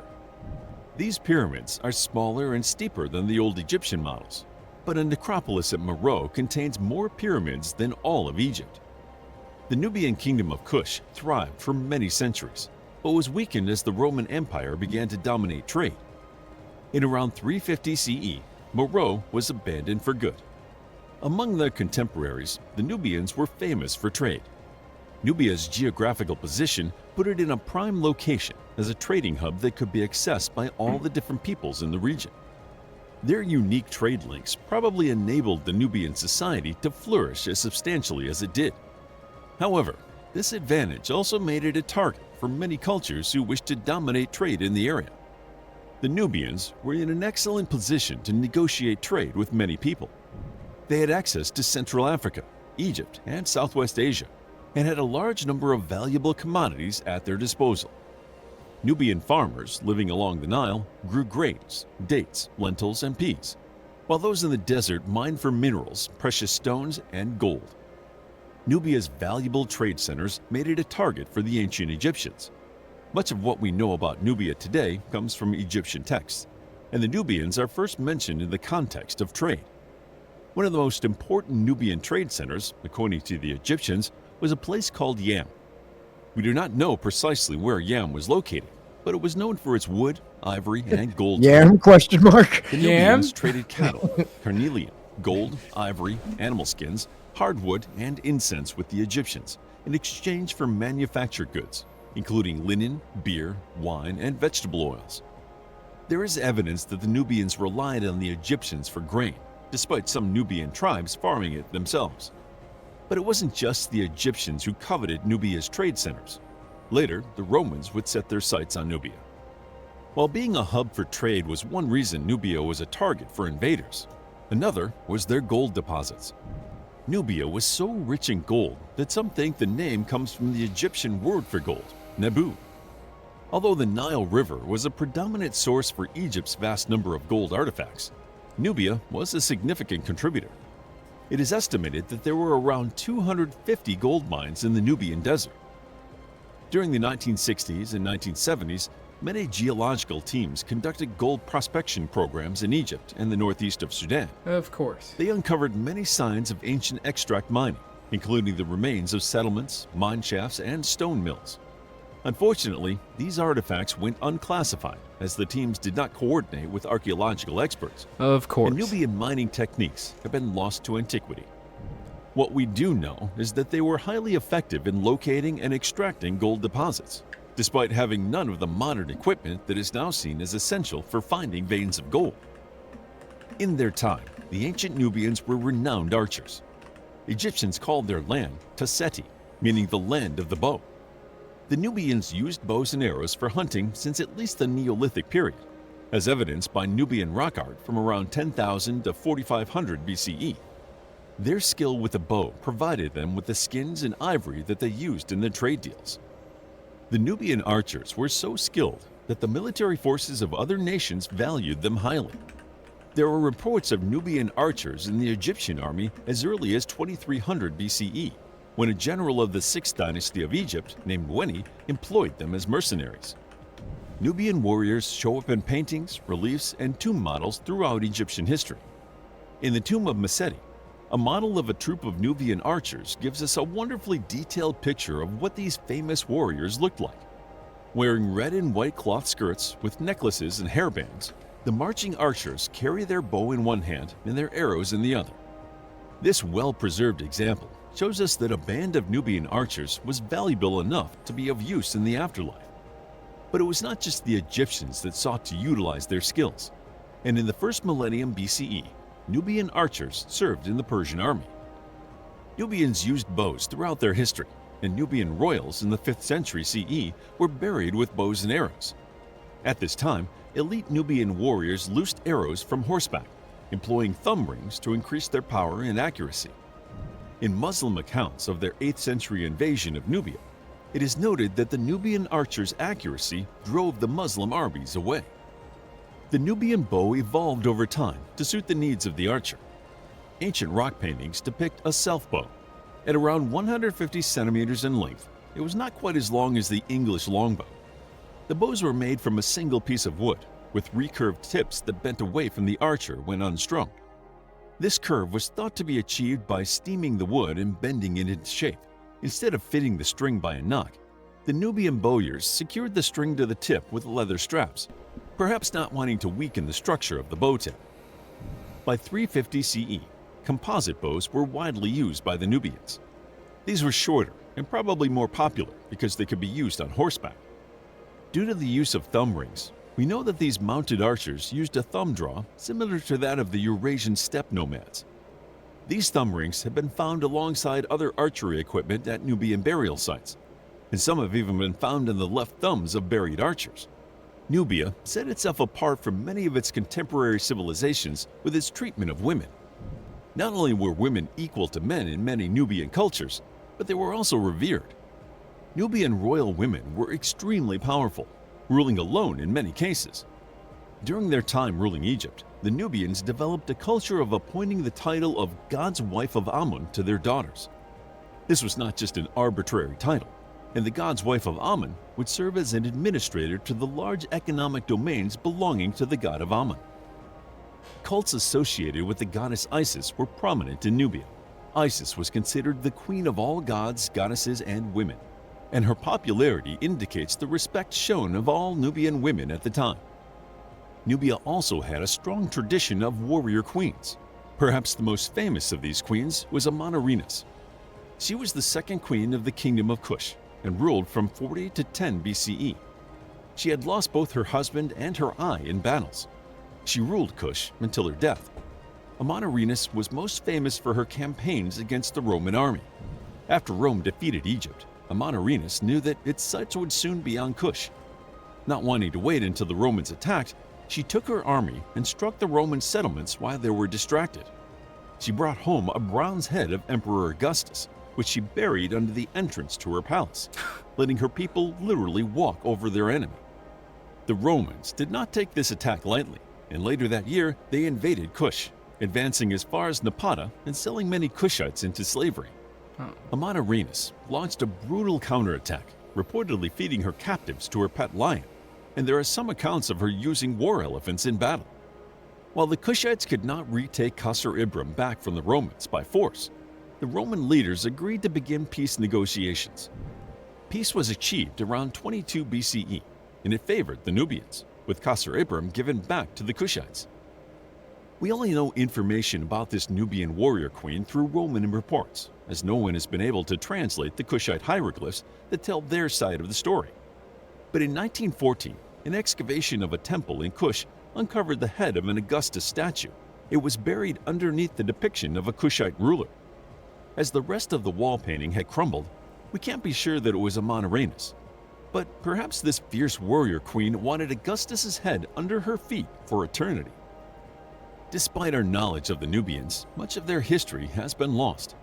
During the 1960s and early 1970s, the Aswan High Dam was built in Egypt. The High Dam was built to generate electricity for the expanding Egyptian population and to control the Nile flooding that had aided farmers along the Nile for millennia. Unfortunately, the cultural implications of this project were not so beneficial, and many ancient temples and fortresses were flooded. Tens of thousands of Nubians were forced to move from their ancestral lands due to controlled flooding. Farmers who live in the area today are forced to use costly artificial fertilizers to replace the nutrient-rich silt that used to be deposited by the annual flooding of the Nile. The Nubian way of life had been destroyed for many after the building of the first Aswan Dam, which flooded 45 villages in an area now known as Old Nubia. The centuries-old rivalry between Egypt and Nubia still bubbles under the waters of the Nile, and today, Egypt, Sudan, and Ethiopia are still in conflict over this life-giving resource. To learn more about ancient Nubia, check out our book, Ancient Nubia, a captivating guide to one of the earliest... I bought this captivating history book on the Opium Wars, and it wasn't very good. So, take that with a little bag of If you asked salt. me if you should buy this book, I wouldn't recommend it. And I forget who asked, but I just kind of Googled it. Like, the origins of Kush cannabis are from landrace plants mainly in Afghanistan, northern Pakistan, and northwestern India, with the name coming from the Hindu Kush mountain range. Yeah. So I don't think the Kush mountain range or the Kushan mountain range and Kush, the kingdom of Kush, are related. I don't believe so. No. So. All right, so this one is you. Now we're going to read about the Maghreb. Islam was the great revealed religion which played the major role in the period of the feudal development of the Maghreb, lands at the western extremity of the Islamic empires that stretched across Africa, Asia, and Europe within years of Prophet Muhammad's death in the 7th century of the Christian era. The Arab Empire building under the banner of Islam is a classic example of the role of religion in that respect. Ibn Khaldun, a great 14th century North African historian, was of the opinion that Islam was the most important force allowing the Arabs to transcend the narrow boundaries of a small family communities which were constantly struggling among each other. He wrote, "Arab pride, touchiness, and intense jealousy of power render it impossible for them to agree. Only when their nature has been permeated by a religious impulse are they transformed, so that the tendency to anarchy is replaced by a spirit of mutual defense. Consider the moment when religion dominated their policy and led them to observe a religious law designed to promote the moral and material interests of civilization. Under a series of successors to the Prophet Muhammad, how vast their empire became and how strongly it was established." All right, go to the next one. We'll just continue on that because that's kind of like left, kind of like a little bit of a cliffhanger there. The above remarks by Ibn Khaldun cover only one aspect of Arab imperial expansion, but it was certainly a crucial one, and attested to the essential role of ideology in the developmental process. That has to be considered in relation to and in addition to the material circumstances. Furthermore, in judging the material conditions at any given time, which might form the basis for further expansion of production and further growth of the society's power, it is also necessary to consider the historical legacy. Like Islamic Egypt and Christian Nubia, the Maghreb of the Islamic dynasties inherited a rich historical and cultural tradition. It was the seat of a famous society of Carthage, which nourished between 1200 BC and 200 BC, and which was a blend of foreign influences from the eastern Mediterranean with the Berber people of the Maghreb. The region has subsequently been an important section of the Roman and Byzantine empires before becoming Muslim. The Maghreb had actually distinguished itself as a center of nonconformist Christianity, which went under the name Demonized. Very interesting. This is like, just so you know, that what the Maghreb is actually like Morocco and Libya and Algeria and Mauritania. It's pretty much like the like northern northern portions of coast. Africa west of Egypt. Right, that like northern coast on the top of the continent. Exactly. And also, we were talking about Kush. Shout out to our resident Kush Lord, Hash Kush. Thank you for being in chat. We appreciate you for all your Kush-related inquiries. The striking achievements of Muslim Maghreb were spread all over the naval, military, commercial, and cultural spheres. Its navies controlled the western Mediterranean, and its armies took over most of Portugal and Spain. So take that, David. When the Muslim advance into Europe was turned back in the year 732 AD, North African armies were already deep into France. In the 11th century, the armies of Almoravid dynasty gathered strength from deep within Senegal and Mauritania and launched themselves across the Strait of Gibraltar to reinforce Islam in Spain, which was being threatened by Christian kings. For over a century, the Almoravid rule in North Africa and Iberia was characterized by commercial wealth and a resplendent literary and architectural record. After being ejected from Spain in the 1230s, the Maghreb Muslims, or Moors as they were called, continued to maintain a dynamic society on African soil. As one index to the standard of social life, it has been pointed out that public baths were common in the cities of Maghreb at a time when in Oxford, the doctrine was still being propounded that the washing of the body was a dangerous act. That's right. Can't wash away the filth of God, right? That'll give me the plague. Yeah. One of the... Probably what's happening in Britain right now. Dude, people in Britain were dirty and disgusting as fuck at that time. And, you know, one could argue things.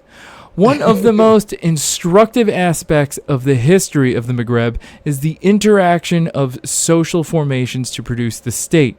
A major problem that had to be resolved was that of integrating the isolated Berber groups into larger political communities. There were also contradictions between sedentary groups and nomadic pastoral sectors of the populations. So also the Maghreb, I forgot to mention that, is that's actually what is being known as the Moors. Yeah. Like, I guess, like, from like a more like European, like, you know, translation. This is when you hear the Moors. So here's a quick video. I don't know how quick it is. What's this one, like? Hang 12 on. minutes or something? It opened up in the wrong thing. This one this is 8 minutes. 8 minutes, perfect. Okay, not too bad. Welcome to our channel. I didn't do it that time. It just automatically This is played. just about the Berbers in general.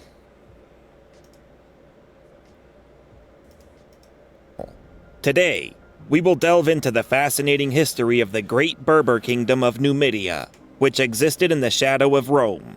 We will explore the origins of the Berbers and the emergence of Numidia, learn about their major wars and events, and examine the reasons behind their eventual fall.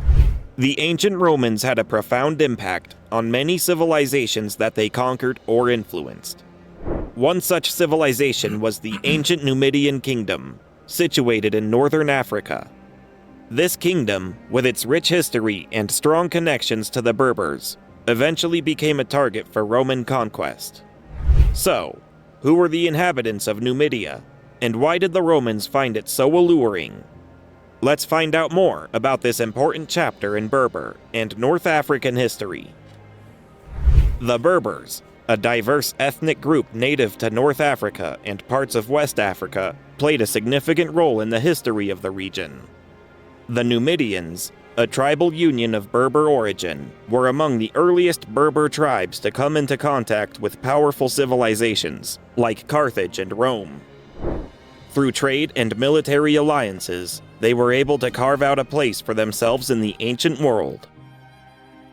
The kingdom of Numidia emerged from two rival Berber tribes, the Masisili and the Masalai.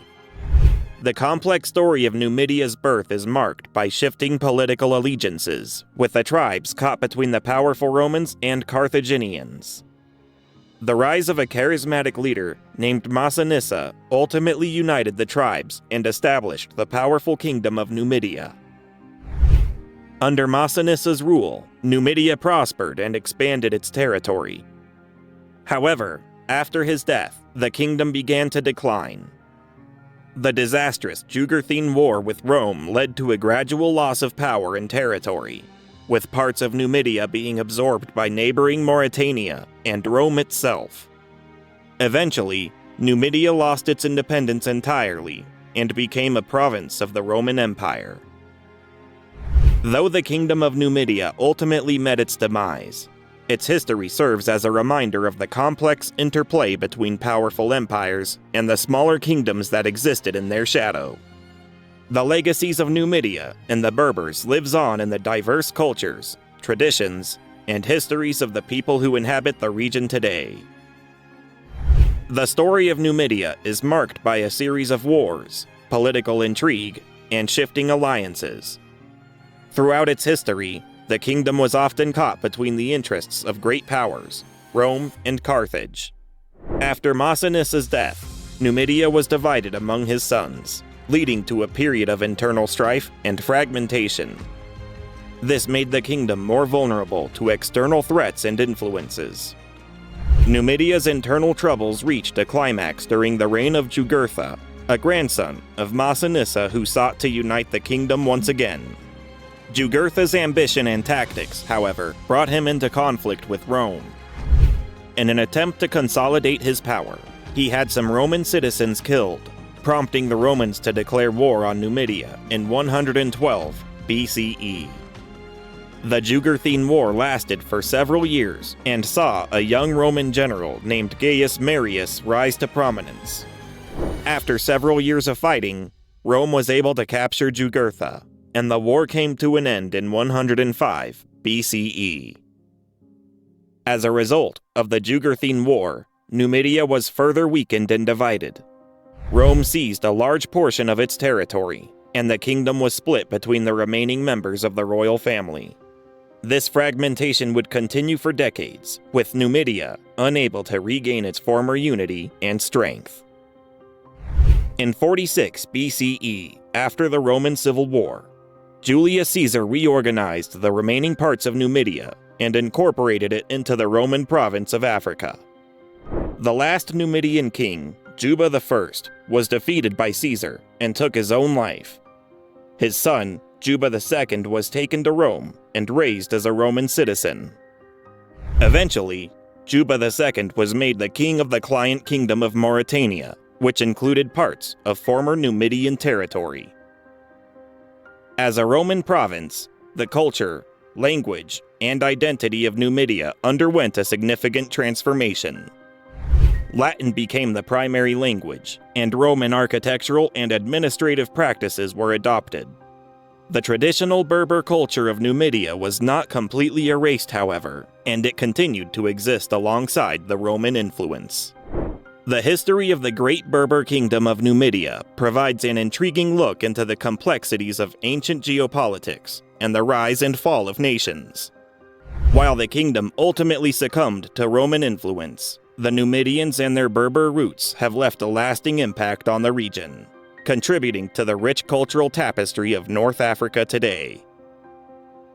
The legacy of Numidia can still be seen in modern-day North Africa, particularly in the Maghreb region, which includes present-day Algeria, Tunisia, and parts of Libya and Morocco. I forgot Tunisia. The Berber people, who formed the backbone of Numidian society, continue to inhabit these areas and maintain their distinct language, culture, and traditions. In the century... So you see that? Can you go back to those people, please? So you see that flag hanging from that woman's neck? It's like blue and yellow and has like a symbol over it. Yeah. So this person's actually wrong. This is not necessarily, well, they're wrong. They keep using the term Berbers, which, as I said, is like a more like European. It's like it started with the Greeks.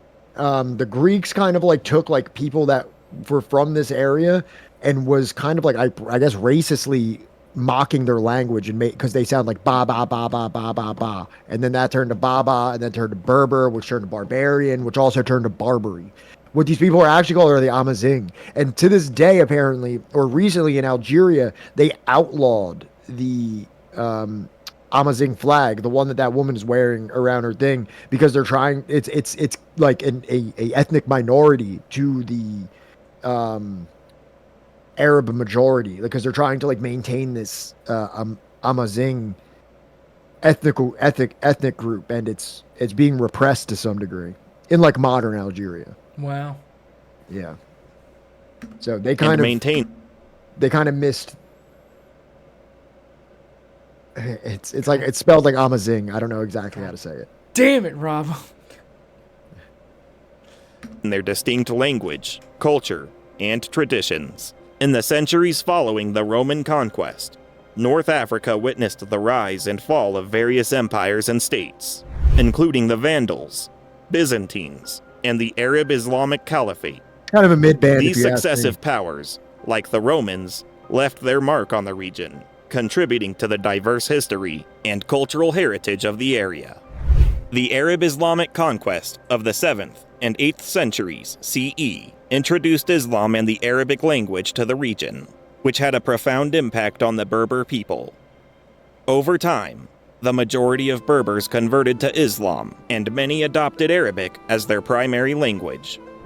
However, the Berber language and elements of the traditional Berber culture persisted, especially in more isolated regions like the Atlas Mountains and the Sahara Desert.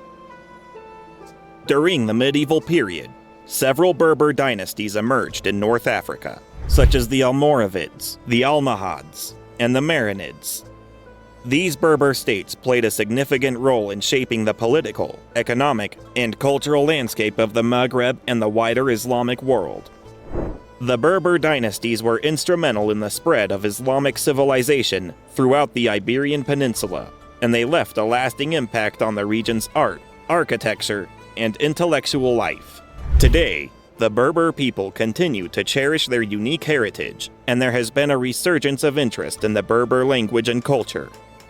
Many Berbers are working to preserve their linguistic and cultural traditions, while also embracing the diverse influences that have shaped their history, including the legacy of the Great Berber Kingdom of Numidia. The story of Numidia offers a fascinating glimpse into the ancient world and the ever-shifting political landscape of North Africa. The kingdom's rise and fall serve as a testament to the resilience of the Berber people and their enduring presence in the region. As modern-day North Africans continue to explore and celebrate their rich history, the legacy of Numidia and its Berber roots remain an important part of their collective identity. Thank you for joining us on this journey through the history of the Great Berber. Thank you, Berber. Ancient something. So every time he says Berber, he's literally just repeating some racist shit. Like, yes, I mean, like, he might not even know, like, you know what I mean? Like, this probably isn't, like, the most surface level history, but I've watched, like, 6 videos on this to try to find one to include in this. And, yeah. So let's see here. It's a brief overview, all right? There's a lot of ground to cover. Yeah. And again, like we always say, try finding a video that isn't, like, either half an hour long or, like, 15 minutes long about this stuff.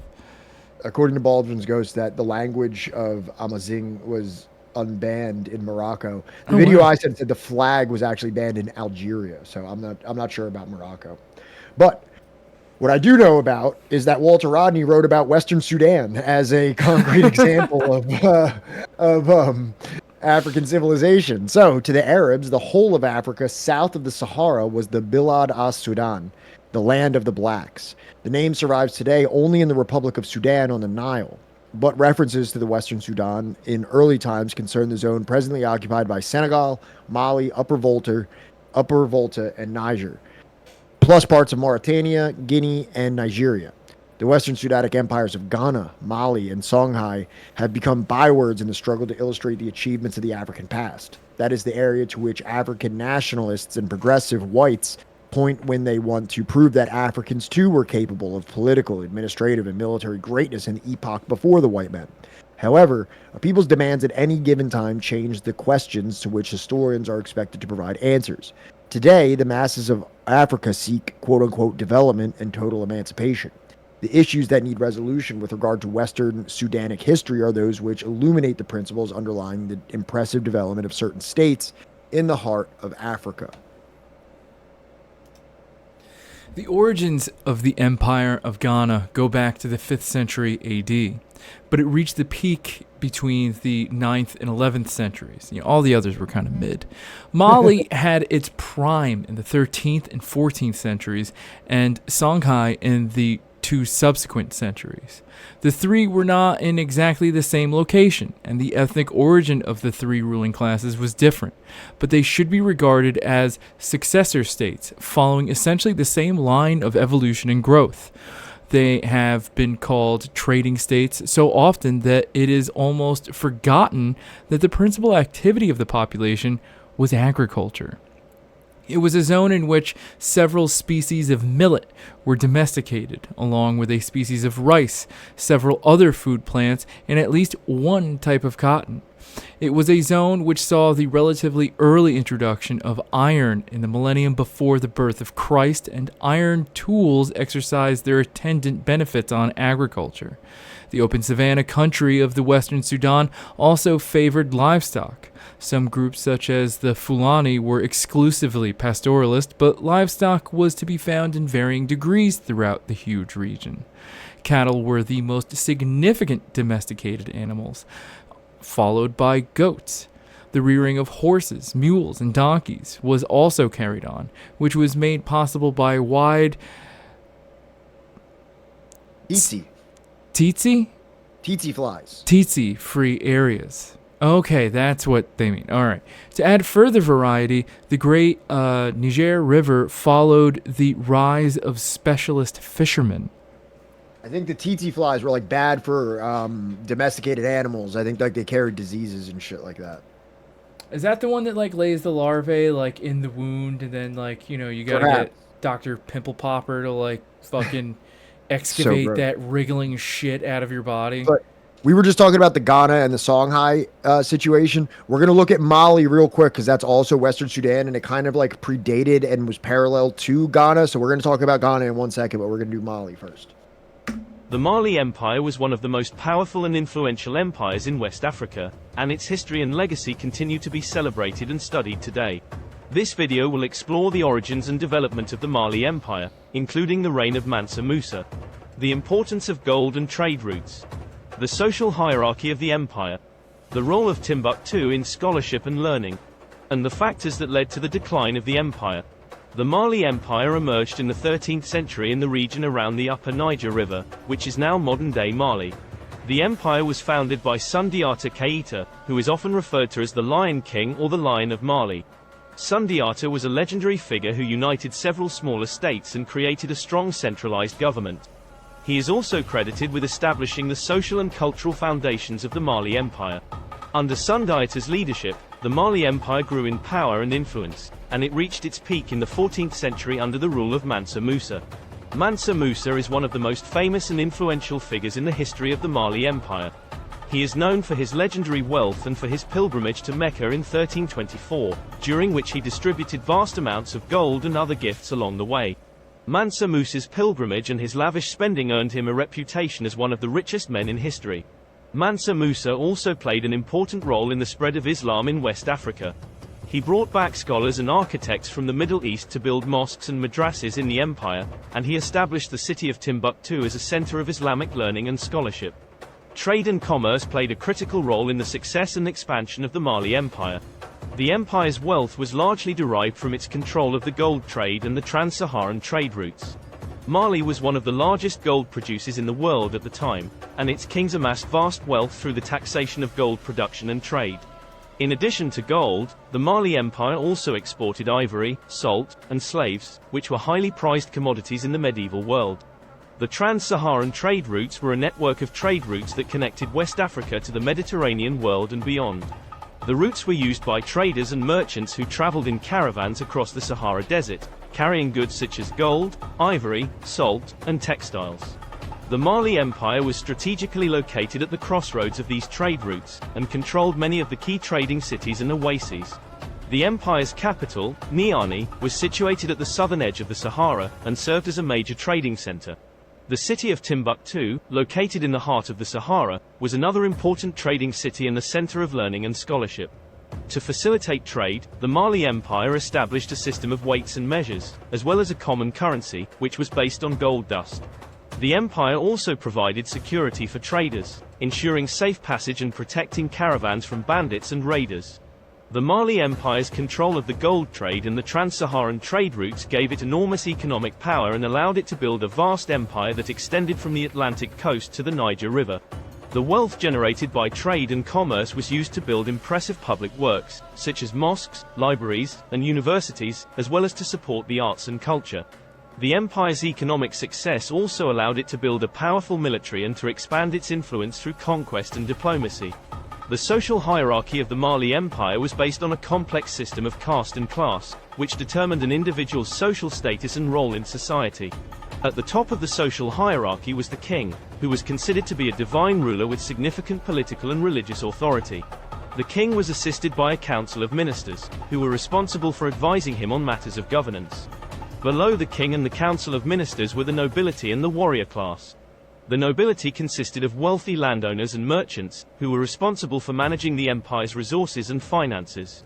The warrior class was made up of skilled soldiers and military commanders, who were responsible for defending the empire and expanding its borders through conquest. Below the nobility and the warrior class were the commoners, who were divided into several subgroups. The most important of these were the free commoners, who were free to own property and engage in commerce, but who had limited political power. The free commoners were followed by a range of artisan groups, such as blacksmiths, weavers, and Lietower workers, who had specific skills and were highly respected in society. These groups were generally organized into guilds, which regulated their trade and ensured that their members received fair compensation for their work. At the bottom of the social hierarchy were the slaves, who were usually prisoners of war or debtors who had been sold into slavery. Slavery was an important part of the Mali Empire's economy, and slaves were used for a range of tasks, including farming, mining, and domestic work. Despite the rigidity of the social hierarchy, the Mali Empire was known for its cultural and religious tolerance. The empire was home to a diverse range of ethnic and religious groups, including Muslims, animists, and followers of indigenous West African religions. The empire's rulers were known for their tolerance and for their support of religious scholarship and learning. Timbuktu is a city in the West African country of Mali, located on the southern edge of the Sahara Desert. It was a major center of trade, scholarship, and Islamic learning during the height of the Mali Empire in the 14th century. The city was a major hub for the trans-Saharan trade route, which linked West Africa to North Africa and the Mediterranean world. Gold, salt, and other commodities were traded along this route, and Timbuktu was a key stopping point for caravans traveling across the Sahara. The city's location on the Niger River also made it an important center of river trade, as boats could transport goods up and down the river to other parts of West Africa. Timbuktu was also renowned for its intellectual and cultural achievements.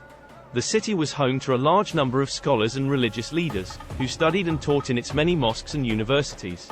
The University of Sinkore, founded in the 14th century, was one of the most important centers of Islamic scholarship in West Africa, attracting students from across the region. The city was also home to many skilled artisans, who produced high-quality goods such as textiles, leatherwork, and metalwork. During the 14th and 15th centuries, Timbuktu was a major center of the Islamic world. The city was known for its large number of libraries, which housed many rare and valuable manuscripts on a wide range of subjects, including medicine, law, history, and philosophy.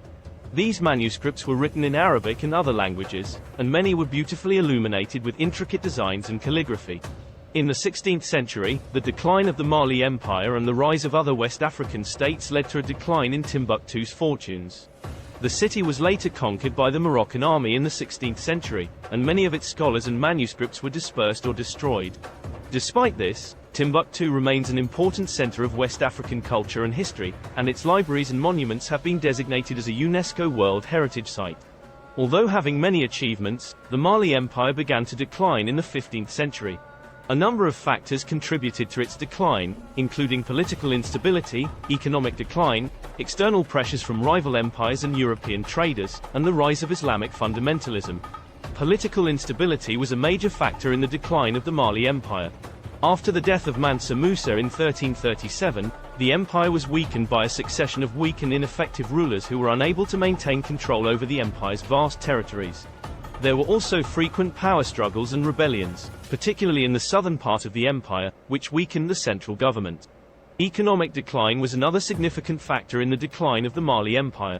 The empire's dependence on gold meant that fluctuations in the price could have a significant impact on the economy. In the 15th century, the price of gold began to decline, which led to a reduction in the empire's wealth and power. The empire also suffered from a decline in agricultural productivity, which was caused by soil exhaustion and overgrazing. External pressures from rival empires and European traders also contributed to the decline of the Mali Empire. In the 15th century, the Songhai Empire emerged as a powerful rival to the Mali Empire, and the two empires engaged in frequent wars and conflicts. European traders also began to establish trade relations with West Africa, which undermined the dominance of the Mali Empire in the region. Finally, the rise of Islamic fundamentalism was a significant factor in the decline of the Mali Empire. In the 16th century, a number of Muslim reform movements emerged in West Africa, including the Fulani Jihad, which sought to purify Islam and establish a more fundamentalist interpretation of the faith. These movements challenged the authority of the ruling class and undermined the stability of the empire. In conclusion, the Mali Empire was one of the most powerful and influential empires in West Africa. Its legacy continues to be celebrated and studied today, particularly in the areas of art, culture, and scholarship. The empire's wealth and power were based on its control of gold and trade routes, as well as its political and social institutions. The Mali Empire was also known for its cultural and religious tolerance and for its support of scholarship and learning. Despite its decline, the Mali Empire remains an important and fascinating chapter in the history of West Africa. Thank you for watching Conceptual Learning's The Mali Empire, a historical and cultural overview of West Africa's golden age. Be sure to like and subscribe for more. So, like, you know, not a bad video, but I fucking hate AI art. This is what the university in Timbuktu actually looks like today. And the one that's like a, you know, a UNICEF heritage site or whatever. UNESCO, whatever, same thing. Well, you know, you want to correct me every time that I pronounce something wrong, and then, you know. I don't want to correct you every time. No, you want to do it. No, I don't. You love doing it. That's not true. We're getting towards the last 10 slides here, so let's slide it out. Okay. We're also going to skip the last video because it's actually just kind of like a broad video that covers a bunch of different stuff. So, is this me or you? This one is me. The strengths and weaknesses of the Western Sudanic states attest to the point in which they had reached on the long road from communalism with respect to social relations and to the level of production. The state held together several clashing social formations and ethnic groups. In the case of Kanam Bornu, pastoralists and cultivators were even able to integrate the camel nomads of the desert.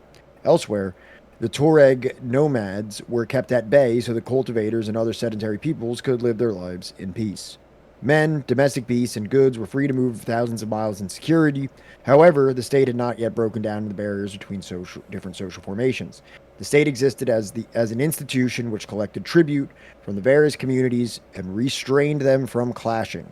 In periods of weakness, the superstructure of the state almost disappeared and left free scope for divisive political and social tendencies. Each successive great state was a further experiment to deal with the problem of unity, sometimes on a conscious level, and more often as an unconscious byproduct of the struggle for survival. So I think we have one more short video here just about the Ghana Empire. I think it's just like 3 minutes long, just to tidy up this West Sudan region. Is it 3 minutes? It is 5. 5. Okay, I'm sorry. Well, yeah. If you thought you haven't heard enough about Mansa Musa yet, buckle the fuck up. And yes, he did cause hyperinflation. Before we begin this also, I think epic they all tale wore of the gold Ghana... dog collars. Did you hear that, Bart? What's that?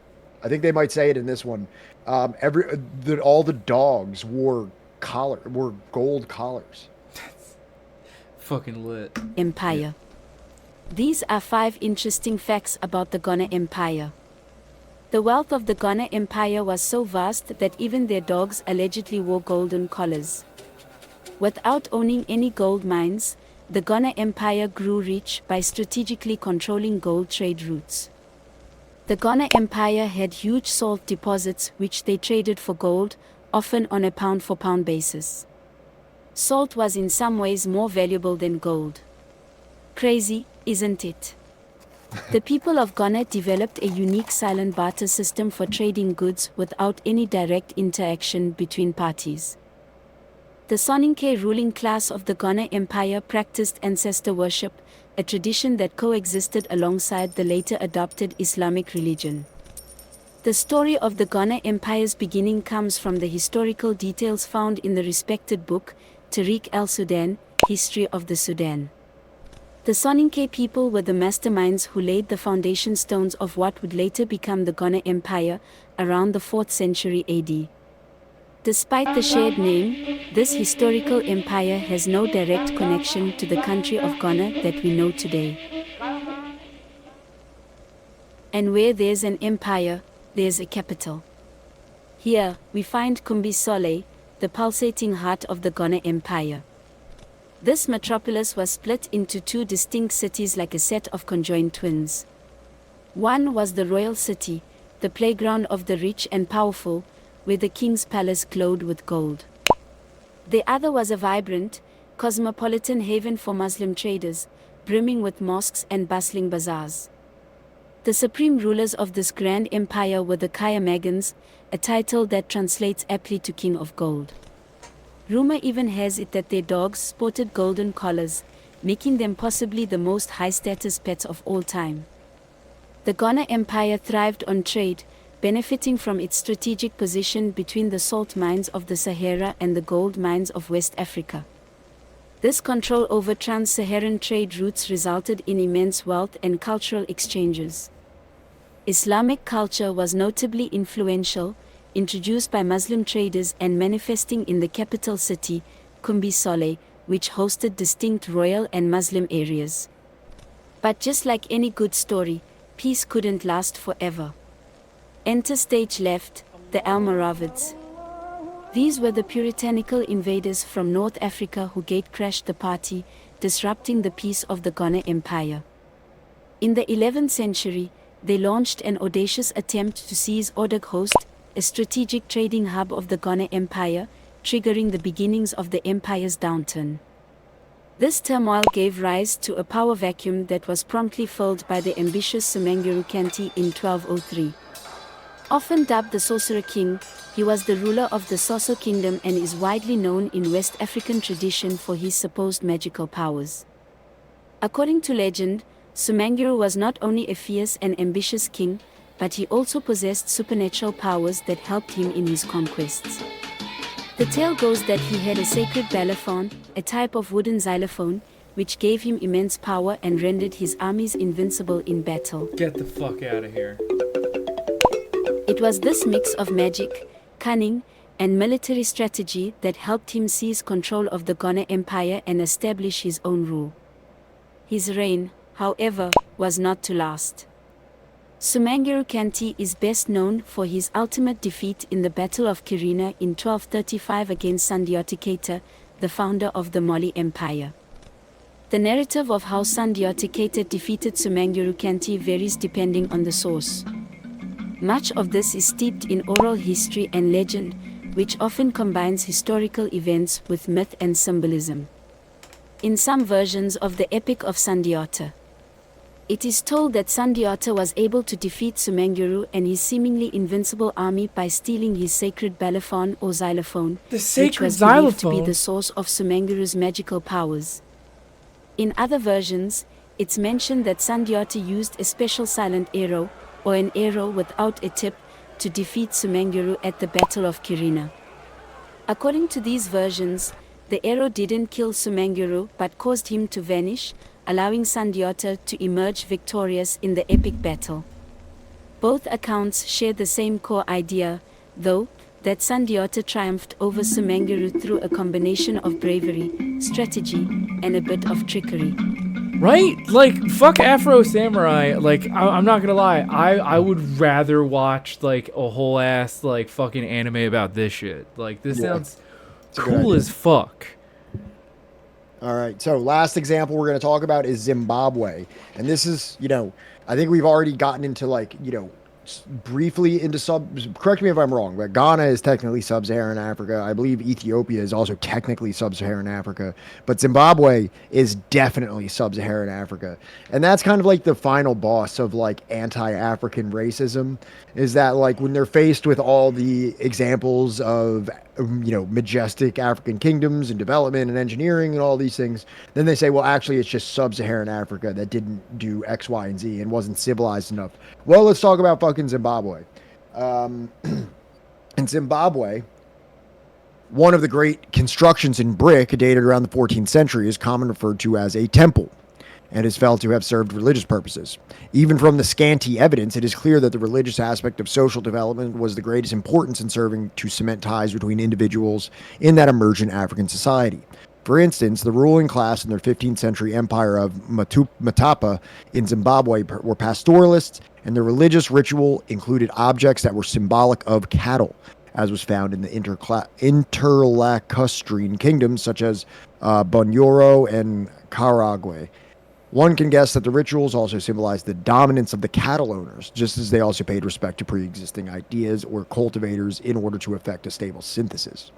The details of the picture are not available in this present stage of knowledge, but what is required is that any discussion of African religion must seek to present it in a mobile evolutionary manner and relate it to the changing socioeconomic forms and institutions.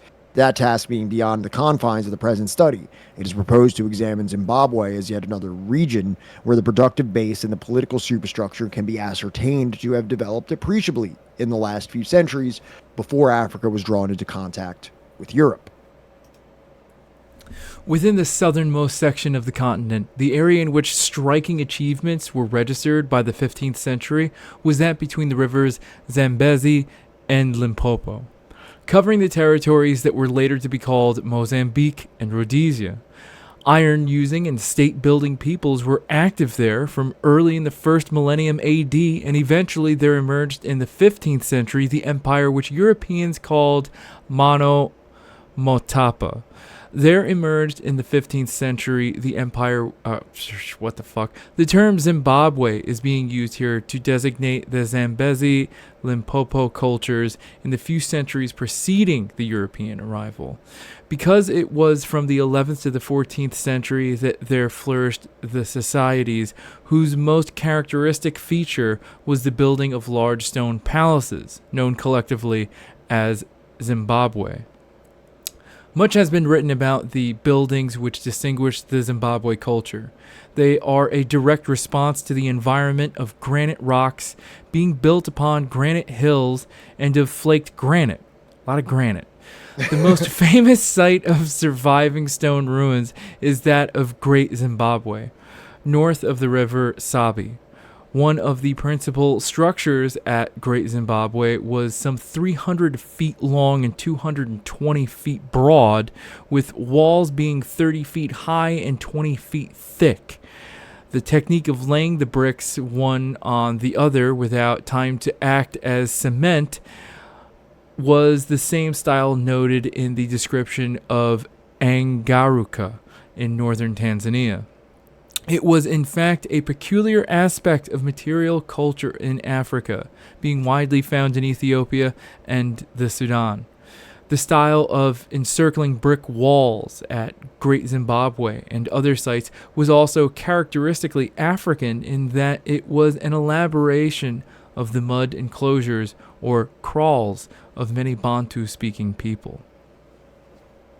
All right, so let's go to the last video, which is on Zimbabwe. This is our last example, and this will be our last video. We'll go out with a banger because it is, again, home team history. And I'm going to pee. Dude, I'm fucking up reading these slides tonight, Chad. I don't know what's going on with me. It's like my eyes are going. In acknowledgement of Black History Month, today's topic will be a collaboration with other history content creators. My topic will be focusing on the origins of Great Zimbabwe, a culture that created the largest stone structures south of the Sahara. Be sure to check out the topics centered on African history or the African diaspora created by the other brilliant YouTubers. Links to all the creators will be readily available by the end of this video.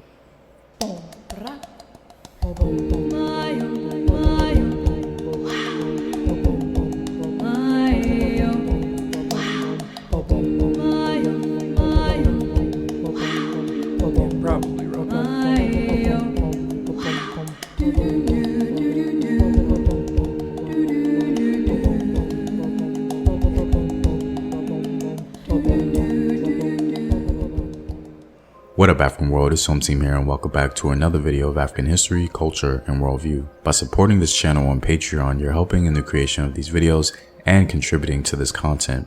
The link to Patreon is in the description box below. Also, stay tuned with a word from my sponsors. My name is Howard Dorsey. Let's get through this herbal supplement thing real quick. Baldwin, like, are you speaking from like experience? Like, what does that The even African mean? civilization, popularly known as Great Zimbabwe, was a stratified African culture that existed in the modern-day country of Zimbabwe, beginning about the 12th century. This African civilization received plaudits from foreign observers, who considered their stone structures so impressive that African parentage was out of the question. Pause it it real seems quick. as though the Shona... So this is something that went on all the way until the period of tourist agencies. When making brochures and pamphlets, the state would like censor them to say that it wasn't Africans that built these structures, that it was Europeans. The fuck out of here. I swear to God. For this Zimbabwe culture, it persisted, these racist censorships and like just like not letting the information out there that these were actually built by Africans from a culturally African influence. It had to be European. That was persisted for, I guess, maybe even centuries, but at least decades about Zimbabwe. Elite, the actual founders of Great Zimbabwe, accomplished their goal in creating a space that evoked majesty and splendor. The marvelously built stone edifices were the center of a flourishing gold trade that produced massive amounts of wealth for the Shona kings. Moreover, these large stone structures were built without mortar, adding to its uniqueness. The Portuguese, upon their arrival in the 16th century, considered it an accomplishment of the legendary Queen of Sheba. Cecil Rhodes and his followers even drew parallels between the African structures and the ancient Greek Acropolis. However, despite the cries of genuine scholarship which illustrated an African origin, the socio-political lore of Great Zimbabwe and its implications rested on foreign origins. Great Zimbabwe was undoubtedly a great African achievement founded by the Shona peoples. But what was its origins? It's difficult to imagine that the Shona people woke up one day and decided to build these elaborate structures. History has a tendency not to work that way. The general consensus seems to be that Great Zimbabwe arose from an earlier civilization known as Mapungubwe. Mapungubwe was located south of Great Zimbabwe, where the Shashi and Limpopo River meet. According to one scholar named Thomas Huffman, in regards to territory and social complexity, Mapungubwe was Southern Africa's first state. Other scholars give important information regarding this society. The Mapungubwe cultural landscape is a significant site because it is associated with the development of socio-political complexity in Southern Africa. The evolution of the state at Mapungubwe was a gradual development which began during the 11th century to probably the 14th century and beyond. Now, the 11th century date is in reference to a region called K2, which was a site near Mapungubwe and whose leaders eventually left to go reside at the Mapungubwe hilltop site. Once there, they only stayed for a brief time, as you'll see later. Concerning the length of Mapungubwe's reign, you'll find differing dates, but around 1290 seems to be the most popular date of its collapse. Regardless, the similarities between Mapungubwe and Great Zimbabwe are noteworthy. The social structure of Mapungubwe was three-tiered. At the top of the political ladder were the chiefs or kings, who lived in stone houses high up on the hill. The second tier was occupied by their wives and associates, who lived nearby but separate. The third tier, the majority of the population, was made up of the peasants, craftspeople, and laborers who were dependent on the elite. This system in which the aristocracy lived, isolated from their subjects, is one of the earliest found in southern Africa. Thomas Huffman believes Mapungubwe and Great Zimbabwe share common Zimbabwe culture, and that each capital had 5 components, such as a palace, a court royal wives area, a place for the followers, and a place for the guards. The similarities between the two led Hoffman to propose that Great Zimbabwe's origin lies within the older site at Mapungubwe. Mapungubwe was inhabited for only some 70 to 80 years, from about 1220 to 1290/1300. In this short time, the spatial organization continued to evolve into a distinct and new elite pattern. A stone-walled palace on the hilltop separated the leader from his family and followers, whereas other stone walling demarcated entrances to elite areas, noble housing, and boundaries of the town center. These and other similarities with Great Zimbabwe demonstrate that the elite Zimbabwe pattern originated at K2 and Mapungubwe, rather than at Great Zimbabwe itself. The traditional idea is that the Africans at Mapungubwe abandoned the site and some of the elite participated in or influenced the development at Great Zimbabwe. Despite the strong evidence of Great Zimbabwe's parentage comfortably residing in Mapungubwe, some scholars point out the issues surrounding this popular consensus. For one thing, the years of research surrounding the Mapungubwe site was investigated and interpreted with little input from the local African populace. Also, the origins discussion historically has been tainted by political motivations. Talk of reassessing the relationship between Mapungubwe and Great Zimbabwe are ongoing. Yet the strongest evidence we have for now seem to point to the influence of Mapungubwe civilization. Another site of consideration has been a place called Mapela that was also a major center of the overall Zimbabwe culture. While I'm all out, guys, be sure to check out the other brilliant creators in the link above. Yeah, this channel is fucking awesome. Yep. So, remember who put you on, okay? Yeah, yeah.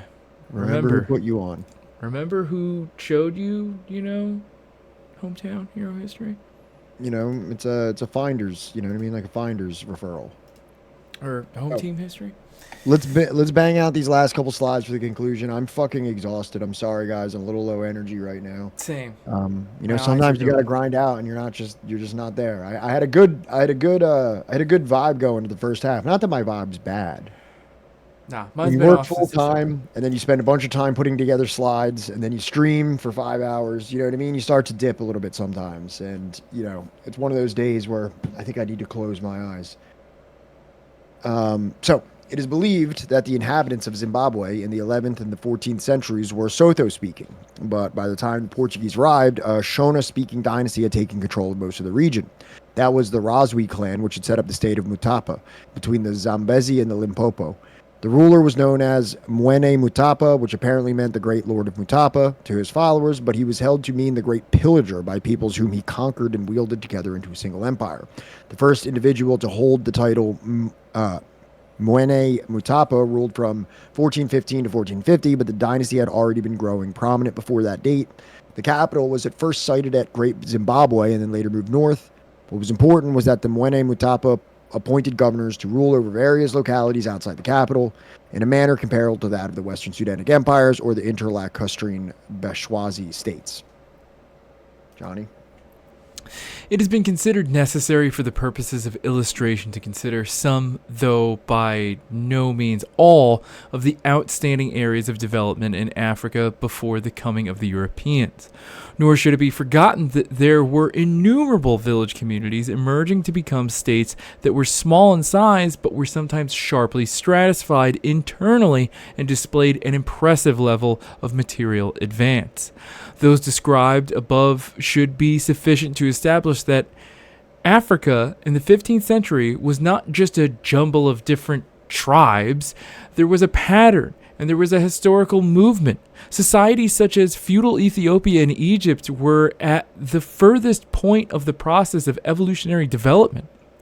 Zimbabwe and the Bashwezi states were also clearly on the ascendant away from communalism, but at a lower level than the feudal states and a few others that were not yet feudal, such as those in the Western Sudan. So pretty much what he's saying is that these were ascendant states in terms of development, that before European got there, these things were already trending upwards in a significant fashion. Trajectory, an upward trajectory. Yeah, that they were gonna go the same developmental route that like these other empires and societies before them had gone. All right, so in conclusion, in introducing the concept of development, attention was drawn to the fact that the slow, imperceptible expansion of social productive capacity ultimately amounted to a qualitative difference, with the arrival at a new stage sometimes being announced by social violence. It can be said that most African societies had not reached a new stage that was markedly different from communalism, and hence the use in this study of the cautious term transitional. It can also be noted that nowhere had there been any internal social revolutions. The latter had taken place in European and world history only when class consciousness led to the massive intervention of people's wills within the otherwise involuntary socio-economic process. Such observations help to situate African development up to the 15th century at a level that was below mature, class-ridden feudalism. It should also be reiterated that slavery as a mode of production was not present in any African society, although some slaves were to be found where the decomposition of communal equality had gone furthest. This is an outstanding feature illustrating the autonomy of the African path within the broader framework of universal advance. One of the paradoxes in studying this early period of African history is that it cannot be fully comprehended without first deepening our knowledge of the world at large. And yet, the true picture of the complexities of the development of man and society can only be drawn after intensive study of the long neglected African continent. There is no escaping the use of comparisons as an aid to clarity. And indeed, the parallels have been narrowly restricted to Europe, even though they could also be provided by examples from Asian history. Therein lies the cultural imperialism, which makes it easier for the European educated African to recall names like the French captains or captains and the Prussian Hohenzollernens, rather than the Vietnamese dynasties of Id and Tran, and for the latter are either unknown to him or would be considered unimportant if known, or might even be judged too difficult to pronounce. I mean, because, you know, look at me, fucking like an asshole. Look at me. Look at me out here like an asshole. So we're just going to skip past... Yep. Are we doing the video or? No, we're not. Okay. The video that we're skipping is really just like, oh, it's like 10 kingdoms more that should be more famous than Egypt or something, but it's really everything we already covered. It was kind of like a refresher. You all got it. You're very smart. You know what we said. You remember all the things. You don't need the refresher. So, several historians of Africa have pointed out that after surveying the developed areas of the continent in the 15th century and those within Europe at the same date, the difference between the two was in no way to Africa's discredit. Indeed, the first Europeans to reach West and East Africa by sea were the ones who indicated that in most respects African development was comparable to that which they knew. To take but one example, when the Dutch visited the city of Benin, they described it as thus: the town seems to be very great. When you enter into it, you go into a great broad street, not paved, which seems to be 7 or 8 times broader than the Warmo Street in Amsterdam. The King's Palace is a collection of buildings which occupy as much space as the town of Haarlem. And when they say Harlem, I'm pretty sure they mean it somewhere in Holland, not like Harlem, New York City. You know, much of that stuff is named after Dutch stuff. I'm pretty sure there's a Harlem in Amsterdam or somewhere in Holland. Because like Harlem, Brooklyn, all that stuff is all Dutch words. Yeah. And which enclosed with walls. There are numerous apartments for the prince's ministers and fine galleries, most of which are as big as those on the exchange at Amsterdam. They are supported by wooden pillars encased with copper, where their victories are depicted and where they are carefully kept very clean. The town is composed of 30 main streets, very straight and 120 feet wide, apart from an infinity of small intersecting streets. The houses are very close to one another, arranged in good order. These people are in no way inferior to the Dutch as regards to cleanliness. They wash and scrub their houses so well that they are polished and shining like a looking glass. Oh, they meant Harlem, New Amsterdam. What is New Amsterdam? That's a joke. It's New York. That's just... Oh, okay. Yeah, okay. It's just... Yet it would be self-delusion to imagine that all things were exactly equal in Benin and in Holland. European society was already more aggressive, more expansionist, and more dynamic in producing new forms. The dynamism within Europe was contained within the merchant and manufacturing class. In the galleries of the exchange at Amsterdam sat Dutch burghers, the ancestors of the modern bourgeoisie of industry and finance. This class in the 15th century Europe was able to push the feudal landowners forward or aside. They began to discard conservatism and to create the intellectual climate in which change was seen as desirable. A spirit of innovation arose in technology, and transformation of the mode of production was quickened.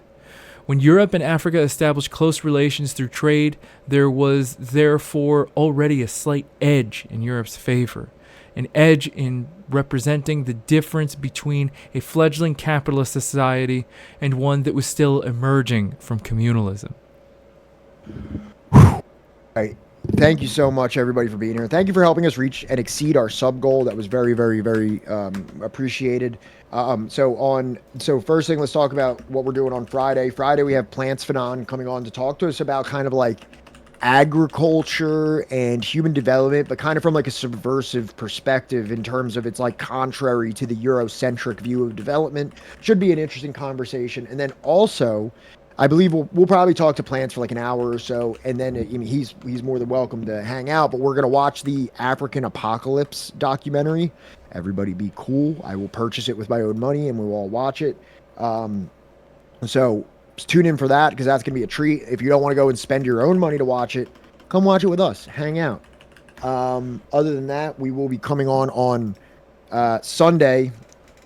This next chapter is like over 90 pages long, so we're probably gonna have to split this up into two. I imagine we're gonna split this up into two, because after this chapter, we're like halfway done the book already. Good God, really? Well, yeah, we're at page 80 now. We read another 90. We're at like 170. There's like 350 pages in the book. That's like halfway done. God damn. We're not on the Great War, the Great Class War time right now, Johnny. We're on. I know. We're on normal book time again. Felt like felt like we fought in World War I. You know, like we were there for so long. Johnny, do you want to bring up the Patreon real quick? I just want to update everybody on the ongoing poll. If you weren't, I think we looked at it earlier before the raid, but I want everybody to know. I want to give them stream by stream updates about what's going on, and if they'd like to get involved with the going on, probably the greatest election of their lives. You know, yeah, probably this is the most important history. I mean, election of their lives. Yeah, this is the most important election of your life. Yeah. So the Subversive History election cycle is currently ongoing, and it is to decide the book that we will be reading after we complete the Great How Europe Underdeveloped Africa. The 4 candidates are The Brothers, about the Dulles brothers, elected by Plants Fanon; CIA's Organized Crime, elected by our very own moderator Strinsam; Liberalism, A Counter History by Domenico Lacerdo, elected by Johnny; and my own election, Late Victorian Holocaust, El Nino Famines, and the Making of the Third World. Right now we have CIA as Organized Crime in lead with just 1 vote, with 3-way tie for second place. If that doesn't sit well with you, if you don't want to read about the CIA's Organized Crime, even though I imagine you do, but if you slightly want to read about one of these other things, there's a little bit more. You can go in, you can contribute your $2, your $1, whatever you want to do, and you can vote, and you can mold the future of this stream and this project and the things that we're going to talk about.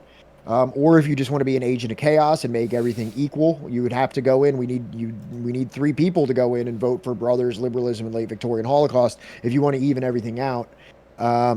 So whether you want to read one of these books, don't want to read one of these books, or just fuck with everything, you're gonna have to subscribe, because you're not gonna, if you want to change how this is gonna work, we want your money.